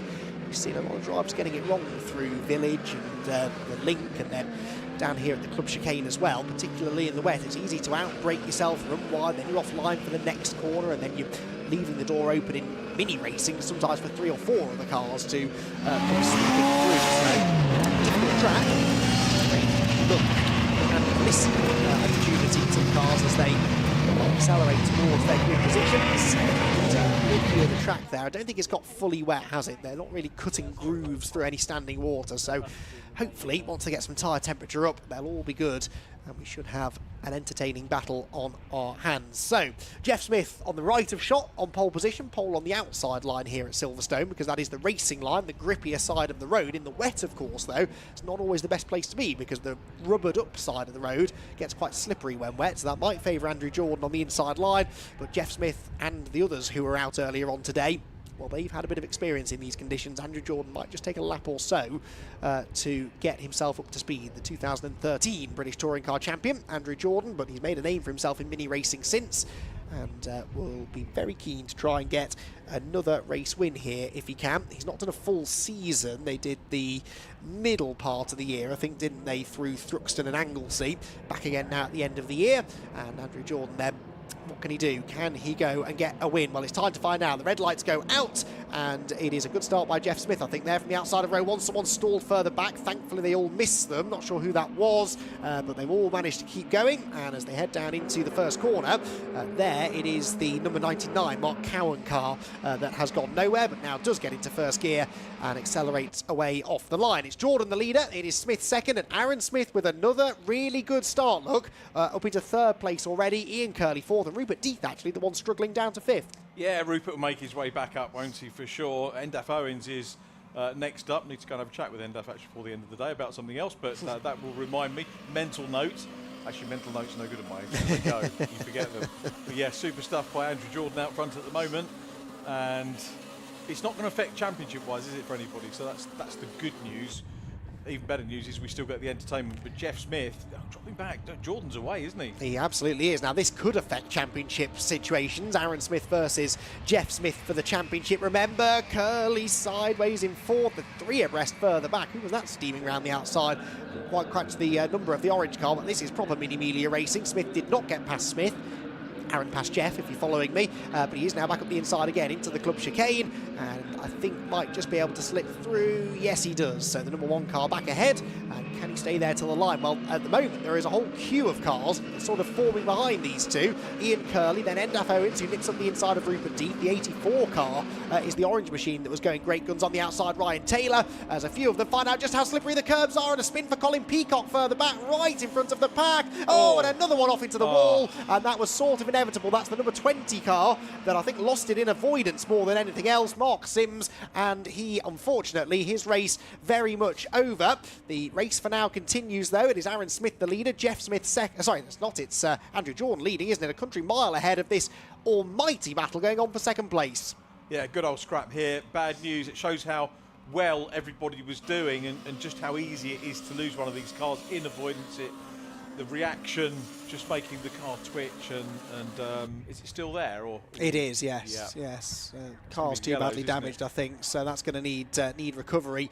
Yeah, that curb, so slippery. We saw quite a lot of spray kicked up from the curb, didn't we, as the leaders went over it, and Sims getting out of his car now, by the way, is unfortunately going no further. Hands out of cockpits, red flag is out, in fact, so the race being stopped, but the good news is Mark Sims, I can see out of the window, climbing out of his car absolutely unaided, but the race being stopped for the second time today because of a car in the pit wall, and a similar one really to before. Once a car gets sideways, it's very difficult for the others behind to avoid it, and that's what happened really for Mark there, but he catches his breath, walks away, and the Silverstone pit wall claims another victim. But yeah, race stoppage will definitely get a restart. Not good news for Andrew Jordan though, because he was steaming away, wasn't he? He was, yep. Making hay while the sun didn't shine, particularly. But yeah, getting away, and Jeff Smith gets another bite of the cherry. To be fair, we still had 15 minutes to go, so or 17 minutes to go, so they can all put it back in, as we'll see in mini racing. So they'll form up here. Will they? They probably won't re-grid because the car that's being attended to is where they want to be, but they might hold them and re-grid unless we end up doing it like the. But there were 2 cars, weren't there, for the Fiestas earlier on? No, I think there was just the one. Yeah, yeah, but it was a bit further down, wasn't it? Right on the sort of front row area in that instance. But yeah, saw there Mark Sims' car very badly damaged down the left-hand side, from left corner, bearing the brunt of the impact, really. But yeah, they will re-grid them. It'll be back to original grid order as well, I suspect, here, Richard, because they had only completed 1 racing lap. So it'll be back to the original grid order. There is a good view of just how much damage was done to the front left corner. And like almost every racing driver, as soon as they establish they're okay, the first thought then is, right, how bad's the car? How much is this going to cost me to get it fixed? I sadly think we won't see number 20 out again this weekend, but that is at least good news that Mark is out and surveying the damage on his own 2 feet. Right, then we're going to take a short break here from Silverstone whilst the marshals and recovery crew do their thing, and we'll have a restart for the Mini-Melias on the other side of this break.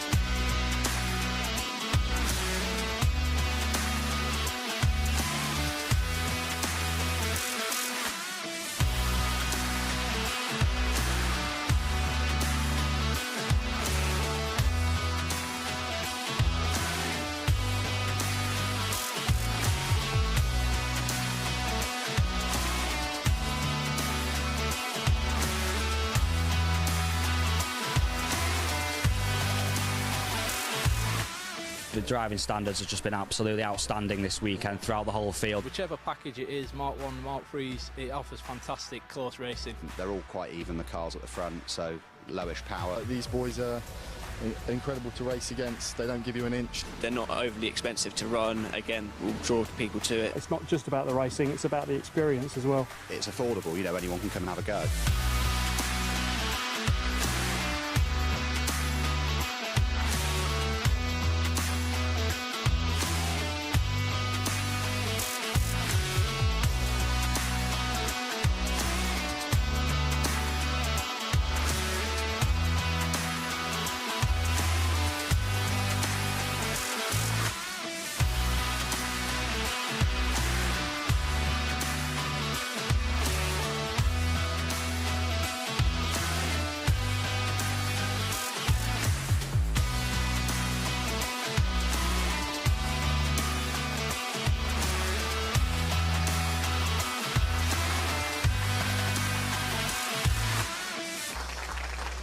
Wow, yeah.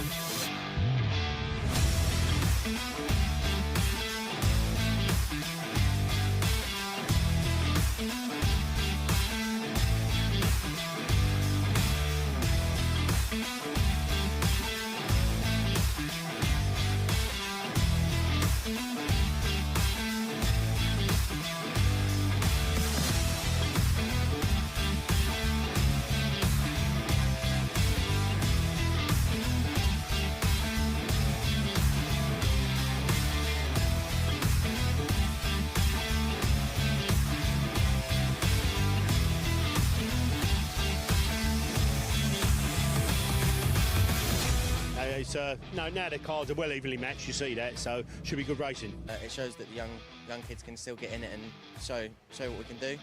I'm feeling like I can really push it in the corners and get the most out of it. And these cars are just fantastic. They really are fantastic to drive. So just coming out here, having fun, being fast, really.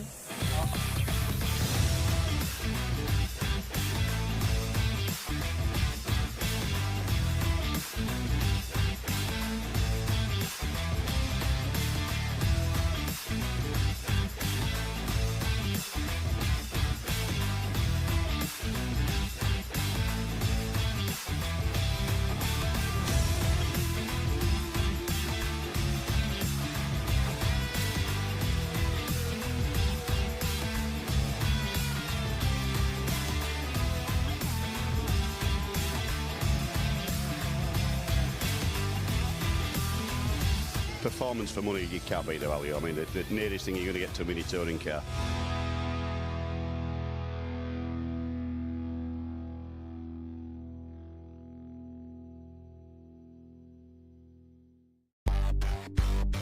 It's great to be able to welcome you along to Blyton Park, the first ever Brscc Fiesta Junior Scholarship.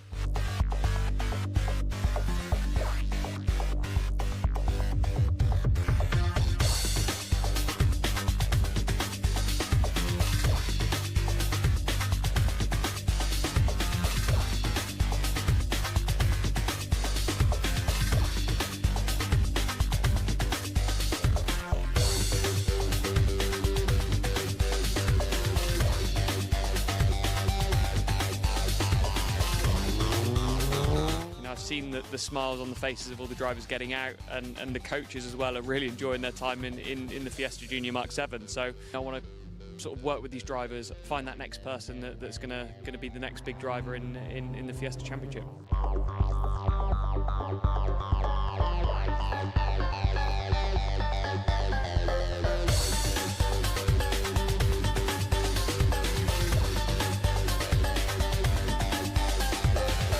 Scholarship like this, if I'd have had the opportunity, I would have been so over the moon. And you know, these lads and the girls are so humble, and they really make you feel privileged to sit alongside some of the best talent, I reckon, in the country, if not in Europe. It's good to see how much it means to some of them. I'm just loving being around it. It's really good.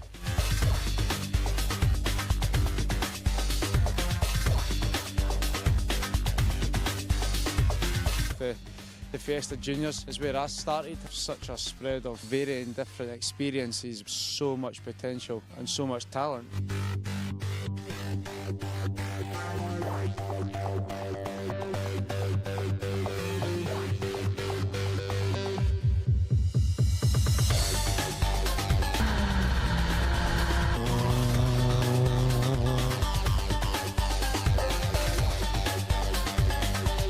I've been a part of a number of scholarships over the years, and this has just been head and shoulders above the rest.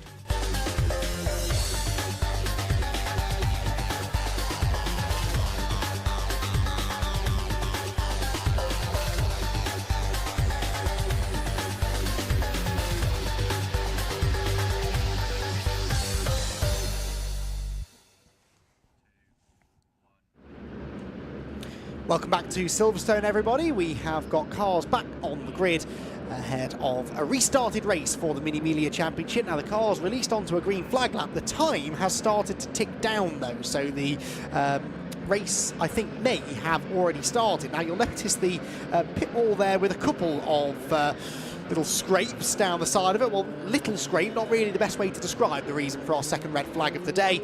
Here is, if you're just joining us, the reason that we're under red flag conditions. We had only done just under a lap of racing when it all went wrong coming out of the final turn, and this is what happened. Look at the leaders. They all come out wide onto this exit curb. Look at the amount of spray on the curb as they run wide behind. Colin Peacock had a big spin, miraculously wasn't collected by anybody else, but unfortunately behind, one driver did lose control heavily into the wall, and that was the reason for the red flag. Mark Sims, who'd started 12th, dropped down the order a little bit on the opening lap, got out onto that curb, and around he went. But now the conditions looking slightly better. It's still very wet, don't get me wrong, but the sun now starting to break through the clouds. It's a crystal clear sky above us all of a sudden. That rain shower passing through. It should now remain dry, hopefully, for the rest of the day. And with the sun out, Richard, hopefully the track conditions will improve even over the course of this 20-minute race. I hope so. I've got to go off one of my random tangents. You know, we talk about the scuff marks on the pit wall. Yes. They used to, as you can imagine, we used to get quite a lot of those at Rockingham. Yes. Just a wall around the outside.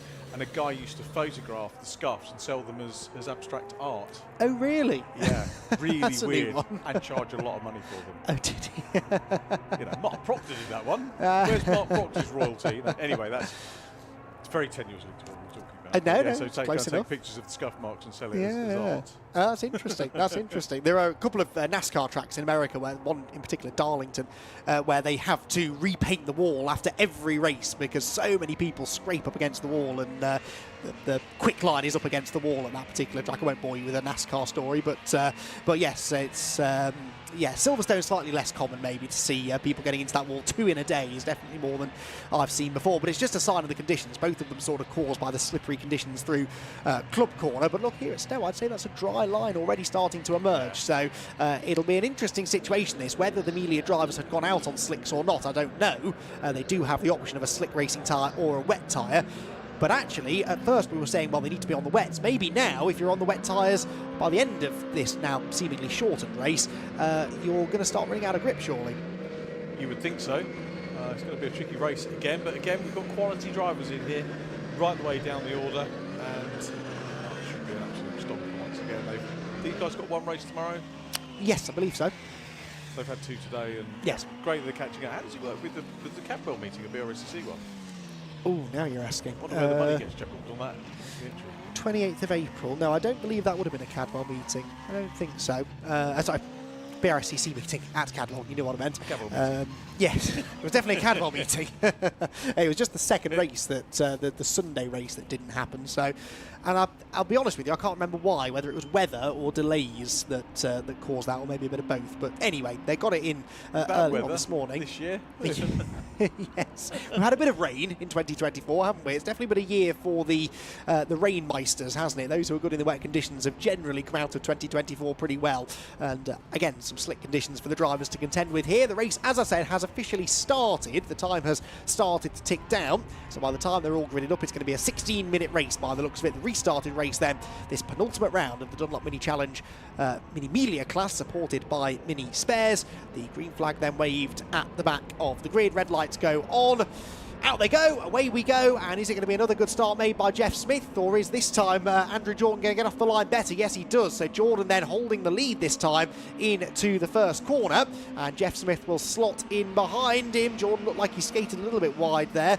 We'll see who had the advantage coming off the corner. Yes, it is still the former BTCC champion. Jeff Smith, of course, former BTCC frontrunner as well in second, and Aaron Smith, not the British Touring Car Championship racer winner, Aaron Smith in third, but a very, very strong contender in the Mini Melia Championship, and he is Jeff Smith's rival for the championship, and they are nose to tail already as they head for the Hangar Straight. Yeah, Ben Colburn up in the mix as well, so a nice wide line there from Jordan. This is where they cross the track, and I was party to one of the driver briefings this morning.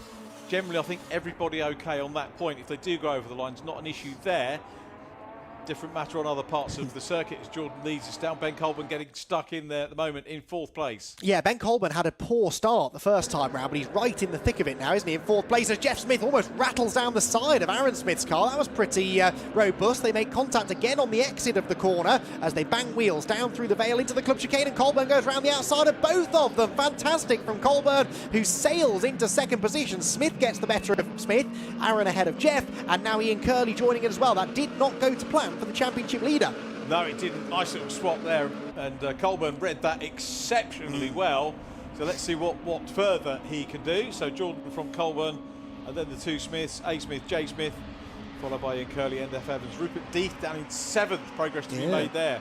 So watch Owens. Yeah, Deeth started 5th, so as on the initial start, lost a bit of ground, I think, in the first few corners. But Ben Colburn, no doubt about it, he's the fastest man on track right now as he closes in on the race leader. Deeth is starting to make some progress past Kane Astin there. Remember, Kane 3rd in the championship. It's not really been his weekend so far, though, and he's dropping down another position there. That is, I think, 8th now as they head onto the back straight for the second time. So actually that was Astin briefly ahead of Deeth, and then Rupert Deeth reclaiming that 7th place as they went into Village. Right, down the Hangar Straight, Ben Colburn going for the race lead. Colburn to the outside, uses the slipstream, but Andrew Jordan will stand his ground on the inside line. Who has the grip? Who's got the better line through Stowe? It might well be Colburn with the momentum on the outside. No, I've changed my mind. It's Andrew Jordan who holds on to the lead, but only just. Colburn is clearly signalling his intent and wants to try and lead this race, doesn't he? He does. Now, I'm going to be a bit lax here. Has Ben Colburn had a win in the championship yet? Hold that thought. Ben Colburn, no, he hasn't done a full season either, in fairness. He's had a second place at Cadwell, the race that did happen at Cadwell. I think that's the best he's done. So no wins yet. And he's a capable driver, so absolutely no. It's a question of when, not if, that Ben Colburn gets the win. Could it be here? Could well be. He's positioning himself well, isn't he, in the second position in the wheel tracks of Andrew Jordan. Doesn't look to the inside into Village, look, because he knows that the best place to pass here is down the Hangar Straight into Stowe Corner. No sense in going for a move here that will lose you momentum and probably lead to a loss of positions by the time we get down to Stowe Corner. Through the right-hander they go. The leading 4 starting to get away now, really, from NF Owens in 5th, Ian Curley 6th, Rupert Deeth 7th, and Kane Astin in 8th. Who breaks ranks first, though? Down the back straight. Will it be Colburn? Yes, it is. To the outside. Jordan moves over to cover. That might leave a gap on the inside. No, it doesn't. Jordan sort of squeezes Colburn over onto the wet side of the track, and Jordan will therefore retain the advantage. Aaron Smith, interestingly, not really able to do anything with Colburn either there. So good defensive driving that from Jordan. And the positions, for once, don't change down the back straight. No, they don't. Colburn still putting in the attack now. Here comes Aaron Smith. I thought Aaron Smith was going to try and do a Maggie Webster down the inside there, but it wasn't to be.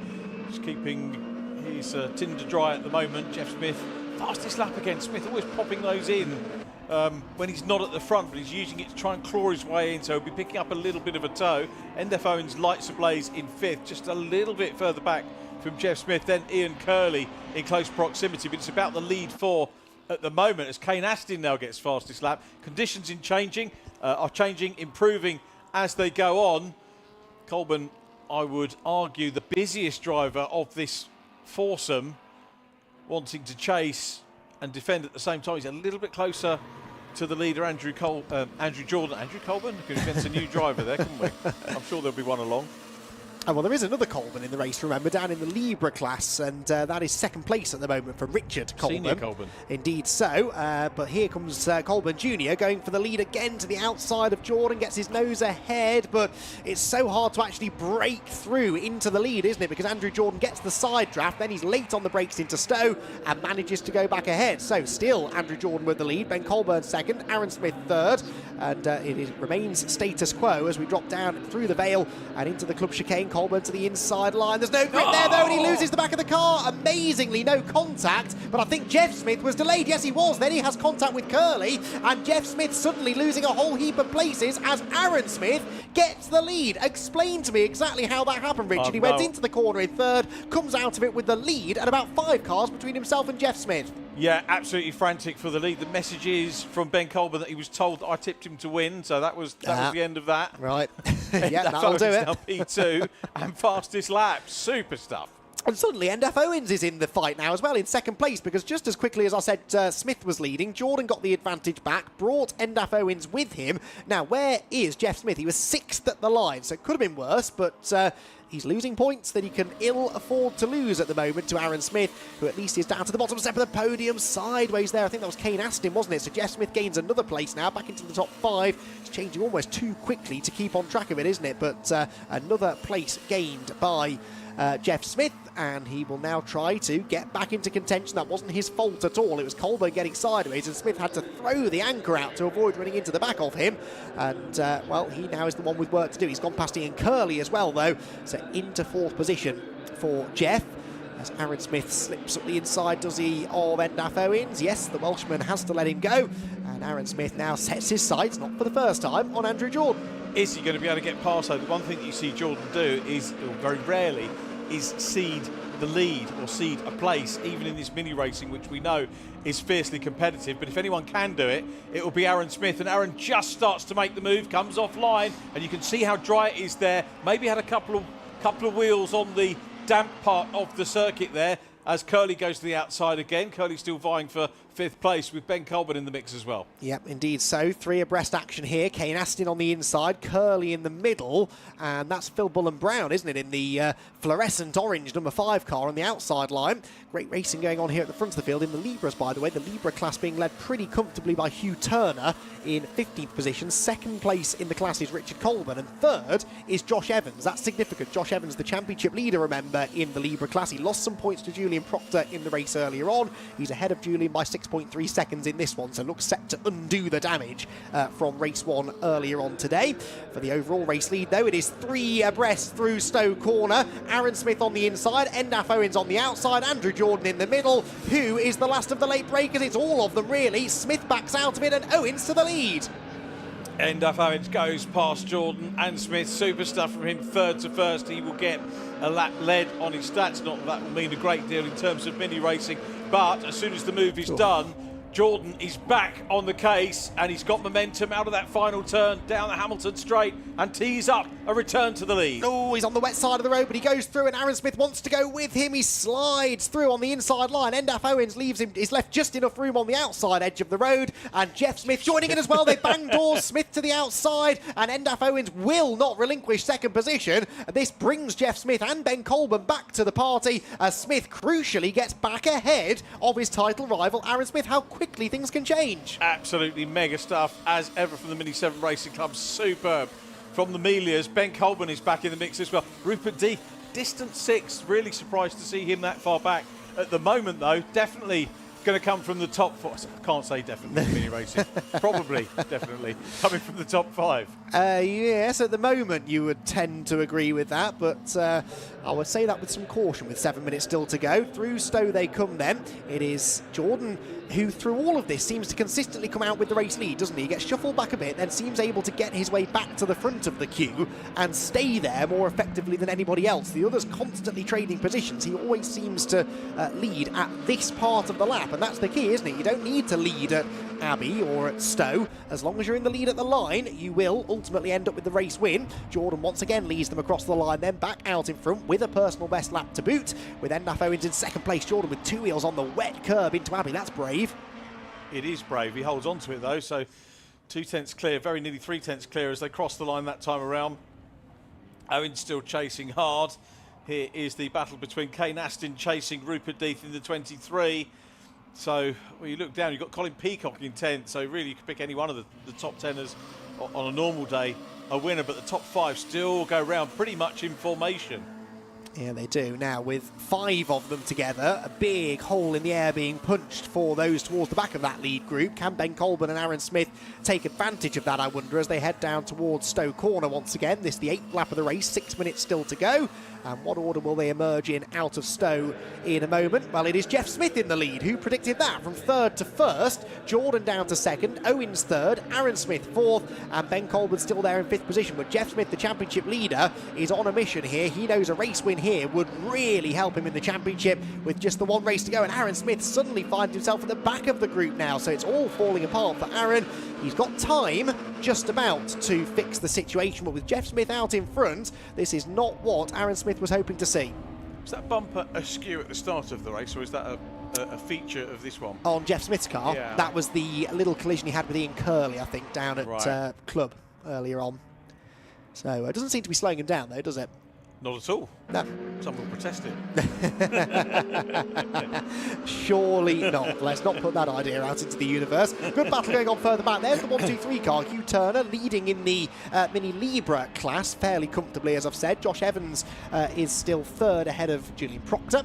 And that gap is now 10.5 seconds, so we're not likely to see a change there. But Hugh Turner mixing it with some of the Melias and running in 17th place overall. So lost a couple of positions since last I checked on him, but he's running well still at the front of his class. We've had Amelia into the pit lane as well, by the way. Mark Cowan showing in the pit lane and potentially pulling in to retire. This battle continues to rumble on out onto the hangar straight. We're into the final 5 minutes of racing now. Still, any one of 5 drivers realistically could claim the race win. Who it's going to be, though, Richard, we've no idea. Absolutely no idea at all. Perm any one of the 5, with Aaron Smith in 5th as they crossed the line last time out. Smith, NF Owens now showing at the top of the timing tower. So it's Owens, Smith with the fastest lap, Ben Colburn in 3rd place. Don't write off Colburn just yet, still hungry for that first win. Will he be able to do it? Well, he's 3rd now, having picked up a place against Andrew Jordan. Remember I was saying a couple of laps ago, Jordan was sort of steadily leading the race, never seemed to get shuffled too far down. Well, he's down to 4th. Well, he was down to 4th. He's now back up to 3rd again, ahead of Colburn, but that might be 5th in a minute, because Colburn's coming back at him and Aaron Smith is there too. So, literally changing by the corner here. Jeff Smith to the lead. Endaf Owens led at the line, but Jeff Smith back out in front. So that front bumper damage definitely not slowing him down. He is back out in the win with 3.5 minutes to go, with Owens in 2nd position. Jordan, I think, was 3rd, but that may have changed again by the time they get down to Stowe Corner. Here they come. Yep, Owens to the outside. Can't make it stick, but that little side-by-side racing brings all the others back together. It's going to be a typical Mini Melia finish, this, I think, isn't it? It will be decided in the final couple of corners. But where do you want to be, Richard? If you've got free choice of which position you want to be in, going onto the hangar straight on the last lap, what are you picking? P2's always handy. Yeah, I think so. Or P3. Or P3. Or 4 or 5. Let's hedge. Let's sit on the fence. Not in the lead, I think, is the answer. I'm wondering why the top 2 just don't work together for a couple of laps and try and break the toe and get away from the other 3 and then sort it out. That's what you see in Legends. Mind you, there are a lot more teammates in Legends cars racing, to be honest. And, of course, they have the luxury of being able to bump draft and push each other on most circuits. Yes, that is true, but I don't know, I always get frustrated with drivers. I have the same thought almost all the time in one-mate racing. They never listen, because when you're in the heat of battle, they just want to overtake each other. They just want to get to the front of the group at all times, and I don't know, it's much easier for us, I think, to take a step back and look at it logically than it is for a driver who is in the heat of battle out on track. Same with media training, you tell the kids stuff and they just go away and ignore it, you know. Yes, that does seem to be the case. Right, Andrew Jordan for the lead, 3 abreast. No, there's not quite the space. Endaf Owens is debating the lead with Jeff Smith, and Jordan goes with him. So Jordan up into 2nd position. 2 more laps to go. So that the drivers. My P2 argument, because he was P2. Ah, yeah. So we'll see if he's still in front when they get to the line. Andrew Jordan's going to have a say otherwise. What do we reckon? Yeah, that's interesting. Well, Jeff Smith, meanwhile, is battling Aaron Smith. Remember, that has championship implications. Jordan is sideways in front of Jeff and just manages to gather it all together. But no, you're absolutely right. 2nd place was a good place to be that time. But was Jordan on this occasion quite content to let Endaf Owens go through, because he knows it's not where you are now that matters, it's where you are at the end of the race. Now, I thought I saw an exhaust on the road on the exit of the first corner. I suspect it may have come from Mark Burnett's car, because he's pulling over to retire just a couple of corners later. All go, isn't it, at the moment? If my P2 theory is correct, we could be seeing Andrew Jordan take the win, but don't discount Jeff Smith, who wants to have a look up the inside. It's too far back. Ben Colburn in 4th place, and just as I was about to say, it's only 4. Still Aaron Smith popping his nose up in 5th place. Colburn getting closer to Jeff Smith. That will take the pressure off P2. Smith coming under pressure, or does it? No, it doesn't. Endaf Owens still there, though. Yes, he is. Owens was very wide, ducks back into the slipstream, but here comes Jeff Smith. Maybe 3rd place is the place to be. He pulls out early. Colburn goes to the inside, 3 abreast for 2nd position, and Andrew Jordan trying to defend from the wall, 4 abreast for 2nd position. Aaron Smith to the outside. Jeff Smith bails out of it, and Aaron Smith could suddenly find himself ahead of the championship leader. Out of Stoke Corner they go, down into the Vale for the penultimate time, but Andrew Jordan managed to hold on because, Richard, they all fanned out behind him, they all slowed each other down, and the race leader going onto the hanger straight is still the leader. Owens is sideways off the nose of Aaron Smith, and Jeff Smith goes through into 3rd place.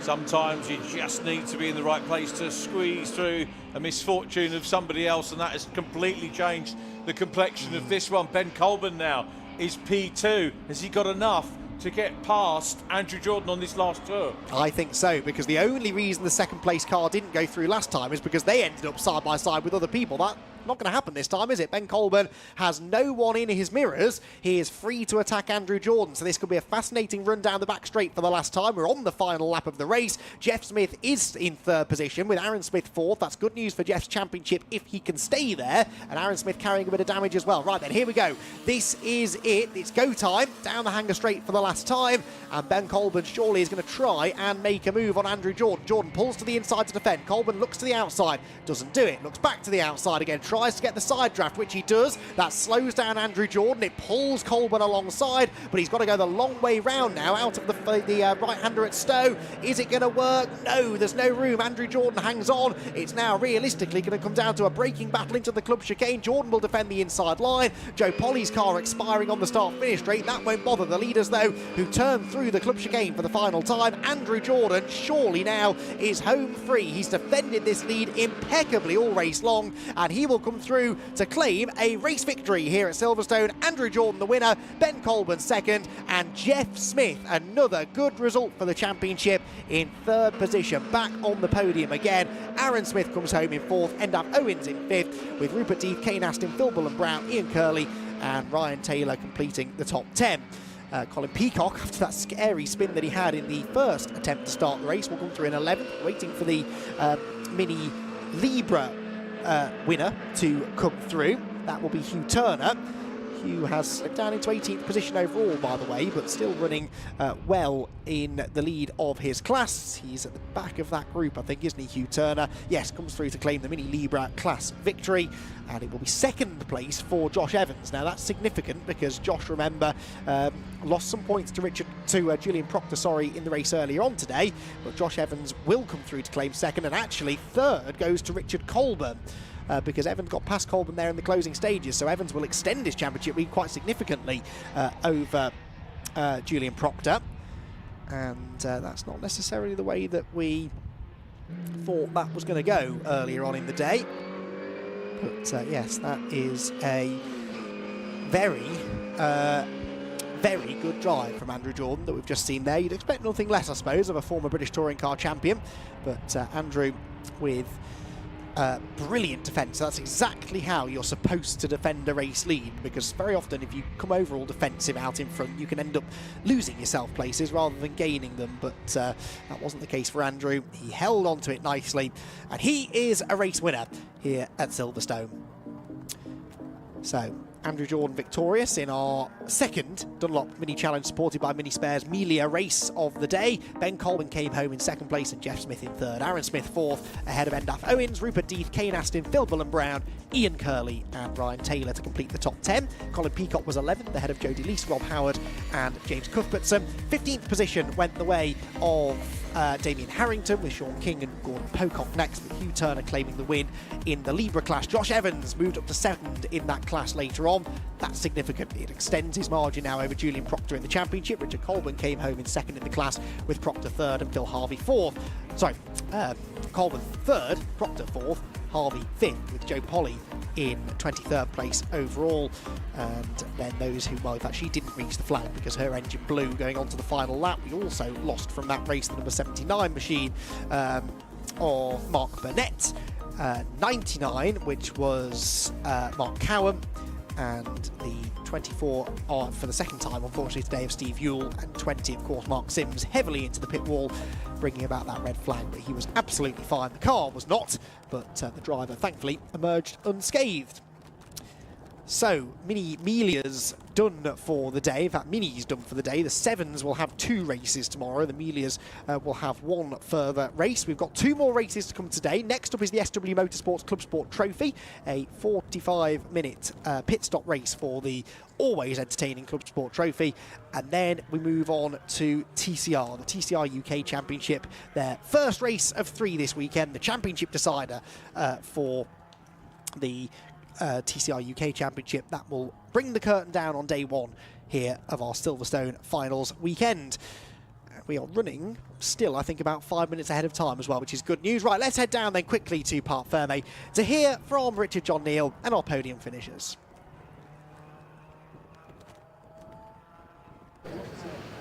Welcome down to Victory Lane for the Dunlop Mini Melia and Libra Challenge, and it's Andrew Jordan who takes the honours. Andrew, we managed to have a quick catch-up this morning. Always better to have another one when we come out with a super win. The great thing about mini racing, again, you just never, ever, ever know how it's going to... How do you work out the tactics for a race like that? Well, before the red flag, my tactic when it was damp and slippy was just to get gone. I had a lovely lead. So I was a bit disappointed to see the red flag. But then after that, once I knew it was going to dry up a little bit, I thought that there was no way we were really going to get away. So I didn't want to really lead onto the last lap, and I've made a mistake onto the back straight on the penultimate lap. And then I saw he'd gone, so I could cover James then in a straight line down, not James, sorry, Ben, down into Stowe. So the side draft's really big on these cars. So someone can pull out of the slipstream, but you can do a lot with your car to slow that down. So it worked okay. Is P2 the better place to be, or does it depend how many cars there are? Because there were 5 of you in the group for most of the race. Yeah, and obviously the tow from 3rd or 4th is bigger. So once I saw myself and Ben had a little bit of a gap for the last lap, I was quite comfortable then, really. If Jeff had been a bit closer or Endaf had been there, I'd have been a bit concerned about not the car directly behind, but the car behind that. So their car was really nice. It was good, kept me busy. Did you have a look at the Cadwell race as it was, race 1 of the day, and did you watch what was going on there?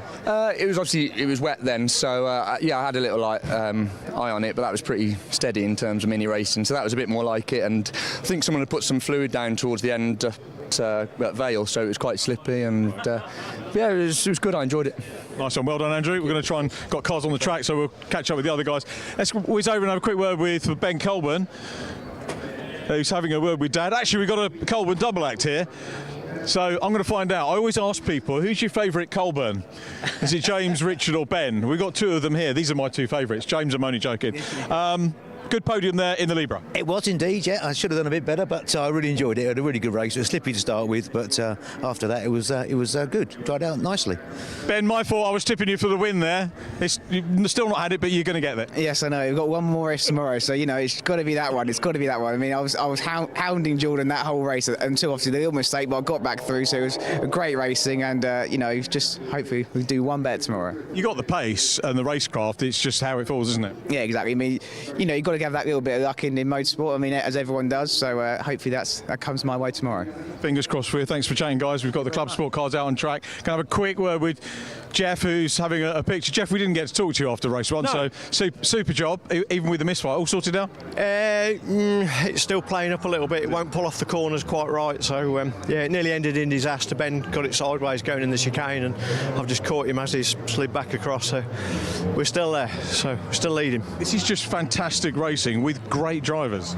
Yeah, it is, and that's what I love about it. You come to this, and we've got the likes of me and Andy, of very experienced drivers. There's guys been in the club for many, many years, know all the tricks of minis, so are just as quick as us. Lads like Ben that just beaver away at it, and it's so competitive. It's a flip of a coin who's going to win the race. It's crazy, brilliant. And obviously the championship, we're nearly there. Nearly there. We've got one step closer, haven't we? I think I need to go and do the points and work out the drops in a minute, and we might be popping champagne. I don't know yet.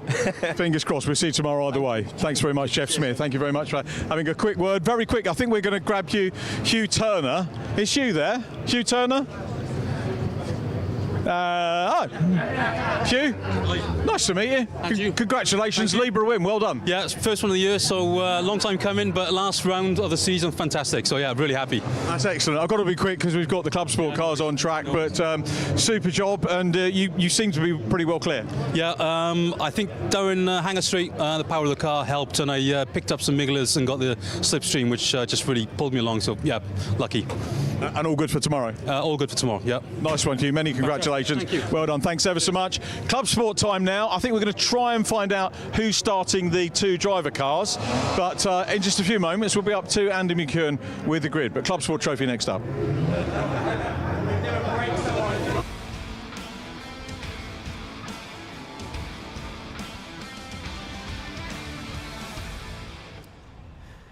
Yes, thank you, Richard. The cars out on the track then. The Brscc SW Motorsport Club Sport Trophy, always an entertaining addition to any race weekend. They've supported TCR UK a few times this year already, and they're back again here at Silverstone. A 45-minute race, a mandatory pit stop for all cars in the middle 15 minutes, so from minute 15 to 30.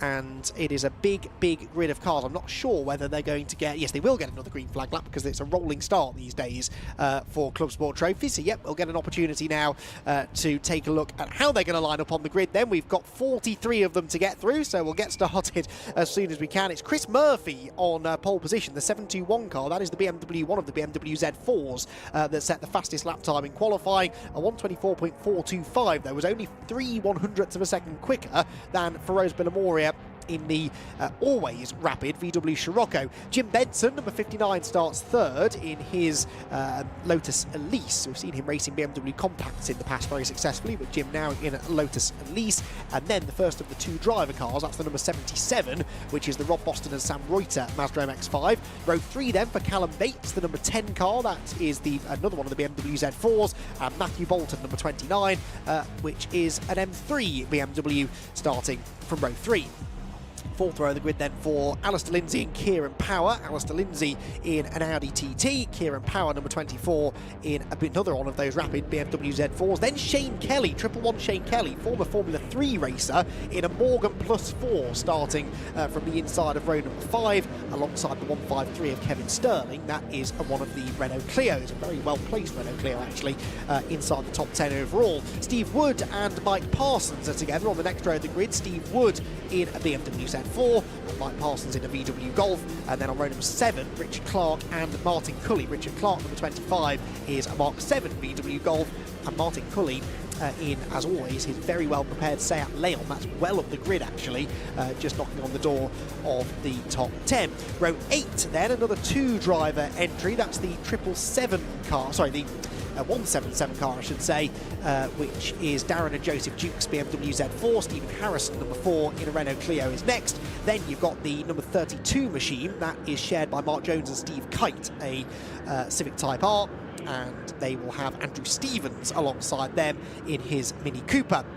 10th row of the grid then, completing the top 20, that is the Watling and Wheeler number 14 car. Nick Watling, Jack Wheeler in a Ford Fiesta ST150, and they've got Barnaby Francis in the number 8 Mazda RX-8 next. That's always a fun car to watch. Paul Savage, number 124, is next. A late addition, I think, Paul Savage to the entry. The 124 car is, looking out of the window, an Audi TT, I can tell you, and he has got James Alford in the VW Golf in theory alongside James Alford in the number 116, but I'm not. Sorry, the Honda Civic, I should say. I think he's out of position slightly on the grid. Then the Adcocks, Matthew and Phil Adcock in their Class E front-running BMW Compact. They have got Lee Reynolds, the number 60 next. That is a Honda Integra, followed by, on the 13th row of the grid, the Matt Massey number 241 car, which is a Honda Civic Type R, and the number 91 Nobolivsky car that is shared by Richard and Christoph Novobilski, I should say, in their BMW Z4.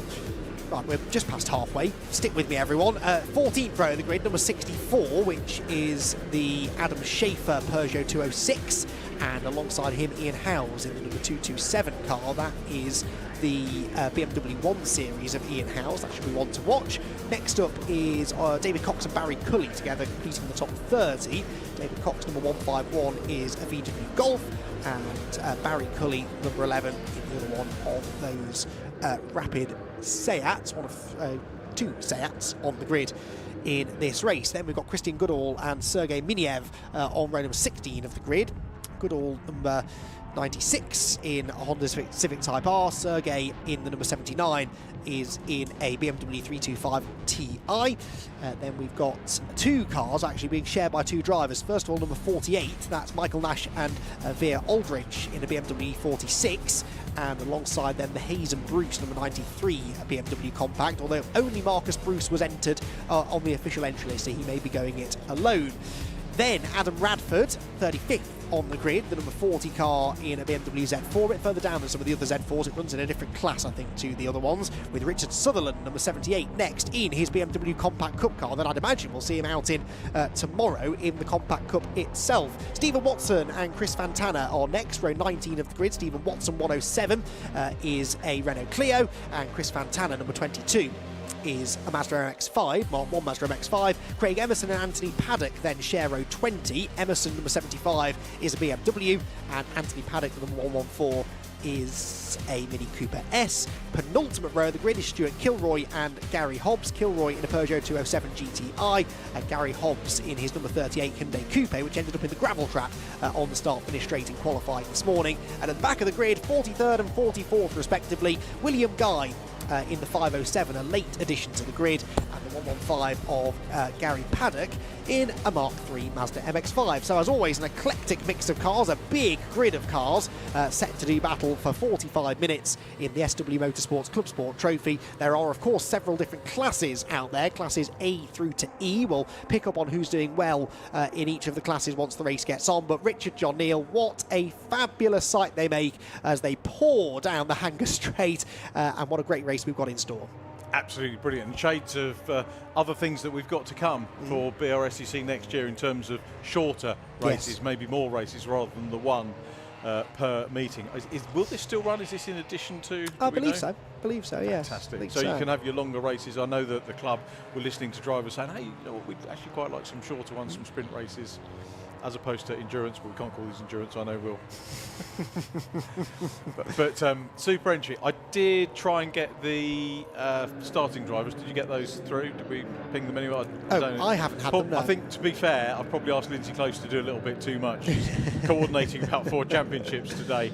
I did ask if it was possible, but the only one I can tell you is that Adcock Jr. starts. That's the only one I know for sure. But that one I can normally figure out, because if Phil's not in the car, he's normally messaging me, so we would probably have figured that one out in the end anyway. There you go. Right then, race about to get underway. Chris Murphy and Feroz Billamoria on the front row of the grid, and off they will go. Billamoria with a good start in the Scirocco. In fact, the Z4 quite slow away. Steaming round the outside was Matthew Bolton in the number 29 BMW, and another one in the pit wall, and it's the 107 car, the Renault Clio, that has found the pit wall this time around, and that's going to be a race stoppage. Surely that car was quite a long way down the order, I think, on the grid. How they got there, I don't know. Stephen Watson's race, though, coming to a very premature end. In fact, it hadn't really started, had it, to be honest, when he ended up in the pit wall. So that will require a safety car at the very least, I would imagine. But for now, Billamoria leading in the Scirocco, the BMW of Bolton second, and that is the Mazda, that's the Boston and Reuter car, isn't it, in third? Who's starting it, we don't know, but the Rob Boston prepared car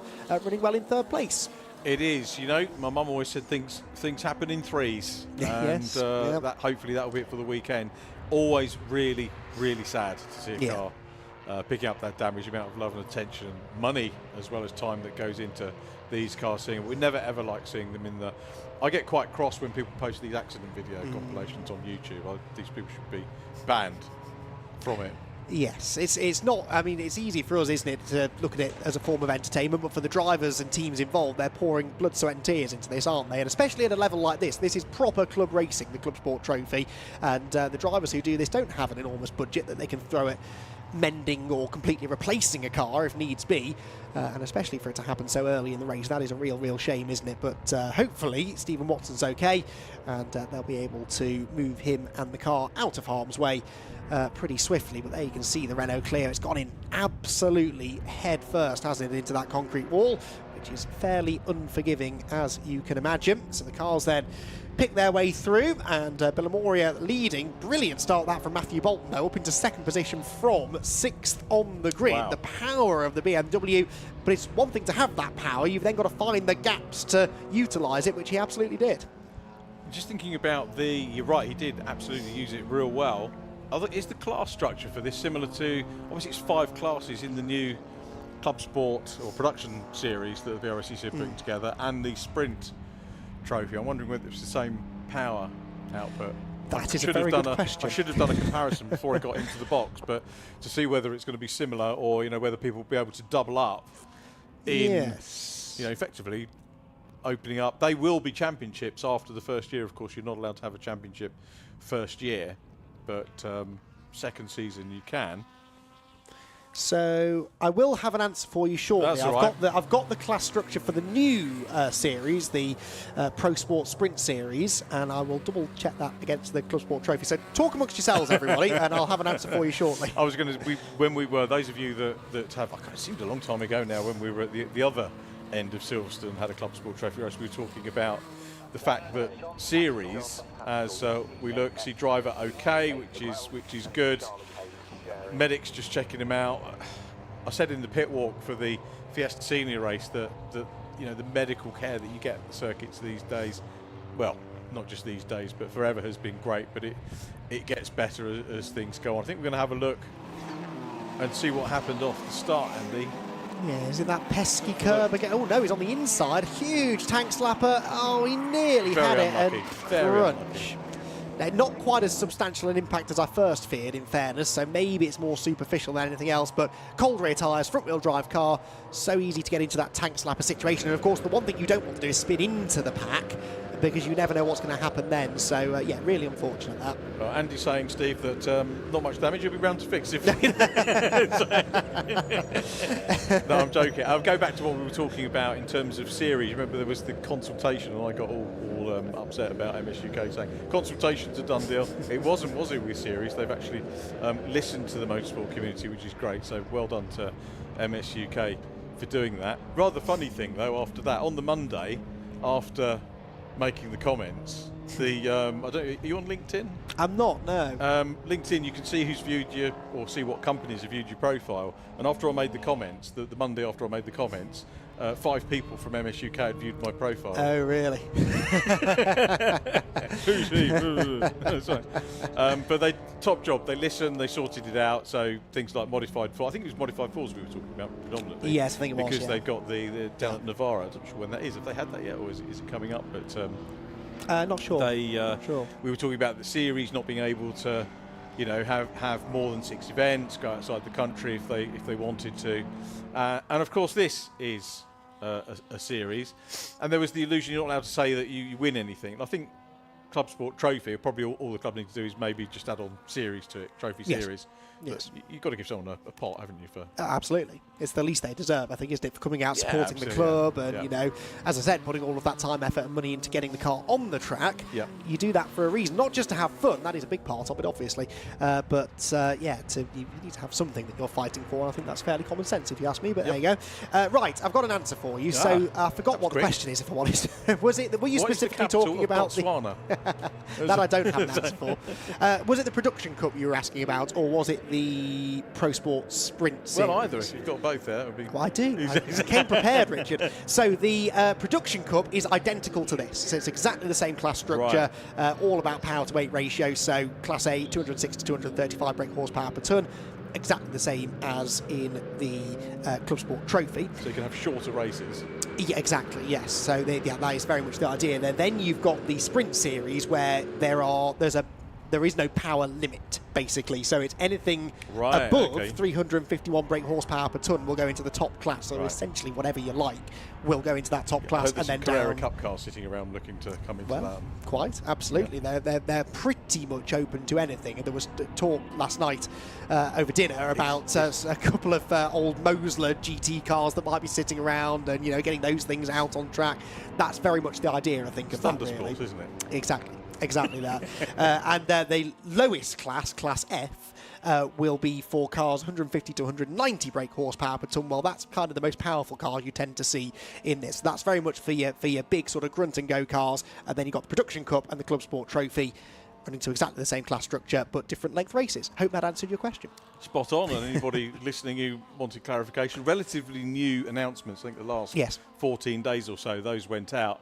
And there are pages, well, Andy's proved the point, there are pages up on the website ready to go. There's the university. No, I was reeling that off from my head, Richard. You did? I knew all of that. Yeah. No, I would definitely recommend going to the Brscc website. It is a very useful tool, whether you're working on the championships or interested in getting involved. Just out of interest, what browser do you use to look at it? Chrome, normally. Yeah, Chrome's better. Oh, is it? Yeah, what's the other one? The other main one. The blue one. Yeah. Showing the extent of my knowledge. I do have that open at the moment as well. It doesn't work as well in the blue one. It's better on Chrome. Oh, does it? I don't know whether the developers want to look at that. Yeah. I hadn't realised that. So on my Mac, I've put Chrome on it, and it's much easier. There we if go. They're listening, give Luke and the team something to do. Worryingly, they do listen to us as well. I can't think why. Poor souls. Someone's got to, I suppose. So yeah, well, there you go. They both work, but I just the Chrome's better. Is a little bit better. Yeah. Right, okay. A little bit more. Notes to everyone at home: if you do want to go and read the regs to the Club Sport Trophy, get yourself on Chrome. That's going to be the best way to do it for now. Over the way, that's a little winter project. It's easier on Mac actually to have two different browsers because it's easier to toggle between two browsers than two tabs in one browser. Yes, yes. I mean, I struggle at the best of times, but yes, I have seen that is the case. So, who knew I'd be getting IT lessons from Richard John Neal? It's not a lesson, no. It's just, you were there already. I've learned some things. That's definitely true. Right. Back to the race, which in fairness, we haven't really had much of, have we? Because we only had half a lap or so before the safety car was scrambled. The track has now been cleared, though, as you can see. That was quick. That was very quick, yes. And a shout out to the marshals, as always. Why didn't they do the Fiestas that quick? I'm joking, marshals, all right, I am.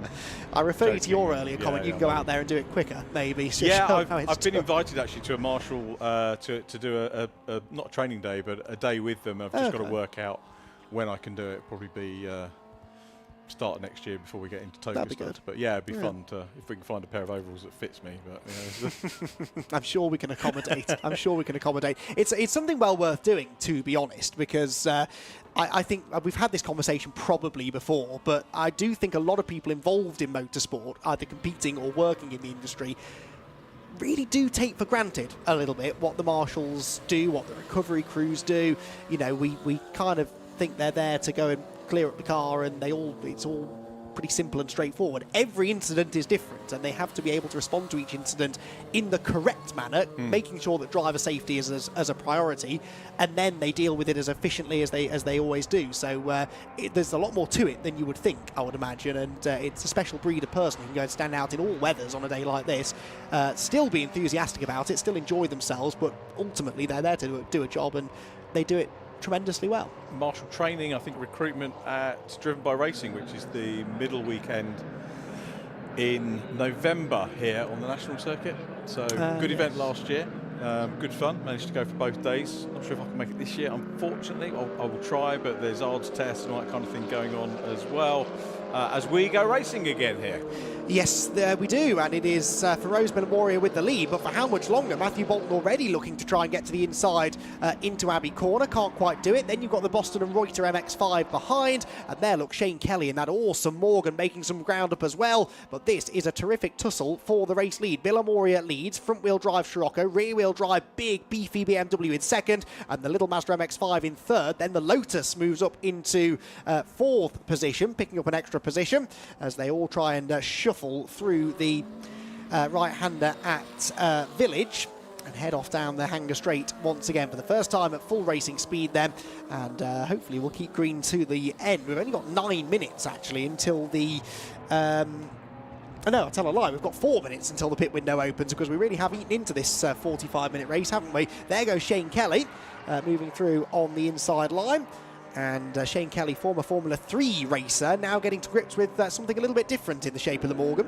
Yeah, with the uni lads and lasses looking after Yes. him. Is it the same team as it's uni I think Derby, it is, isn't yes. I think, Yeah. who look after one of the radicals as well, really getting stuck in. We interviewed them. If you watch the live stream back from Snetterton, we did quite a long interview.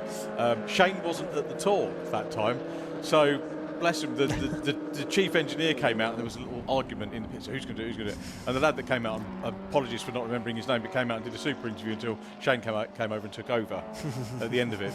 But all part and parcel of the learning for those guys. So university team running the Morgan, which is great. Yeah, absolutely so. And that was always the case when he raced in F3 Cup as well. It was always a car run by the university. And he was winning races regularly when he was pretty competitive as well. 4 or 5 years ago, probably then into the Pragas he went as well, where he again had race wins, all supported by the uni students. So it's a great programme that he's been involved in and continues to be involved again. Right, 2 BMW compacts together. Matthew Adcock on the outside line.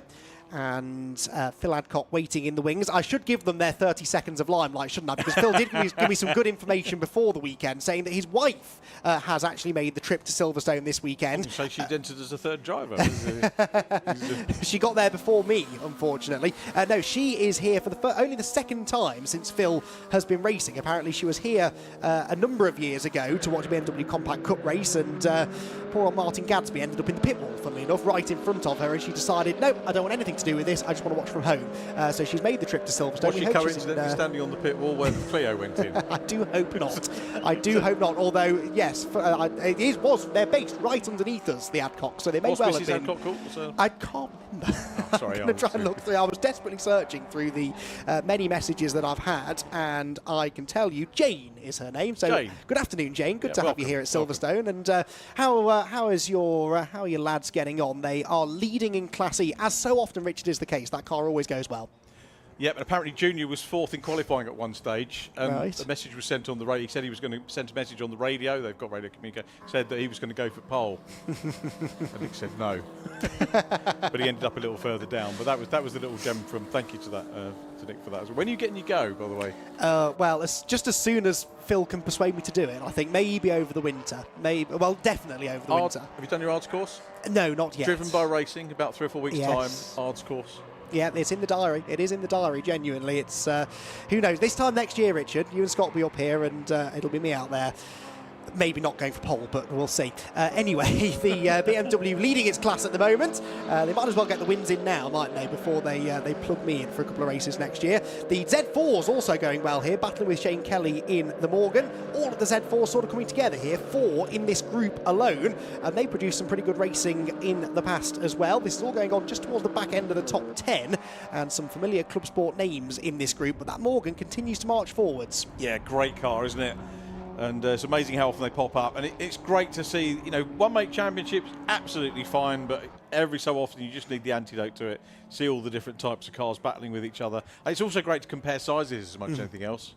Yeah, no, absolutely it is. It's I do like multi-class racing. It's why I'm glad that there are some new series coming along now that very much sort of do that, because it creates a completely different kind of racing. Different cars are quick at certain parts of the circuit. Some are better in a straight line, some are better through the tight corners, some are better through the high-speed corners, and at a circuit like this, which has got a little bit of everything, it does produce fascinating racing. One-make racing is great. I absolutely love it, but yeah, this is a nice little change, isn't it, to have such great variety of car out on circuit at the same time. It is the Scirocco, though, that leads the way of Ferro's Billamorian. Matt Bolton in second. They both run in Class A, by the way. Class B, though, this is the battle for the lead. Jim Benson in the Lotus Exige has now caught the Rob Boston and Sam Reuter MX-5. They both run in Class B, so that is a genuine battle for the class lead. Class C is being led at the moment by the number 64 car of Adam Schaefer, the Peugeot 206 GTI, down in 23rd place overall. Class D by the number 150 of Andrew Stevens, the Mini Cooper, and Class E, as I mentioned, being led by Matthew Adcock at the moment, down in, where is Matthew? 28th place overall. Richard Sutherland in another compact, running second in that class at the moment. Could have saved you the time looking it up. Paul McCurlin said, same class structure. Thank you, Paul. Paul's watching. Oh, right, best behaviour, everyone.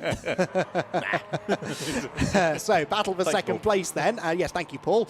Down the Hanger Straight they go. Bolton doing his best here to keep the two Class B front runners behind, but those two going side by side now. Jim Benson to the outside of the MX-5, the Lotus a bit quicker, maybe in a straight line. Who's going to be later on the brakes though? The Mazda on the inside. The A-Team car manages to stay in front for now, but a really entertaining tussle this between two quite similar cars in some ways, really. Both sort of lightweight, rear-engine, two-seater sports cars, and both of them seemingly very evenly matched. For now, the pit window could shuffle things up, of course, but for now, those two pretty much inseparable, as we are about, though, to head into the traffic. It's coming a bit later into the race than normal because of the safety car, but the leaders have now caught the back of the pack, and this, as we know, Richard, often presents a completely different dynamic to these races. It does. So many things that you can add into this, isn't it, with the multi-class part, and of course the pit stops will add a different dimension to it as well. Sferros continues to gap Matthew Bolton. He is away. I'm wondering whether the one car drivers are going to pit earlier and get it out of the way. It's sensible, really, in case you get a safety car, isn't it? Yeah. Safety cars, in theory, not that likely here at Silverstone, but we've had a fair few, haven't we, really, over today so far. So, yeah, that's probably not a bad shout. Of course, what you don't want to do, though, is get trapped a lap down if there were to be a safety car, and because it's such a long pit stop and a relatively short lap, that is a real possibility. Firouz Billamori just did the fastest lap, 1 minute 15.1. As one of the Z4s was in. That was Adam Radford, wasn't it, the number 40. The only driver, though, so far to have come in for his mandatory pit stop. So Bolton there, scything through the traffic, and big slide for the Boston and Reuter car, which runs in second place, the lead of the class, third overall. They sort of forced one of the Honda Civics out wide. That was the number 241 car. Matt Massey drifting wide over the exit curb, but Matthew Bolton in second position, not able to quite live with Billamoria's pace, and through the traffic, that big BMW looks a little bit cumbersome, doesn't it? Just not quite getting through the slower cars as quickly, certainly as the more agile Class B cars behind. And you can see there how the number 77 Mazda, the 59 Lotus have closed right back in again, up through the top end of the circuit. There is the leader, Firouz Billamoria. Slow, was he not, out of the right-hander then? That car did not look to be accelerating in quite the way I would expect it to. But to be fair, everyone, I think, struggling a little bit for traction out of the corner. Is the Scirocco going slowly? Maybe not, just being cautious, I think, in traffic. We'll keep an eye on that lead gap, though, that was 4.6 seconds at the beginning of the lap. And yeah, I don't think it's come down particularly over the first half of this lap. We do, though, have an issue there for the number 14 car off there. That's possibly why they were slowing, actually. Nick Watling and Jack Wheeler's Fiesta is off. That's on the right-hander that takes them onto the Hanger Straight. And that possibly is why they were going quite slowly. Then the Misty Racing Mini going slowly as well at the Club Chicane. I think that one might be destined for the pit lane before too much longer. So that car does its best to stay out of everybody's way. The MX-5 slips through, and Matthew Bolton sets fastest lap because he's pitted. So too is Firouz Billamoria. So the top two both pitting. They will set a fastest lap in doing that because it's actually a shorter route to the timing line by going around the inside of Club Corner. So the two leaders pitting, and to your point, Richard, both of them single driver entries, and both deciding to get this pit stop out of the way nice and early. Yep, give them a nice stint to run to the flag. Don't have to worry. Job done, all over. Might, of course, have decided as well that it might work traffic-wise. What I don't know is whether these guys, you can see most of them have got people around them and teams around them to help time the stop from run in to run out. Some people, very bravely, that turn up on their own, do it on their own. Yeah. Which I wouldn't be able to cope with that, personally, but... No, I think that would confuse me as well. Change there for the lead, by the way, because that is Jim Benson now ahead of the Boston and Reuter car. That's not only for the leading class, but of course with the Class A runners pitting, that's now for the lead.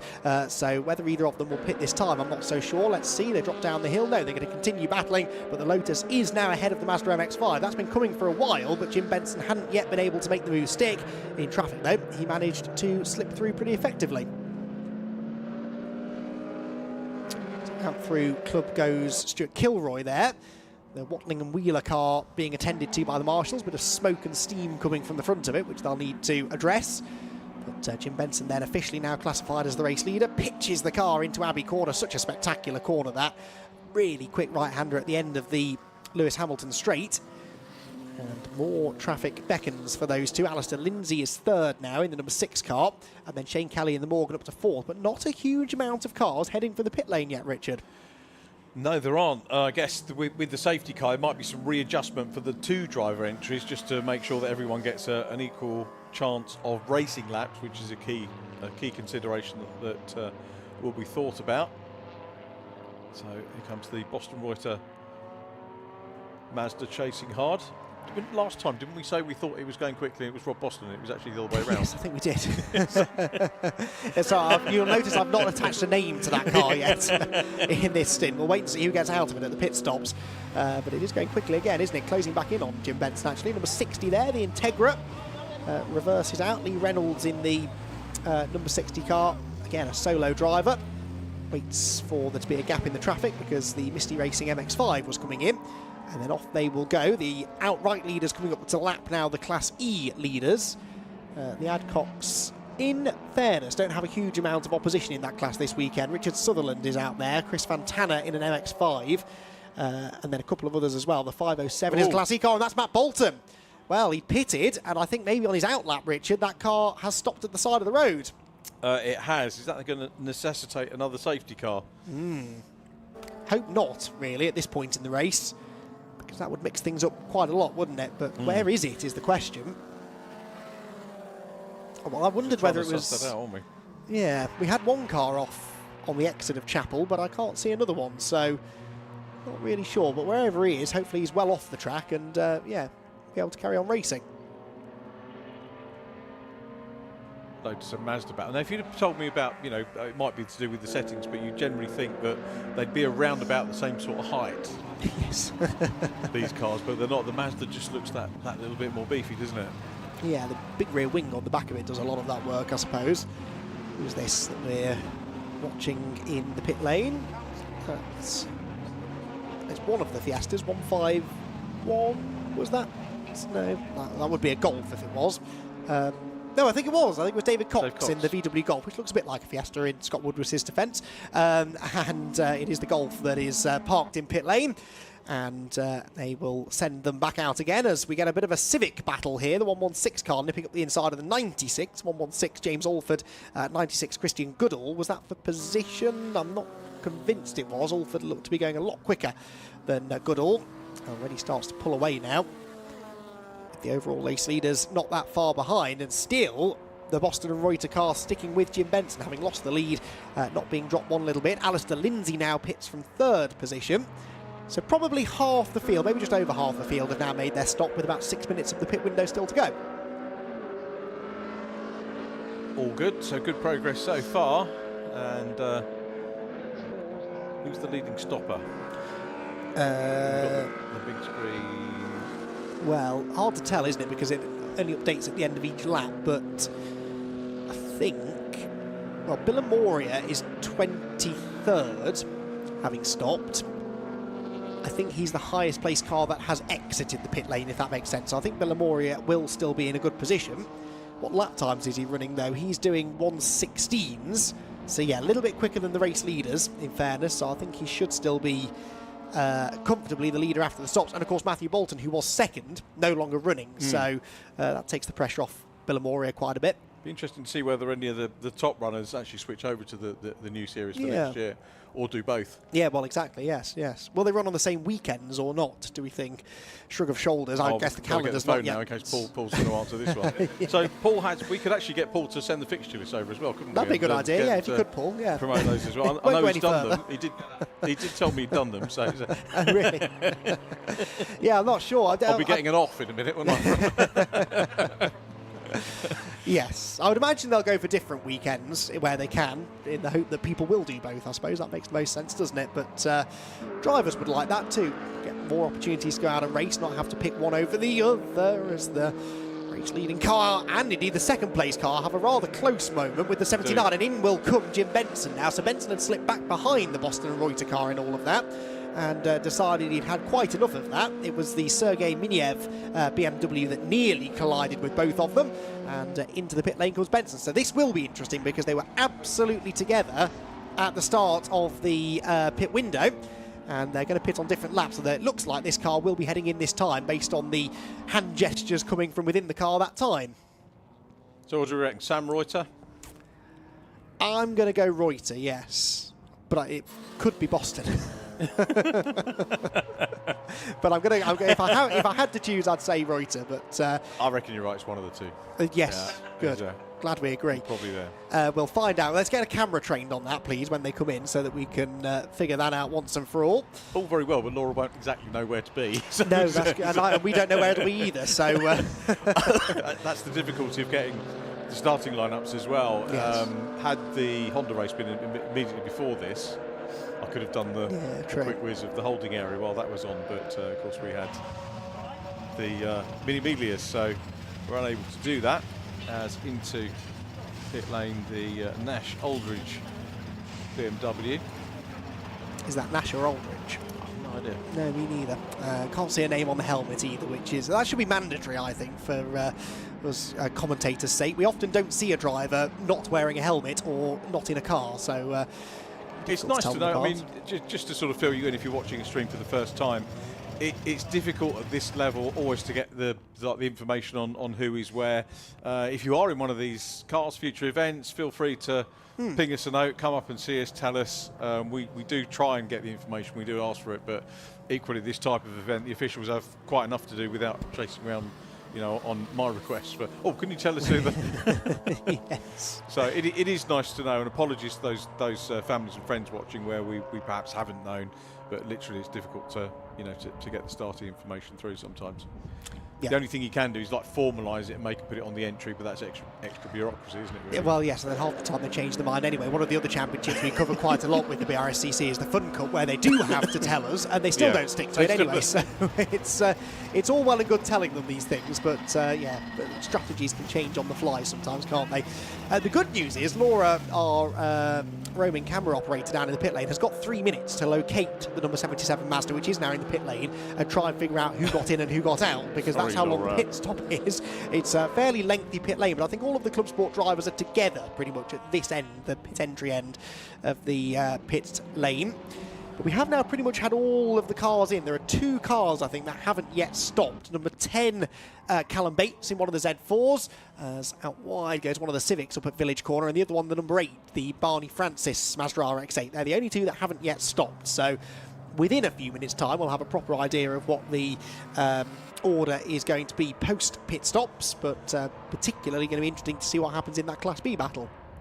I would expect, I mean, Firoz is climbing up the order. He was in 12th on the last lap. 4th now. Okay, so he has now climbed up the order. I just looked a shade too soon there. Shane Kelly coming through. I think he's going to be well up there as well, isn't he? After this is all said and done. Firoz looking for a 3rd outright win of the year. One at Brands Hatch and Donington Park. I'm normally the kiss of death for Firoz. So he... I must admit, he didn't seem pleased to see me this morning. Oh, no. So he probably thinks, I never win when he's there. Oh, right. Well, there's the Mazda. Yep. With either Sam Reuter or Boston in it. It's back out on track. I reckon, does Rob Boston have a red crash helmet? I can't remember. I don't know.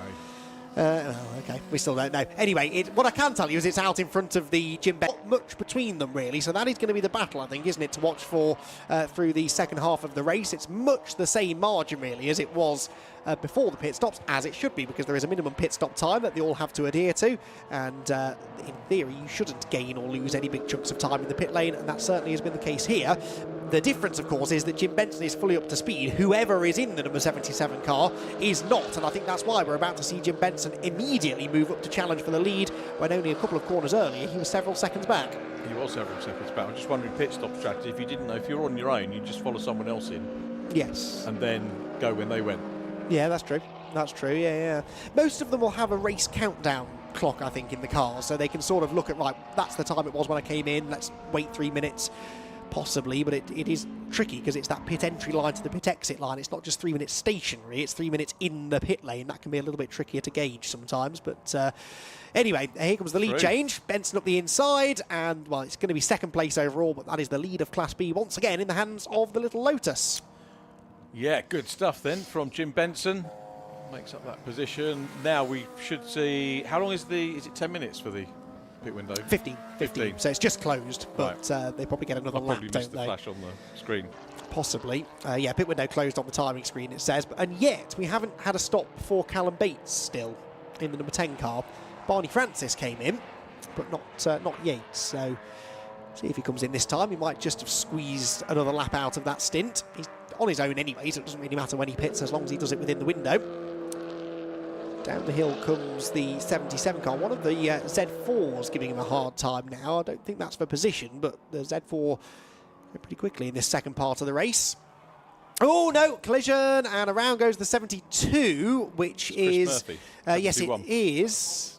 And 93 was that? 83, 93, I think. Marcus Bruce in his BMW Compact that tangled with him. It was 93, I'm hearing. And there it is, getting going again. No major damage done, but a good example there of how you can easily end up tripping over someone in the traffic. Very easily done, isn't it? And again, that's a trait of multi-class, big grid racing, which we've got here. Yeah, exactly so. And that's a narrow pinch point, isn't it, up at Village? Always is. So, this time through... Oh, well, Bates still hasn't pitted. So he's ignoring the mandatory pit window. He wants to get his moment in the sunshine and lead the race, which he is doing in the BMW Z4. But he won't keep the win if he stays in front until the end of the race. Phil Adcock there comes through, just battling with the James Alford Honda Civic. Is that for position? No, it's not. Phil Adcock, 25th place overall, still leads in Class E. There's a smoky Z4 just ahead of them, look, going wide and slow. That's the 91, and that is the Richard and Krzysztof Nowobilski car, which is, unfortunately, looking like it's destined for the pit lane and retirement with the smoke emanating from the back of it. Hopefully not dropping any fluid on the track. So, still waiting for Bates to pit as well. He's just gone through again. I think he's definitely missed the pit window now. Just gone through to complete the 22nd lap of the race. And leading by some way. Well, he might end up winning this race, but it's not a win, sadly, that he'll be able to keep. I don't think you'll be interviewing him in the pit lane, put it that way, Richard. Well, he might be, and it's a penalty, because we've had that happen before. Oh. With people coming in and then getting the penalties afterwards. True. So he might do. But then I've got a question that I can ask him. Yes. And I can't wait to hear the answer. Yes, so I haven't actually found him on track. I think he is somewhere around the Hanger Straight area at the moment. He's so far ahead, nearly a full lap ahead of anybody else. Feroz Bellamoria will end up inheriting the lead eventually. There is Feroz in the background, just turning into Club Corner. So a couple of Mazda MX-5s getting themselves together. A Mark 1 versus a Mark 3. Heading down the main straight. And again, cars across several different classes here. You've got Richard Sutherland's Class E BMW Compact in this group as well. The VW Golf up the inside is running in Class B. And behind them all, Feroz Bellamoria about to inherit the overall, well, should be the overall race leader. He is 55 seconds behind Callum Bates. He's lapping 4 seconds a lap quicker than him anyway, but with 10.5 minutes to go, won't catch him unless Callum does eventually decide to come in and serve this pit stop. Close moment there, coming out onto the Hanger Straight as well. There is Bellamoria in all of the traffic, the green and white VW Scirocco. And Feroz Bellamoria on course seemingly for another race win, but there's no such thing as an easy win in this category, is there, Richard? Because even if you're miles in front as he is, you've still got lots of overtaking to do, and lots of back markers who seem intent on roughing each other up. That's the second bit of contact I've just seen between these two. Well, of course, they're all having their own battles, aren't they? And, you know, they've got to try and be mindful. The 150 car is the lead Class D.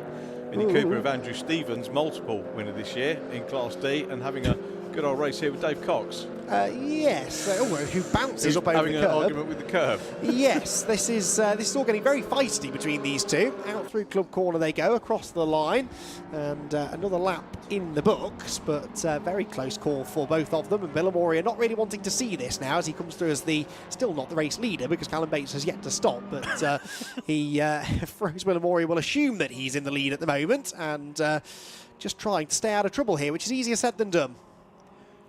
It is with this amount of traffic, isn't it? So, got a decent gap over Jim Benson and Phil Rose. We've had the last two races both been won by Class B cars overall. Yes. So okay. we've had a sort of changing of the guy, Andrew Dyer, taking the last two wins in his Audi TT.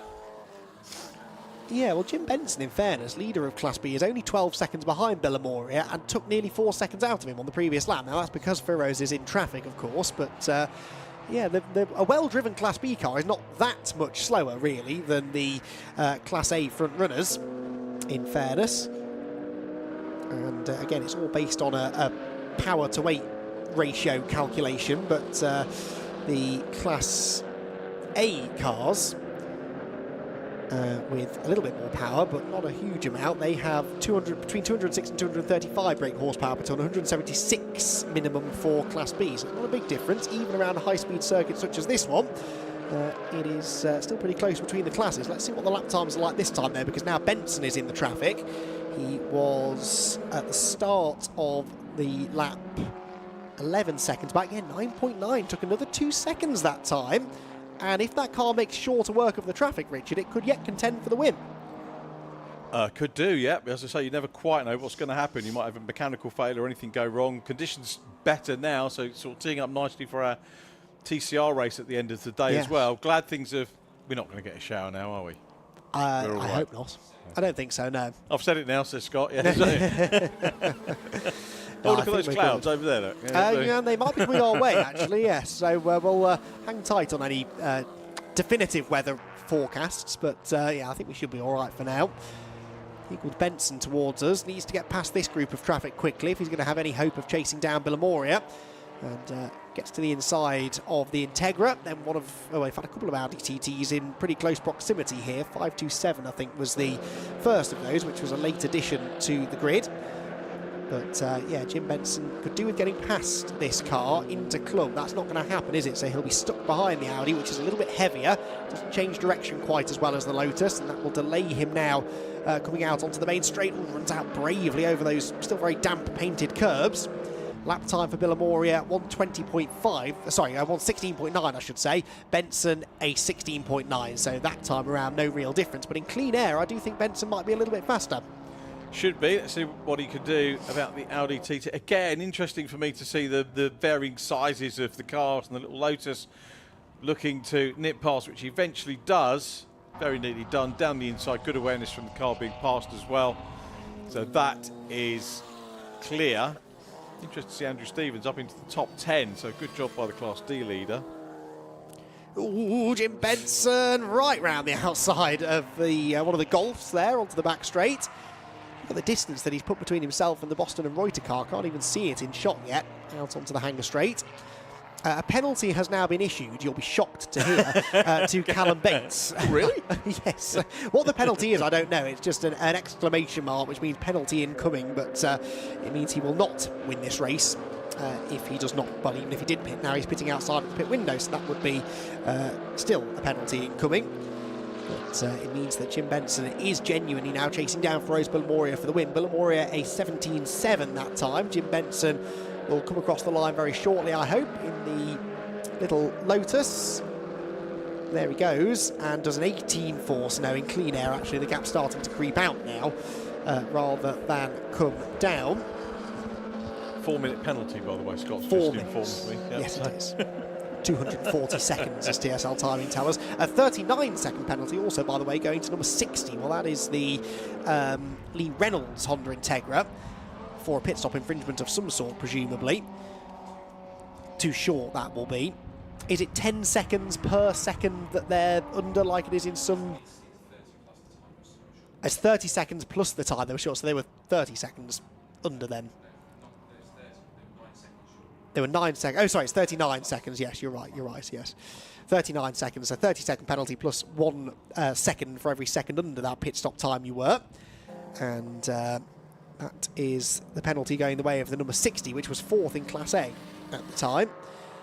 Bates is a significantly larger one. I think this might be Callum coming down the straight towards us, in behind one of the Cullies. Yes, it is. So that's the race-leading car, notionally, but not really going to be winning the race. That will more than likely, at this point, you'd have to say, go to Feroz Bilamoria. Looks that way, doesn't it? Good way getting some TV Yes. coverage, isn't it, or stream coverage. Well, yes, this is true. This is true. I'm trying to think why he's not pitted. I mean, they all went to the driver's briefing. They all should have read the regs. It is hard to imagine why he's not pitted, but anyway, he's... There are easy ways of getting coverage. Just go and, get sponsorship from Camry or something like that. Yeah, yes, exactly. Yes, bright-coloured cars always seem to attract the cameras as well, don't they? But, yeah, anyway. Oh, now this looks interesting. Car on the grass, heading into Village, just avoiding contact. That is the 32 car, which almost was out of control there. Mark Jones and Steve Kite's Civic Type R. That nearly ended in calamity at Village, where we've had a fair bit of calamity in some of the support races earlier on today. So, if we can, have a look at Ian Howes as well. Paul's just reminded me that we've got the 1 Series Super Cup car having a shakedown in this one as well, the 227 that's car. right. Which I don't think we've seen, have we? Or might have in passing. Not directly, no. Where are they? What number are they? They are... 227. 227. They are in 32nd place, 3rd in Class D. Where they are on the track, I couldn't tell you, but yeah, they're doing well. And that's another one of those new series the Brscc is trying to develop, isn't it, really, for the 1 Series. Hopefully they can start getting a few more of them out there. I know there are cars being built. There's people Yes. around the paddock saying that they're building. So momentum is getting, is happening on it. And there are, I'm hearing, 7 of them racing tomorrow as part of the Compact Cup grid, Wow, which I didn't excellent. realise. So Yeah, that's good. thank you, Scott, for the information. So, yeah, good to have a few more of those cars in existence. They're good-looking cars, proper bits of kit, and you'd think, really, they should have the same sort of success as the TT Cup has had, because it's a very similar kind of idea behind them. And, yeah, basically just a rear-wheel drive version of the TT Cup, which, as we've seen, has attracted enormous grids in its debut season as a championship in 2024. Feroz Bilamoria at the head of this pretty substantial grid of, well, 44 cars that started. There are, I think, 5 not running anymore, including, really, the one car that looked likely to challenge Bilamoria for the win, Matthew Bolton's BMW, which expired just after its pit stop, but Bilamoria goes through to start his penultimate lap of the race now. A very uncontested lead now. I don't think Jim Benson, realistically, in Clean Air, has got the sort of pace to chase down the race leader. There is Benson coming through, still leads in Class B. As for other classes, Class C led still by the number 64 of Adam Schaefer. Class D by...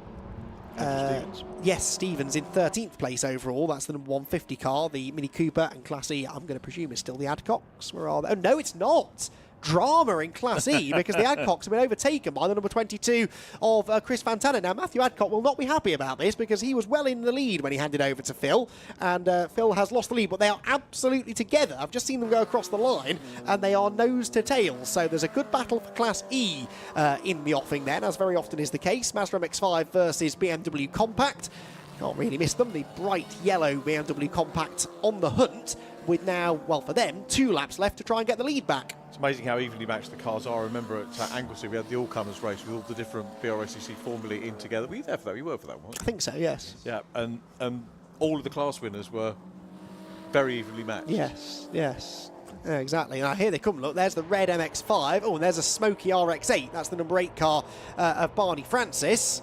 So Francis, unfortunately, was running 2nd in Class D, 17th overall. Will that car make the flag? We'll have to wait and see. He's not pitting, so he's going to try and get it to the flag if he can. And where is... Well, I suppose technically the checkered flag will go out to Callum Bates, won't it?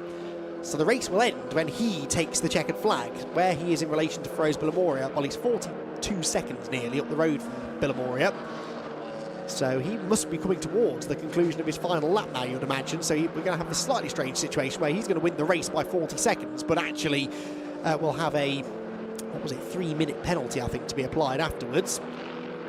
So, in fact, he's just gone through and wasn't shown the checkered flag. So I think they're going to wait. They're going to add that time on to his race time. There he goes, look. So Callum Bates technically has taken the checkered flag. Others behind now being shown the checkered flag. I think there's been a fair amount of confusion surrounding all of this, but it's Feroz Bilamoria who is going to end up taking the race win wherever he might be out on the track. That smoky Barney Francis car continues to go around at reasonably high speed. There goes Fantana. So Fantana, I think, has managed to hold on to winning class. Oh, hang on. Richard Sutherland. No, Richard Sutherland got past them all on the last lap. So Richard Sutherland got past Fantana and Adcock because Fantana's car slowed. He's finished third in class in the end, and Richard Sutherland, out of absolutely nowhere, came through to winning Class E. So that all changed on the final lap of the race. With it seemed we saw them down the Hanger Straight with half a lap to go. Fantana was well in front of Adcock, but ended up falling behind him. Maybe that delayed Phil and allowed Sutherland through as well. I'm not so sure. So it is a BMW Compact that wins, not necessarily the one we expected in Class E. Richard Sutherland. Class D has gone the way already, I believe, hasn't it, of Stevens? Yes, it has. Class B going the way of Jim Benson. Class A to Feroz Bilamoria. I think the only one I haven't mentioned is Class C, which has been won by the number 64 of Adam Schaefer. So that is how the classes finish, but a very, very topsy-turvy conclusion then to that SW Motorsports Club Sport Trophy race, with particularly in the lower classes, as is often the case, an awful lot of drama in Class E. We very often see that, and again, here at Silverstone that's the case. Bilamoria has now been instated as the winner overall on the timing screen, with the penalty for the number 10 car dropping it down to where on corrected times. Oh, fourth still, although that's, yeah, fourth place, I think. So still a solid result. And I think they're still going to claim third in Class B, despite that penalty. Right then, so we'll rattle through the results because they're almost back into pit lane. We want to give Richard as much time as we can to chat to our class winners. So Feroz Bilamoria wins overall, wins in Class A. Second place, Jim Benson, the Class B winner, ahead of the Boston and Reuter car. Callum Bates in fourth, Shane Kelly in fifth position. Sixth, Alistair Lindsay. Seventh, Kevin Sterling. Eighth, James Alford. Ninth, Kieran Power. And 10th, Mike Parsons. Rory Pickle was 11th, ahead of Chris Murphy in 12th position. 13th place then for the Jones and Kite Civic, and Paul Savage comes home in 14th position. 15th then, Andrew Stevens, the winner in Class D, with Steve Wood 16th, Barney Francis 17th, despite the smoke emanating from the back of his car in the closing stages. Lee Reynolds in 18th position. 19th place, Adam Schaefer, who was a class winner in Class C, and Adam Radford to complete the top 20. Then Christian Goodall, Sergei Miniev, the National Aldridge car was 23rd, the Dukes were 24th, Stuart Kilroy 25th, and David Cox in 26th position, ahead of Matt Massey 27th. Now, 28th place, dramatically, was Richard Sutherland, claiming the Class E win on the final lap, going from third to first on the last lap of the race, beating the Adcocks and Chris Fantana. They were split by the Hayes and Bruce car in 29th place. Ian Howes 32nd in that BMW 1 Series Super Cup car, and Craig Emerson 33rd position, running in Class C. Then it was Barry Cully ahead of Martin Cully, Gary Hobbs, Gary Paddock, the Novobilskis, were 38th, William Guy 39th, but we're now into those that weren't running at the time of the checkered flag. I think Stephen Harrison, the first retirement, Matthew Bolton retiring from third place, Anthony Paddock and the Watling and Wheeler car, which retired early on the exit of Chapel Corner. So the SW Motorsport Club Sport Trophy race is done. They won't be back tomorrow, of course. They just have the one singular race over the course of a race weekend, but good to have them here. And they're not their final run, actually, of the season, because they will be back out again, won't they, for the Race of Remembrance. They'll have, well, lots of them will do the Race of Remembrance, but we'll also have quite a few of them who will be out in the Club Sport Trophy race that weekend as well, up in Anglesey. So looking forward to that. That should be a great spectacle, fantastic event. I really do need to make my way over to Anglesey one year for the Race of Remembrance, which of course these days is run by the Brscc very, very effectively as well. Right, we hopefully will be able to head down to Richard John Neal very shortly to hear from our class winners. I think they're probably still trying to figure out where the class winners have got to, because they'll have all pulled straight into Parc Fermé and not stopped outside the garage. And don't forget, we've got one more race still to come today. It is the first race of the weekend for the TCR UK Championship. That coming up next. For now, though, let's head down into Parc Fermé, hear from Richard John Neal and, well, whoever it is he can find from the Club Sport Trophy.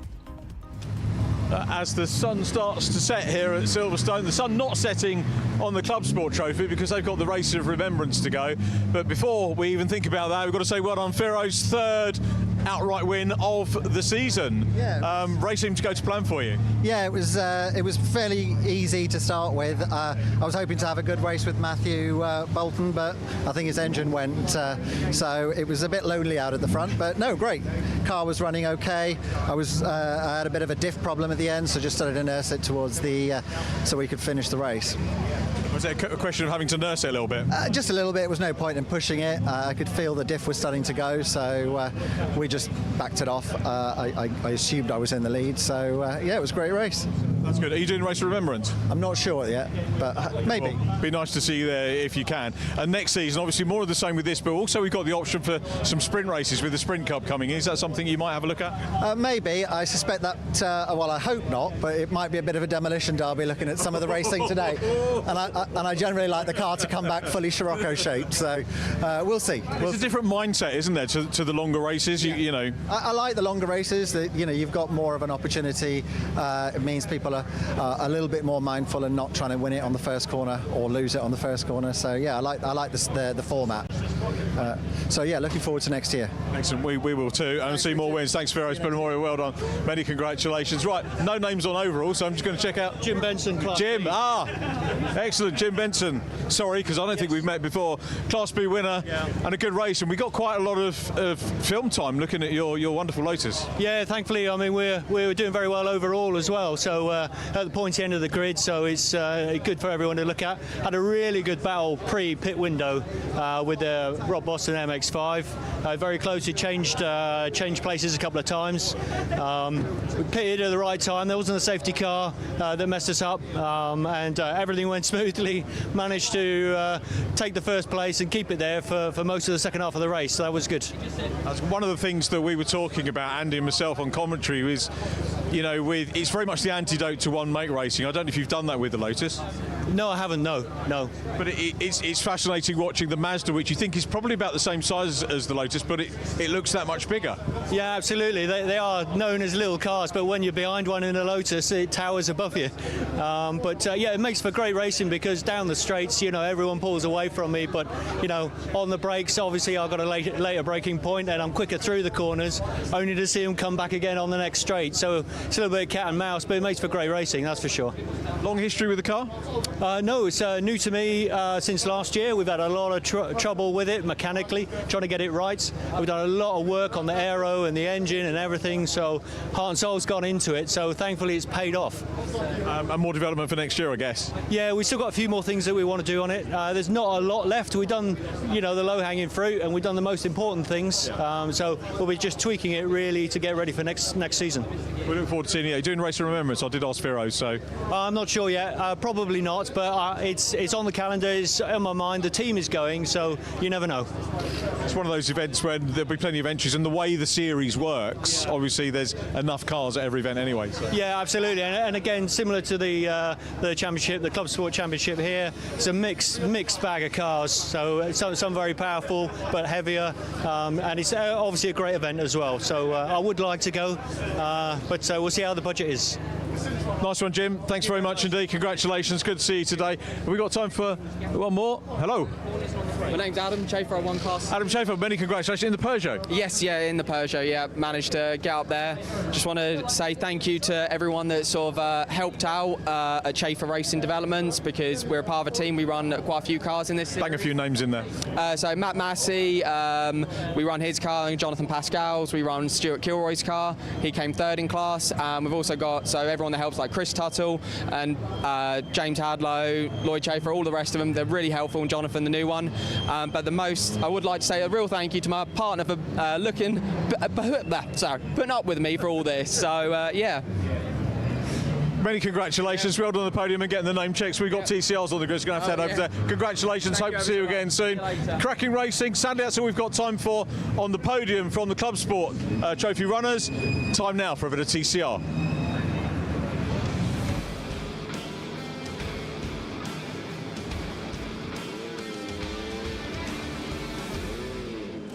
Thanks, Richard. Well, the grid's starting to become a very busy place indeed as the drivers in the TCR UK Championship emerge and put themselves into position for this first of 3 races this weekend in the very low and very bright early evening sunshine on the Silverstone International Circuit. The championship is not yet decided. We've got 3 drivers mathematically who could lift the championship trophy at the end of the weekend. We could crown a champion by the end of this first race of the weekend in theory. Carl Bordley, the points leader, is in a position where if he were to win the race, he could be champion, but he has to win the race and he has to hope that his championship rivals Callum Newsham and Brad Hutchison finish a certain distance down the order. If Carl wins the race, basically, then Callum Newsham must finish 7th or lower in order for Carl to win the championship today. That looks unlikely because Callum Newsham came out on top in qualifying, scored the 6 maximum points for pole position earlier on today, and he will be starting 6 positions ahead then of Carl Bordley, who ended up on the 3rd row of the grid. But a big grid of cars, 16 cars, the biggest grid we've had for a little while in TCR UK, assembled at the home of British Motor Racing and set to do battle, I'm sure, over what should be a thrilling set of races. Andy McEwen and Jack Oliphant in the box for this one, and well, lots of things to talk about really, not only the championship fight, Jack, but also lots of returning faces, new cars, returning faces in new cars, lots of newness at the end of the season, which is always a nice thing to see. It is, yeah, and actually we've got them on screen. We'll talk about them straight off, the Cupras, the VZs. And it's just exciting to see this kind of machinery. It's really a step of intent from the Laidlaws that they're going to go into next season as potentially strong championship contenders. And you've got to remember that they did very well at Thruxton. They've only got stronger and stronger. They only joined the championship, I think, at Croft was when Sam joined. So, you know, that's about halfway through. And they said on their sort of announcement, shall we say, that you can find on the TCR Facebook page that this is an intent. They are looking into the future, into the 2025 championship, and as Mr. Smith, it seems to be giving some kind of signals. I don't know whether that was the camera person, but yeah, it's really exciting. And of course, another driver that we have to mention, that we mentioned quite a lot in the race a couple of, how was it, about an hour, 2 hours ago? Alistair Camp. Yes. Running in the Miltex Sports Civic Cup. And here at the TCR UK, he's straddling both championships in the final round, which is quite an impressive feat, it has to be said, because it's very, very tiring, and it's quite interesting to see. Not only is it tiring, it's quite hard. They've handled very, very differently, don't they? Everybody says that TCR is actually slightly easier, probably, to handle than a Miltex Sports Civic Cup. But it is still going to be interesting to see how he gets on. Qualifying 3rd is very good. Very good, yes, but he's gone well before when he's raced in TCR UK, Alistair Camp, in fairness, always at the wheel of that Hyundai i30N. He has got Adam Shepherd ahead of him. Adam Shepherd, who at each of the last 3 rounds has told me he's not bothering with the next one, and yet here he is on the grid, and every time he comes and races with us, he's quick, he's on the front row. We know that car has had its fair share of mechanical maladies this year. Have you spoken to him? Do we know if they've got to the bottom of that yet? Adam Shepherd is one of the few drivers I haven't spoken to, only because every single time I go down to the garages, he is starting the car up and trying to look very, very intensely at it. So I'm a bit worried. I haven't really chatted to him that much about it, although to be fair, that's because they are on the other side of the Silverstone wing, and it is about 10 kilometres. Just to be clear, your job this weekend was to interview TCR drivers, right? And they'll do it tomorrow. No, I'm kidding. Callum Newsham is quite excited, but I did have a chat with him earlier on. He doesn't really sort of see he doesn't see himself in the championship fight anymore, but we certainly do. 70 odd points behind. Yeah. Absolutely, yeah. I think anything could happen. It's finals day, isn't it? We've had mixed conditions. Some bits of the track might still be a bit damp, certainly offline. It's very cold out there, I would imagine, as well. This sun that's beaming through the commentary box window is warming us up. But Jack, you've been outside more than me today. Yep. I'd imagine it's not exactly toasty out there. It's not, no. It's a bit of a strange one, really. After the Civic Cup race earlier, I went out and I interviewed someone. It started raining really hard, actually, while I was interviewing, after it was greasy out there on track. And then when I was doing the podium, 10 minutes later, blistering sunshine. Yeah. And that's how it's been. So it's going to be interesting. I think it's going to be quite hot on the track. Not hot out on track, but definitely dry. Yes, indeed so, but they need to make sure they've got some tyre temperature up on this, the green flag lap, ahead of our first 20-minute race of the weekend. Then Callum Newsham keeping his championship hopes alive with a pole position, and Adam Shepherd alongside him. Alistair Camp with no axe to grind in the championship fight, starts 3rd alongside Brad Hutchison, so both of the title contenders who could beat Bordley have out-qualified him for this one. Ryan Bensley on debut in the Lincoln Co. 5th on the grid. Massively impressed with that, and Carl Boardley starting right behind him. Then Darren Lewis and Matthew Wilson. Darren Lewis on the cusp of wrapping up a championship, the Goodyear Diamond Award, this weekend as well, with Matt Wilson for company on row 4. Row 5, Andrew Dyer making his debut alongside Rick Kerry, Gen 1 Cup champion, as confirmed after qualifying this morning. Stuart Lyons and Mark Smith are together on row number 6. Cedric Block, who had a massive spin, he was telling me, through Farm Curve in qualifying earlier on when it started to rain, and he will start 13th, having just about caught his breath after that moment. Luke Sargent's only 14th. Thought he might be a bit further up than that, with Steve and Sam Laidlaw in their new Cupras at the back of the field, struggling maybe to get to grips with them, but over the course of the weekend I'm sure we'll see their pace start to improve. So a reminder then, championship wise, Carl Boardley needs to win the race. If he doesn't win the race, he won't be the champion until tomorrow, if at all. If he's going to win it today, he must win the race. From 6th on the grid, Jack, do you think that is a possibility or not? It's definitely a possibility, isn't it? Let's face it, but it's going to be a bit of a stretch. I think it is worth noting as well about the Laidlaws that actually Stephen Laidlaw qualified in 9th, Sam Laidlaw qualified in 12th, but they were put to the back of the grid due to the fact that I think because they've got their new cars and machinery and stuff like that. So they will be sort of semi-mid-grid, and I wouldn't say that we're expecting them to charge through the order and take race victories, but it's definitely one to keep an eye and see how they progress every single session. They'll be thinking they're going to go a little bit faster. If you wanted an in-depth look at that new Cooper, actually, we're going to do one tomorrow with Paul O'Neill, but looking around the car and actually getting Stephen and Sam to have a bit of a chat to us and what the differences are between that and the cars that they've driven previously. Carl Boardley, he has to win the race. Obviously, there's lots of permutations for him to actually be the champion today. We're not expecting him to be the champion. It's a possibility. We're not expecting it until potentially tomorrow. But every single point counts. It's worth noting that if people haven't caught up with what's going on here at TCR UK, they've had drop scores all throughout the season until they hit this weekend. Every single point they score counts towards the championship. Yes, no drop scores. If it all goes wrong in this race, tough. You're stuck with it. If it's a non-finish, it's a non-finish. And remember, there are 40 points for a race win, a bonus point for the fastest lap, a 70-odd point lead can vanish very quickly if you start non-finishing races, especially with Newsham and Hutchison both out qualifying him on the grid as well. So the tension will be there for Boardley. He doesn't feel like he's got good pace this weekend at all, so it might be a battle of survival for the championship leader, whilst Newsham and Hutchison go for race wins. Right then, place your bets, everyone. Race 1 of the weekend for TCR UK about to get underway. They are under starters' orders, looking towards the starting gantry. When those red lights go out, we're away and racing for 20 minutes on the Silverstone International Circuit. Only the second time TCR has raced at this venue.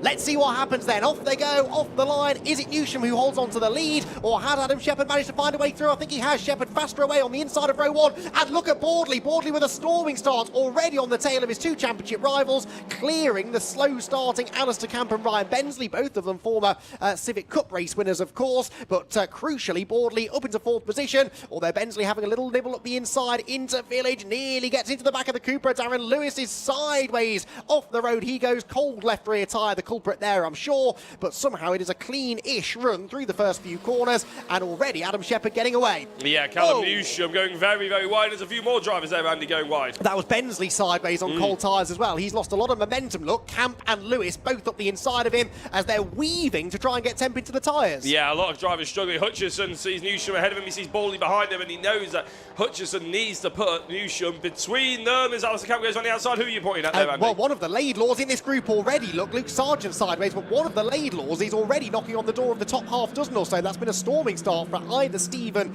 or Sam. I suspect maybe Stephen from the back of the grid. There you can see him in the new shape Cooper. It is Stephen Laidlaw, number 100. Matt Wilson right behind, but this battle pack has got drama written all over it as they round the final corner. Still Carl Boardley weaving to try and get temperature into the tyres, but it's Adam Shepherd who leads. It's Callum Newsham second, Brad Hutchison third, and Carl Boardley in 4th. So, okay, he's still being outscored by his 2 rivals, but not by a lot. No, I thought Darren Lewis there weaving about, trying to get some heat in the tyres so he doesn't go sideways through this very corner as Bensley looks on the inside. That's a late one on the brakes, and it's nicely done as well. Darren Lewis, I think, saw it coming. He let it happen a little bit, probably easier than he would like, but it's better than getting wiped out Leaders nose to tail, Jack, so a 1.3 second advantage at the line is next to nothing now for Adam Shepherd, who is still weaving around down the hanger straight, but the top three together, Boardley is not able to go with them. Boardley is miles back. He was only a second and a half back at the line. He's lost a chunk of time in Sector 1, so Callum Newsham has a genuine opportunity here to go for a race win, to maximise his points advantage over Boardley in this race,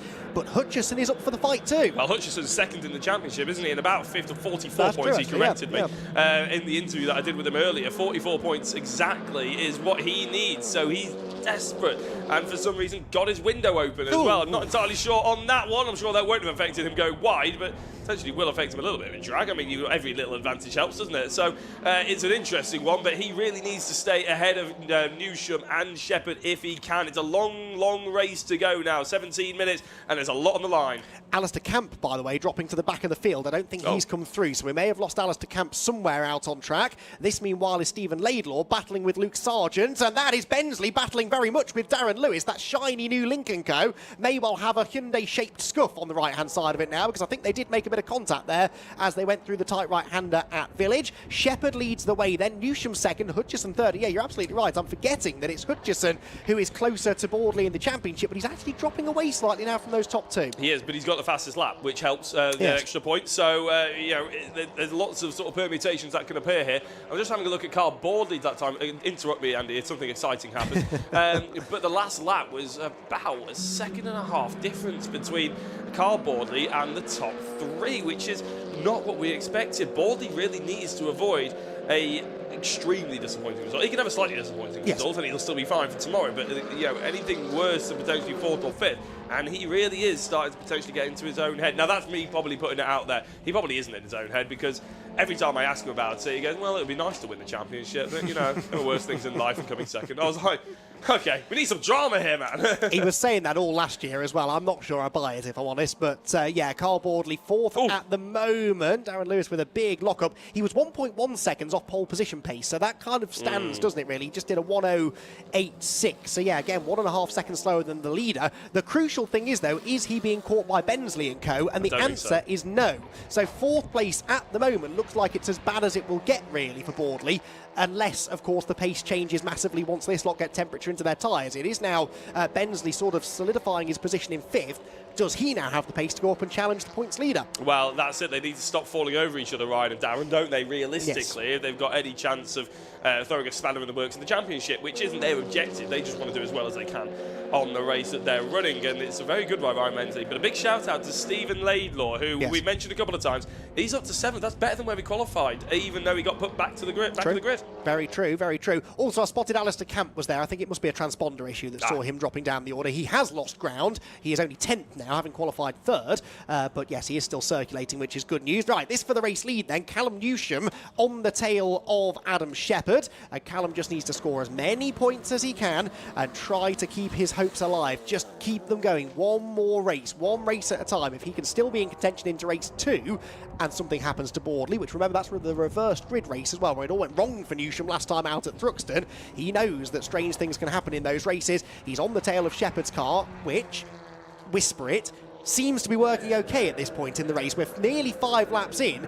Every race at Thruxton had broken by this point, so even if it breaks now, this is an improvement. Yeah, but every time you said that about Adam Shepherd, it's gone wrong, despite how many years you've been covering this championship, Andy. Come on, man, you should know better. But yes, this is actually the battle that we were promised at Thruxton Race 1, remember, and never came to me because of those mechanical issues. So I'm actually sort of half hoping that Callum really puts a little bit of a shift in to try and take this race victory. Now, do I expect him to do that? Well, sort of, because it's Callum Newsham and we know he loves to dive. But also, he's already outscoring Carl Boardley and Brad Hutchinson. Unless Carl Boardley or Brad Hutchinson have a big problem, realistically, he's not really scoring anywhere near enough to actually challenge for any kind of championship. So will the momentum be taken out of Callum? The thing is, if he doesn't go for a race move, and then on the last lap Boardley ends up having a problem, mechanical issue or something like that, Callum will be kicking himself if he didn't go for that race lead. So in my head, he's an out-and-out racer. You know he loves a dive. I'm looking forward to seeing whether he can charge something up in the last couple of minutes. Indeed, so Adam Shepherd ahead still for now, the Hyundai in behind. Adam Shepherd, of course, in that Gen 2 Cupra, which has had so much success since it came into the championship really a year and a half or so ago now. And in fact, the Gen 2 Cupra has now scored exactly the same number of wins in TCR UK as the Gen 1 Cupra. So if Shepherd were to win this race, or indeed if any of the newer shaped Cupras were to win, they would have officially won more races than the outgoing cars. So it is a doubly important win, this really, for Shepherd if he can get it. He's out of the championship fight now, but he could gain the 18th win in championship history for the Gen 2 Cupra. But now we've got the new Cupra up here battling against one of the Gen 2s. This is the Laidlaw of the Sam variety, going for 10th place. Yeah, that spreadsheet, honestly, is a bit of magic, isn't it? How on earth you've managed to wiggle all those stats out of that is absolutely fantastic. Yeah, I'm glad to see the Laidlaws have started on strong. It's going to be really, really interesting to see how they crack on in terms of race 2 and 3, because I theorise that going into this race, maybe they're going to improve every single time they're on track with this car, because in theory that's got to be the way they're going to be approaching this one, aren't they? They might not necessarily go for race wins, but if they can set themselves up in good stead for next season, that is the ultimate objective for them. And considering they haven't been racing that long, haven't been racing long with us, that would be an absolutely massive sort of learning curve for them and a massive achievement if they can even get some podiums early on next season. Well, and to your point earlier on, this is a great sign for next year, isn't it, really? Because, you know, they're getting onto the grid with this new car. They wouldn't go to all that trouble if they weren't seriously considering racing in TCR UK next year with the new car. So it is nice to see them bringing it out on track. And again, last round of the year, lots of different, lots of new names or returning names coming out, signalling their intent maybe for 2025. Right, Luke Sargent battling away here with Alistair Camp, two drivers with Miltech Sport Civic Cup experience. Alistair Camp, a former champion in that category, of course, and Campy's car looks very lively and very racy now as it comes up behind Luke Sargent, who defends into Village Corner. Camp with the wide line in, looking for the better exit on the run towards the link. Yeah, Camp actually looks like he set it up a bit like his FN2, doesn't it? It's very loose on the rear end, and he's trying to get the car rotated, get on the power as early as possible.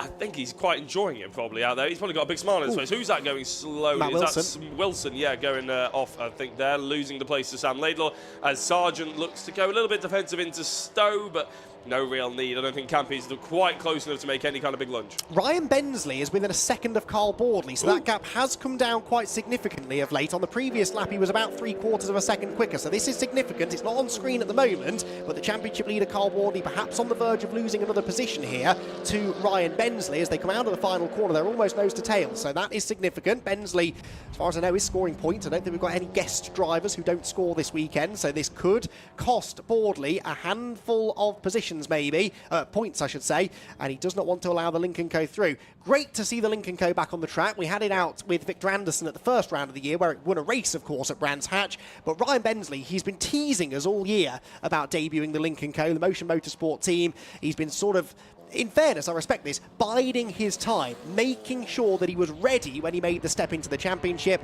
And now that he's here, I'd say he's ready, because right now he's faster than the championship leader. Absolutely, yeah, it was quite interesting. I'm going to have a chat with him tomorrow, actually, about this step up. But a very popular character around the Civic Cup, obviously.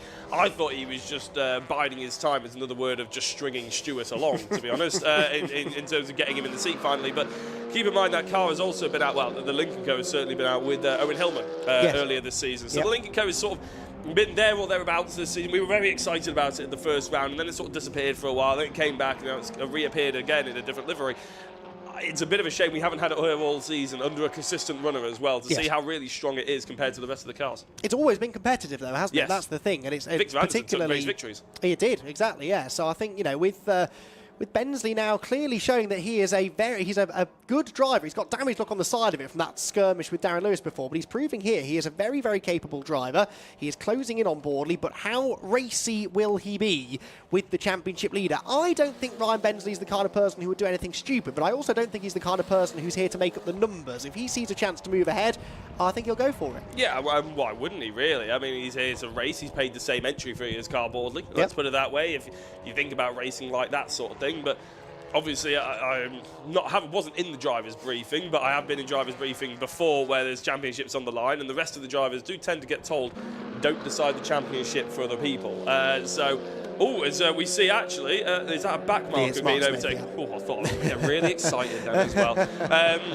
Yeah, don't decide the championship for other people is a pretty good motto to go by, because if you were in that position, you wouldn't want to see yourself get taken out or have any misfortunes because some of the drivers sort of fancied their shot at glory, because it is only going for 4th place. I know 4th place is good, it's decent, but keep in mind there's a reverse grid to come as well. The top 5 would keep him in 5th place for that. Exactly so, but he does look quicker, doesn't he, than the Cupra at the moment. There's Alistair Camp sliding his way into view, bit of trim hanging off the left front corner of that Hyundai as well. Gone past Luke Sargent, actually, hasn't he? Yes, he has. You're absolutely right. Into 8th position. I think that happened a lap or so ago. In the Gen 1 Cup, by the way, Rick Kerry still leading. Cedric Block, on his 2nd appearance in the championship, is 2nd. Mark Smith, we saw just going a lap down there in 3rd position. But here, Ryan Bensley in the Lincoln Co. with a slipstream. That car performing well in a straight line, it would seem, but not quite close enough to launch up the inside into Stowe. The move, I think, is on. He just wants to make absolutely sure that it's a clean, decisive move when it happens. And I don't think he's quite close enough now, heading down towards Club. No, it's it will come eventually, hopefully. That's what we're hoping for, honestly, anyway. But it's worth noting as well, Brad Hutchison, no man's land currently. Yeah, we half hoped that Shepherd, Newsham and Hutchison would pull away and it would be a 3 fight, but you can actually see Hutchison there. No one really in front of him, not many people behind, but there is Rick Kerry. Now, I wanted to speak about Rick Kerry, Andy, because we confirmed him after qualifying as the Gen 1 Cup champion. Yes. He did say it was a shame that Will Beach wasn't here. A bit of a shout out to Will Beach. I don't know why he isn't here, unfortunately, but he isn't. He was the biggest rival to Rick Kerry, and after qualifying, Rick did end up taking that championship. So big congratulations winning the Gen 1 Cup, and also showing that through this season, okay, it might not be as fast in the dry. In the wet, the Gen 1, Gen 2, that difference becomes a lot less. And also, if you have other Gen 1 cars, there's still good racing out there against those Gen 1 cars. Exactly. Yeah, well, it really was the closest of the championship fights this year, wasn't it, until this final round. So, yeah, it's there's definitely life in the older Gen 1 cars, yeah, that's for sure. Ooh, word. That's Steve Laidlaw, I'm afraid. Of the newest cars, speaking of the opposite end of the spectrum. Yes, exactly. So that car, unfortunately, that looks very electrical, I would say, doesn't it? The car just sort of crawling around, no smoke, nothing hanging off it, just gradually getting slower, really. But Ryan Bensley getting gradually faster as the race goes on. He's on the tail now of Carl Boardley as they head into Abbey Corner. 6 minutes to go, and Bensley now starting to look really serious about making a move. Yeah, no, I'm interested to see whether Boardley starts defending into a couple of the overtaking opportunities he hasn't. And we know that Bensley likes a little bit of a lunge up the inside there, because we saw him do it against Darren Lewis. Carl Boardley obviously doesn't really feel like he's in any kind of danger here, so not needing to just yet, but going into Stowe. We know the Lincoln Co. seems fast going into the corner, and a little bit wide there, I'd say, from Carl Boardley. Yeah, Boardley understeering, a bit of front tyre degradation maybe. Yep, defending the inside line. That's the first time we've seen him move over to defend, really, but then goes back to the racing line. Here comes a look maybe from Bensley, just trying to distract Boardley. Maybe it worked, because Carl dragged the brakes a bit into Stowe. He's a bit wider on the exit, but still the Cupra, car number 1, reigning champion, stays in front in 4th position. Bensley asking all the right questions of Carl, but so far the reigning champ has the answers. It's interesting, isn't it? Because Carl's got into this weekend probably only thinking about 2 drivers, let's face it. With all the questions we've asked him about those 2 drivers as well, in Callum Newsham and Brad Hutchison, all of a sudden out there, those 2 are just not even on his mind, not even close to on his mind, are they? Because he's having to fight with Ryan Bensley, and he's probably enjoying it. I get the impression from Carl that he very much just wants to enjoy his racing. He's not. He wants to win. He wants to win the championship. But as I said before, his opinion is there are worse things than coming second. So in life, sort of thing. So I think he's probably enjoying the fact that he's got something to think about there, even if it is only for 4th place. Yes, well, he's definitely having to think about it now, isn't he? Again, understeers quite wide there through the right-hand rod to the hanger straight. Interestingly, or incidentally, at the moment, as it stands, it's still a 3-way fight for the championship. So Newsham, even in 2nd place, is doing enough to at least just about keep his championship hopes alive going into tomorrow. The joy of no dropped scores, of course, at the final round. And Brad Hutchison likewise. So Callum Newsham, even if he can't catch back up to Shepherd and go through, which is looking increasingly unlikely, it has to be said, that gap pretty static really, between 8 tenths and a second at the end of each lap right now with 4 minutes to go. But even if it doesn't change, he will still mathematically be in contention going into tomorrow's final 2 races.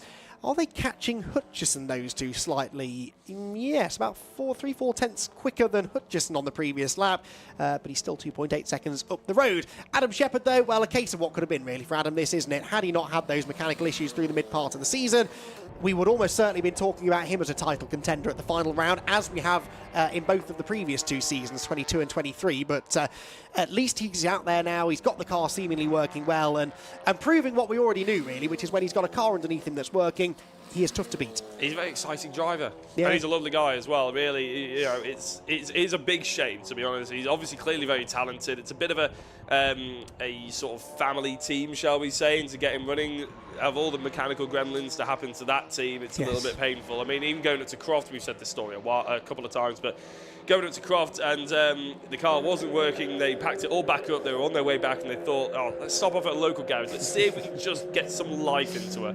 And they managed to kickstart her into some life. They took her back to Croft, and all of a sudden it was just after that, and since then, really, it's been kicking the teeth after kicking the teeth, hasn't it? So it's a bit painful, but there is Adam Shepherd going through on some back markers. Rick Kerry jumping out of the way as well of Callum Newsham. This has probably separated them somewhat. That was a change for the lead, was it not, in the Gen 1 Cup? Cedric Block now ahead of Rick Kerry? Yes, Cedric Block is ahead of Rick Kerry. Now, they were 3 seconds apart at the start of the lap, so something has happened there to Rick Kerry at the start of this lap, and he has suddenly slipped several seconds behind Cedric Block. So Cedric Block could be on for a maiden Gen 1 Cup victory here in the Gen 1 Audi, which itself looks like it's got some damage, and Kerry, I think, was going slowly in the background. Yeah, it does look like that, doesn't it? In fact, Scott Woodward's to my left-hand side in the commentary box with us, sort of been keeping an eye on it, and you're right, it does look like Rick is going to sort of finish this race with a bit of a whimper. I don't know whether he's going to tuck it in. He didn't even appear in the shot there, did he? No. So it's a bit of a shame if Rick does finish this one in the pit lane. As I said, his championship has already won with qualifying. And there he is. He's carried on, hasn't he? Hasn't come into the pits yet. So that is a bit of a strange-looking Gen 1 Cup car.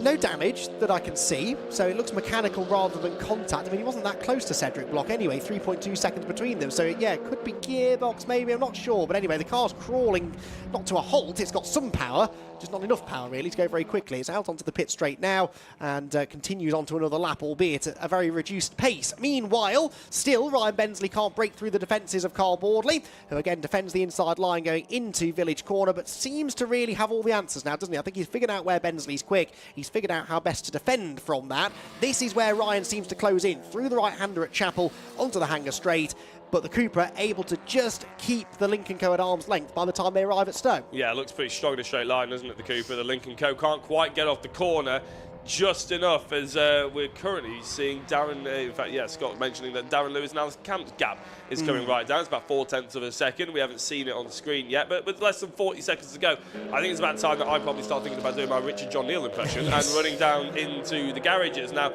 because I've got to go all the way to garage 41, which is the opposite side of the Silverstone wing. So, Andy, I hope that the rest of the race is very enjoyable. Well, let's see. 1 lap to go. Adam Shepherd was caught by a couple of tenths by Callum Newsham on that previous lap, but it's been sort of ebbing and flowing between 8 tenths and a second, all race long, really. And, that's Steve Laidlaw's car. That's been there for a while at the side of the road. But, yeah, Callum will be ruining that start. If he got off the line better, he's had near identical pace, really, to Adam Shepherd all race long. He is closing in here, though, flashing the lights, and Bensley goes up the inside of Boardley. Bensley gets past Boardley. Carl Boardley tries the switch back through the link, though. He'll have the inside line for Chapel. To how much of a risk does Carl Boardley want to take? He's on the inside line. He's up the curb. He runs out wide and gets back ahead of the Lincoln Co. So that is how Carl Boardley feels about losing that place. Meanwhile, for the lead, Adam Shepherd has been caught by Callum Newsham. Callum Newsham out of nowhere has a chance sideways over the curb, over the grass, and Newsham's up the inside into the lead at the final corner. Callum Newsham steals a race victory. Adam Shepherd throws it away, and it's Newsham victorious at Silverstone. Adam Shepherd second. Disaster for the Cupra driver, but a dream come true for Callum Newsham, who keeps his championship hopes alive. Hutchison will come through in third. It will be Carl Boardley, who just hangs on to fourth. There is Hutchison. Boardley fourth, despite the late race assault from Ryan Bensley. But what drama at the checkered flag. Camp gets ahead of Darren Lewis as well, but that will not affect Darren Lewis's fight for the Goodyear Diamond Trophy, which should go his way. But what drama. Callum Newsham steals the race victory at the final corner, and that will certainly raised some eyebrows after the race. How on earth did it all go so wrong for Adam Shepherd? That is a 12th career victory in TCR UK for Callum Newsham, and perhaps the most important one of his career, because it's a 12th podium, a 6th win in the championship, I should say. Actually, the same amount as Adam Shepherd now in TCR UK, and they've been around for about the same amount of time too, but wow, oh wow. So what are the scores on the doors? Phil Kinch, I'm glad to say, is doing the maths, not me. Brad now 41 points behind Carl Bordley. Callum Newsham 47 points. Remember, it's 40 points for a race win and no dropped scores. So if anything were to happen, we're not wishing this on him, let me get that straight, but if anything were to happen to Bordley tomorrow, there is a very good chance that either Hutchison or Newsham could still be the champion. Well, dramatic conclusion to the race, and I don't think Adam Shepherd and Carl Bordley were the best of friends anyway. They certainly won't be now, because that has just cost Carl Bordley in the championship. Not a lot, necessarily, but just enough to keep the pressure on. Brad, 41 points back from the championship leader, with still 82 points to play for. So, a dramatic conclusion to day one of finals day here at the Silverstone International Circuit, and well, the championship has not been decided yet. Anything but. In fact, it looks increasingly likely now to go to the final race, you'd have to say. If everyone's pace continues tomorrow in the same vein as today, it could be very, very close indeed. It's a win, though, for Callum Newsham, and he steals it on the final couple of corners over Adam Shepherd, who comes home in second. Another last corner heartbreak for Adam. Brad Hutchison in third keeps his title hopes alive as well. He's now only a race wins amount of points away from the championship leader, and the championship leader is Carl Bordley, who survived that onslaught from Ryan Bensley to hold on to fourth position. Bensley fifth in the Lincoln Co on his debut, brilliant debut that for the ex-Civic Cup race winner. Alistair Camp in sixth, Darren Lewis seventh, wins in the Goodyear Diamond Trophy, and Luke Sargent in eighth position. Sam Laidlaw ninth, the surviving Laidlaw in the end. Matt Wilson in 10th in his JW Bird Motorsport Cupra. Andrew Dyer on his debut was 11th ahead of Stuart Lyons, and Cedric Block gets a maiden victory in the Gen 1 Cup in the Audi after late race drama for Rick Kerry. Mark Smith came home second, Kerry retired to the pit lane, and Steve Laidlaw in the new Cupra, pulling over on the inside at Stowe Corner in the closing stages. Well, who saw that coming? That was not on my bingo card, that. Adam Shepherd throwing away a race win in the last couple of corners. The car just seemed to lose pace on the final lap. The back of it seemed to be sort of moving around all over the place as well, and yeah, Callum Newsham putting the pressure on was just able to find a way through, and right at the death to steal the victory. He did not get the fastest lap. Shepherd got the fastest lap point, so it's only 40 points for Newsham rather than 41, but he will take that, and he outscores Carl Bordley by 13 points in that race. Now, he'll need to do more than that in the other two races. 3 wins and 3 fourth places for Bordley would still be enough for the championship for the reigning champ. But Callum Newsham creeping back into this maybe. He's 47 points back, and only, of course, 6 behind Brad Hutchison now in the fight for second place in the championship. So the sun sets then here at Silverstone on what has been a very exciting day. Don't forget, more racing to come tomorrow, with racing due to get underway at about 9:30 tomorrow morning with the Mini 7s.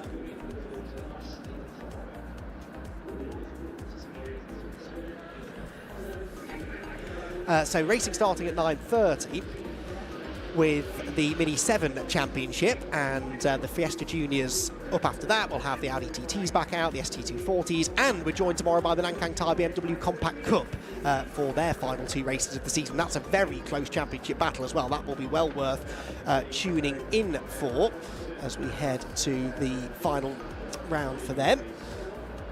And it will be a battle between Joe Doble, Conor Grady and Gordon McMillan in that title race. Just 12 points covering the top 3 drivers. The Compact Cup definitely worth tuning in for. 11:40 is their scheduled start time for race 1. And of course we'll have 2 more races for TCR UK. We'll have the grid walk as well, so if you're coming along to Silverstone tomorrow, make sure you're down on the grid walk. That will kick off at around about 12 tomorrow, all being well. And you can head down onto the grid, get up close and personal with the stars and cars of the TCR UK Championship. Well, it's been a dramatic opening day here at Silverstone. That is it from me, Andy McEwen, up here in the commentary box. But let's head down into pit lane and hear from Jack Oliphant and our podium finishers from a very exciting TCR UK race.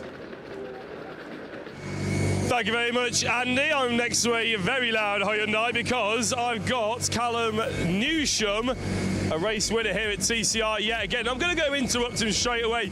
Callum, big congratulations. Don't leave me hanging. Big congratulations on a race win there. Didn't look like it was coming right up until that last lap, did it? No, I was settling for second. I was still pushing hard, but I could just see down the back straight in the last couple laps he was just losing power, which is unfortunate, but it is what it is. I was going to say, I saw him actually right at the top end. He said a misfire or something like that right on the last lap. But for you, you don't care, do you? Because ultimately, championship points in your back pocket, and it's another little step closer. Still hope in the last 2 races. Yeah, exactly. It's a little bit closer to that championship lead, but still quite far off. But it's quite far off, but we've got to build the drama up, Callum. I mean, it's a good race, though, wasn't it? It was almost the race we were promised at Thruxton. Were you conscious of not losing points, so you didn't really go in for any dives, or did you really never feel like you were close enough to do that? Yeah, I just didn't feel like I could get close enough. To be fair, we were pretty evenly matched the whole race, and he got me off the line, which I was gutted about, but. Yeah, oh well. It is what it is, isn't it? 2 more races tomorrow, Callum. They look like they're going to be similar conditions to this, what we've got now. Do you feel like that's okay for you? Yeah, I think we're strong, yeah. You look strong, definitely. Top 10 reverse grid. Good luck. Congratulations on the race win. Cheers, right, Callum Newsham, all chatted to. I'm going to have a chat to Adam Shepherd. I'm not entirely sure he's overly keen to chat to me, but I've got to stick a camera in his face regardless. Yeah, so Callum, Adam, sorry, what's up with the knuckles? Oh, I had the ump and punched the dash of the car on the way in. But, right, okay. Well, okay. Well, talk us through what was that last lap? What happened there? A misfire and developed on lap 2. It's coughing and spluttering. Got worse and worse and worse throughout the race. 2 or 3 laps from the end, full throttle misfire. Half throttle was okay. So I'm half throttle up the straights, short shifting, trying to keep it together, and then last lap completely died, all the way up the back straight, cut out. Not really sure what's up with it, to be honest. I was going to say, it's a bit of a shame, it's another mechanical gremlin, obviously, but the car did look stronger, it held together longer than it did in the last couple. Do you feel like you're finally maybe getting there, or is that a little bit too early to say due to the misfires? I think we might know what it is. We're getting closer, it's getting better. It's got some issues around the high pressure fueling that it's just struggling to get to the bottom of, but it is better, so clearly we're going in the right direction. Just a bit fed up. I'll let you go. Wins have we had, robbed, but yeah, it happens. I'll let you go. Grab some attention for those knuckles. Right, and lastly, we're going to chat to Brad Hutchison, if I can find him. He's over there with his cap on. It's pretty easy to find Brad Hutchison. He's very tall and normally has a white hat on. So if we get a chance to come round, Brad, big congratulations on the 3rd place. I mean, it's all right. It didn't look quite like you had the pace to stay with these guys after an early good start. Yeah, I mean, looking at qualifying, looking at obviously the compensation weights, we are quite heavy, and obviously top 2 cars, obviously due to bad luck and certain circumstances last race weekend, they're clear of weight, aren't they? So I think obviously myself and Carl have been struggling to make the weight work on the vehicles. This circuit is very much about carrying as much speed through as you can, and when you've got a passenger sat, or equivalent, it can be quite difficult. But yeah, I mean, I'm happy with that. We beat Carl, which is nice. But yeah, it's not enough. We'll go for the Revy Grid race tomorrow and see what happens. Anything can happen in a reverse grid race. Right, fantastic. Thank you very much, Brad Hutchison. Right, I'm going to round out the stream now because we've basically done everything that we can do here at Saturday. It's getting slightly dark at Silverstone International. So if you've fancied more of what you've seen so far, then by all means tune in tomorrow. Keep it pinned to the TCR UK official live stream to find more TCRs, Civic Cups, Fiestas, anything you want to see, basically. It's going to be at Silverstone International tomorrow. Please do subscribe, and thank you very much for watching.